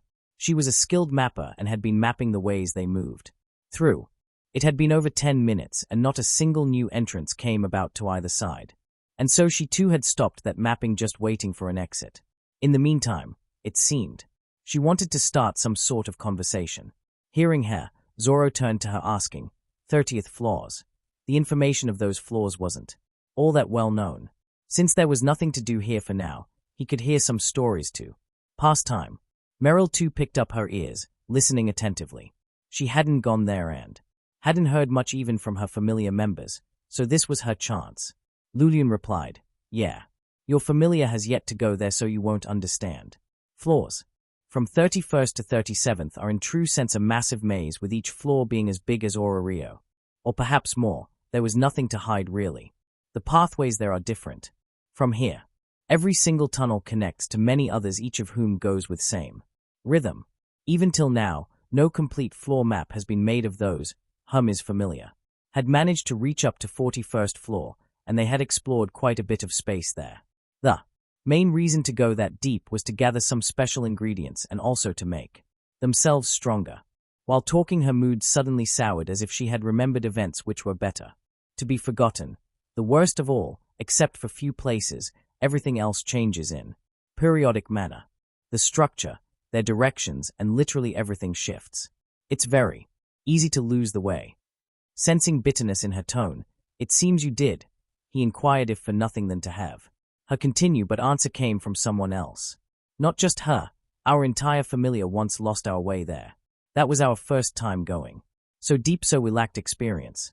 Honestly, it was pure luck that we were able to escape. Otherwise most who lose their way never return. It was Falga with nostalgic look on his face. That event was scary, but it was also one he would never forget so long as he lived. Sounds like a pain. Ha ha ha ha. Indeed it is, but, in a way, they are also the easiest floors to reach next one, since there's literally a straight road going floor to floor till reaching 38th one. Most usually directly skip those floors unless asked by the guild. While talking and laughing, the group finally came across an opening. It was a crossroad, with 3 tunnels ahead, 2 on each side and 1 up front. Finally, Lulien cried out in excited manner and once again picked her pen and paper to continue. They had been walking for an hour in this straight line with nothing to do. Now, at least there was a hope of something happening. The question now was, where to next? Falga and Lulien came forward at this point and started sniffing in each of the 3 directions. Each of these 3 could be massive, so they needed to decide on a single route to continue so as to not waste any more time. After a while, both pointed towards the left side tunnel and started walking towards it. I can sense something strange there. Let's go. Zoro and Meryl looked at each other and simply followed them. It wasn't like they had any better idea.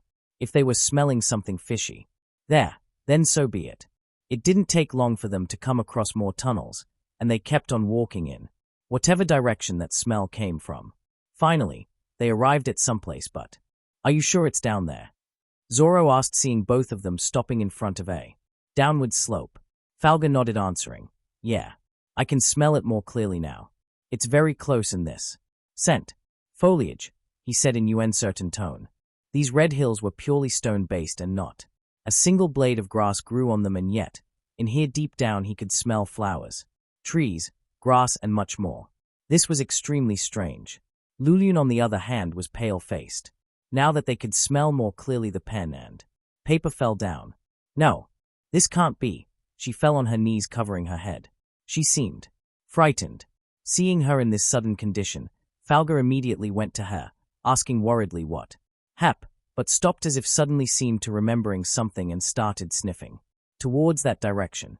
The more he sniffed, the graver his expression became. He once again turned to Lulien. "You don't think?" "No. How's that even possible?" "We should go back." She was shivering, hugging herself with her own hands. "No point. Look, whatever it is has found us. There's quite a lot." Zoro shifted their focus downwards.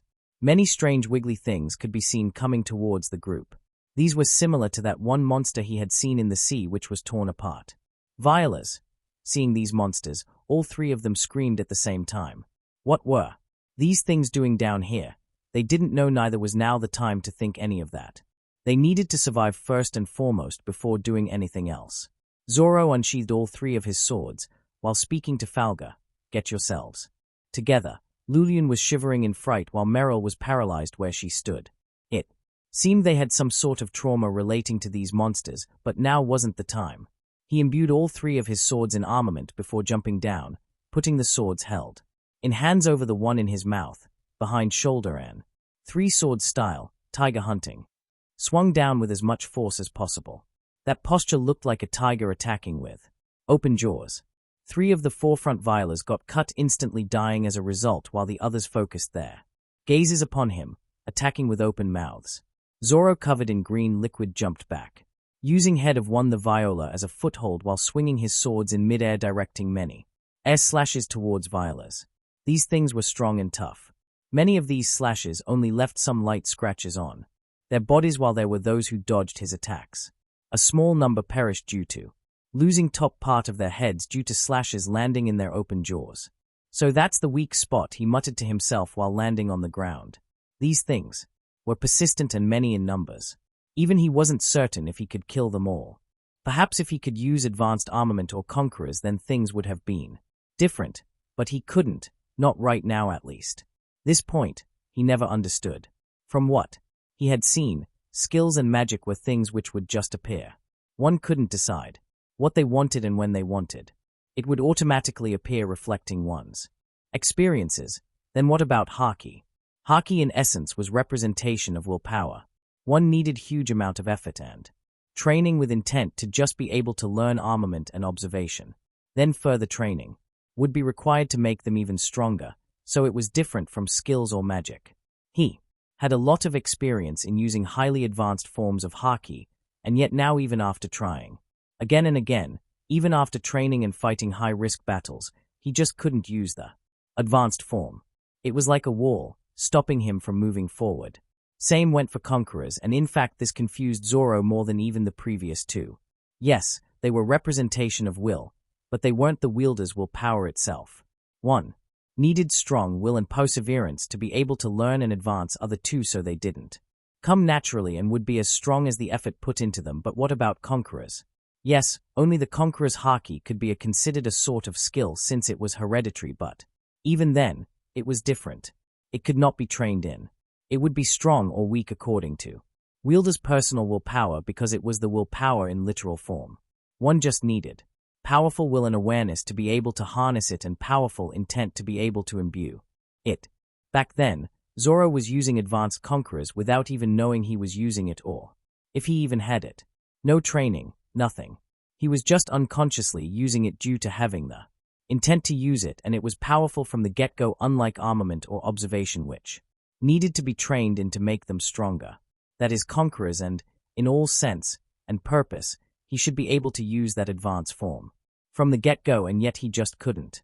He felt like something was missing, and that's why he looked forward to gaining his observation haki back, since perhaps that was the last piece of puzzle to complete him. Anyway, right now wasn't the time to think about all that. He needed to end them with what he had right now, and that's what he was going to do. He attacked them in continuous manner, picking only their most vulnerable spots while also moving about constantly. He could not stand at the same place or even take a breath, since they would just swarm him there. He suddenly turned around, attacking another Viola whose body was in front of him while the head came from behind, almost biting him. His attack landed straight into its open jaws, killing it, but that moment was enough for another Viola to emerge from his blind spot. He once again jumped backwards, avoiding another fatal attack while sending the air slash, killing it only to be forced to cross his blades in front of him in defensive posture while jumping up. A powerful push came, sending him flying towards the ceiling of this slanted cave. A Viola had used its snake-like body to attack him, which he managed to react and, due to jumping backwards, managed to mitigate the impact, but still suffered a strong push. TCH. So annoying, these things were like snakes and moved erratically. Judging their rhythm was hard, since they could use any part or posture to launch an attack from any direction. They were also quite fast in these movements. While airborne, he let go of the sword in his mouth while at the same time held both of his hand swords parallel to each other and two swords style, Nijirio Toro, swung them down towards that Viola. Two air projectiles reinforced by gravity came down, in straight line, cutting said Viola in two pieces. In the next instance, he coated his feet with armament and thud, smashed into the ceiling with those feet, digging into it, planting himself there. Following which, he propelled himself from that ceiling with as much force as possible, going straight down for those Violas. He spun mid-air, launching multiple air slashes in quick succession. These slashes were imbued with a lot of force and momentum and did a lot of damage this time, injuring a handful of them, impeding their movements, something Zoro took full advantage of. He launched another set of projectiles, air slashes, and this time they weren't able to dodge and died by having the top half being cut away. But he didn't stop there and buckled himself for more action. Most Violas by this time were either dead or injured, with only a dozen or so remaining, whom he once again engaged in fierce battle for survival. Over at entrance on the top, they watched with disbelief, with Lulun rubbing her eyes, pinching herself as if in a dream. By now she had managed to calm down and was ready to fight, but still, I knew he was powerful, but this. Falga took words from her mouth, saying them himself. He wasn't able to participate due to needing to get the girls come back to their senses, but he too was stupefied. Even he wouldn't be able to do so much despite being LVL4. Violas weren't weak, with just their physical defenses being equivalent to top-tier LVL3s. That, in addition with body composition, weight, speed, fighting style, and powerful jaws made them deadly, and yet here they were dying like flies. Meryl, on the other hand, had also gotten better. I think we should, she spoke in mosquito-like voice, but wasn't able to complete her own sentence. Hearing her, Falga replied, yeah, you're right. We don't have time to be gawking. Let's back him up, even though it doesn't look like he'll need it. A bit absent-minded in the beginning, but picked himself up. With that, he too ran forward with Lulun in tow. Falga readied his battle axe and went ahead to join Zoro in this hunt while Lulian and Meryl took out those injured ones. Meryl was a mage specializing in fire magic, which was extremely effective against these plant-type monsters. She stayed behind launching her attacks at these violers, while Lulian, being an assassin-type fighter, finished them off as cleanly as possible. With their addition along with Zoro in the vanguard, it didn't take long for remaining violers to be wiped out. With fighting all but concluded, Falga along with Meryl and Lulian came before Zoro, bowing a little. "Thank you very much. Without you, none of us would be going back alive." "Yeah, thanks. Thank you." Hearing their heartfelt gratitude, Zoro waved his hands as if it was no big deal. "No need to. But tell me, do you guys perhaps have some sort of history with these monsters?" He naturally remembered how their condition were just due to scent alone and how they became after violers appeared. Hearing this question, all of their expressions scrunched as if recalling something they didn't want to. Looking at their expressions, "No need to tell me if it's difficult." Zoro didn't press on. Falga shook his head, replying, "No, it's nothing like that. Well, these monsters and the scent here, we're familiar with it. It's similar to another one we experienced a month ago." He looked aggrieved as if remembering something or someone. "We lost many of our colleagues, and these monsters were one of the major reasons." After saying this much, he grew silent with heads down. "That must have been a painful experience." "I see." Silence once again prevailed the tunnel. "Awoo. I'm getting sleepy. Let's get this over with." Zoro broke this silence. He, indeed, was getting a bit sleepy and had no interest in staying here any more than necessary. Hearing him, others broke their silence as well. "Exactly. Let's go." It seemed Lulian had regained that cheerful side of hers, or at least she was no longer gloomy like before. Zoro took the first step, followed by Falga and the others. Not too long after, they reached the end of this tunnel, and indeed, the smell of forest was heavy in the air. Even though there were no trees present, the foliage was in great quantity spreaded about. Looking at this once again reminded Hermes Famelia of that tragedy. They walked forward fully vigilant and ready for any circumstance, but nothing happened. It didn't even take them a minute to reach a rather large hall, which too was empty except for something. It was an orb of some kind. This is dash. It seemed even the Hermes Famelia members, or at least those present here, had no idea of what this thing was either. Zoro went ahead and picked it up, only to be shocked by what was inside. This orb was about the size of a human's head and a baby, or something like a baby, pure black in color, could be seen inside, eyes closed as if sleeping. It was even breathing in intervals. Lulian had a pondering look seeing what was inside and suddenly came forward. "Wait. I think I know what it is. Although I don't know its purpose or how it's formed, but it's something called jewel fetus, and some dangerous people are after it. Perhaps Guild or Loki Famelia might know something about it." "Is it?" Zoro looked at it seriously. It emanated a strange ripple and aura, something which felt dangerous. After looking around a bit and not finding any more violers, Falga took a sigh of relief. Still, it was a wonder of how so many of those monsters were found here. Something was definitely going on in Rio they weren't aware of. Still, at least now he understood what confused him till now. Perhaps those violers stayed here due to this thing, otherwise I don't see why they wouldn't just go out and cause havoc. That was just a guess, but nothing else made sense. Hearing him, Lulian nodded her head saying, "I agree." She looked around for some sort of clues, but everything was covered in green moss. If there were some evidences, then probably had been covered. "Let's go. I think this should be enough to satisfy the guild." Zoro in a way was the one leading this party, so whatever he said goes. Anyway, just this information alone would blow guild's heads away, and even if something else could be found with more search, they couldn't do so. Only 4 people simply weren't enough for a project like this. Hearing him, everyone nodded their heads. Yeah, no one disagreed and went back from the route they came from without looking back. No one spoke on the way back, with their thoughts occupied with what was found here. Someone was definitely involved. Someone powerful, otherwise it simply wasn't possible for something like this to be out here. A shadow could be felt looming over this entire mess. It didn't take long for the party to get back. What had to be done was already done. Now they just needed to go back and take a long rest for all the troubles encountered here. Hermes Famelia decided to accompany Zoro back since their place of staying was near the inn, but they all couldn't help gasping by what lay before them. This was especially the case for Zoro, who looked angry and confused. What the hell happened here? He couldn't help cursing. And why wouldn't he? The inn was gone. An end. Asterisk asterisk asterisk asterisk asterisk asterisk asterisk asterisk asterisk asterisk asterisk. Perhaps now each of my chapters are gonna be this long, but who cares? Anyway, thanks for your support like always. Next chapter would probably be dropped next month, maybe. I'm not really certain of how long it might take to update it. Still, I at least enjoyed writing and hope you fellows will enjoy reading. Now let's talk about whys. I didn't add Loki Famelia's meeting and plans along with Njord. And nothing that's going on between them, and would probably will not write much about their fight with Kali Famelia.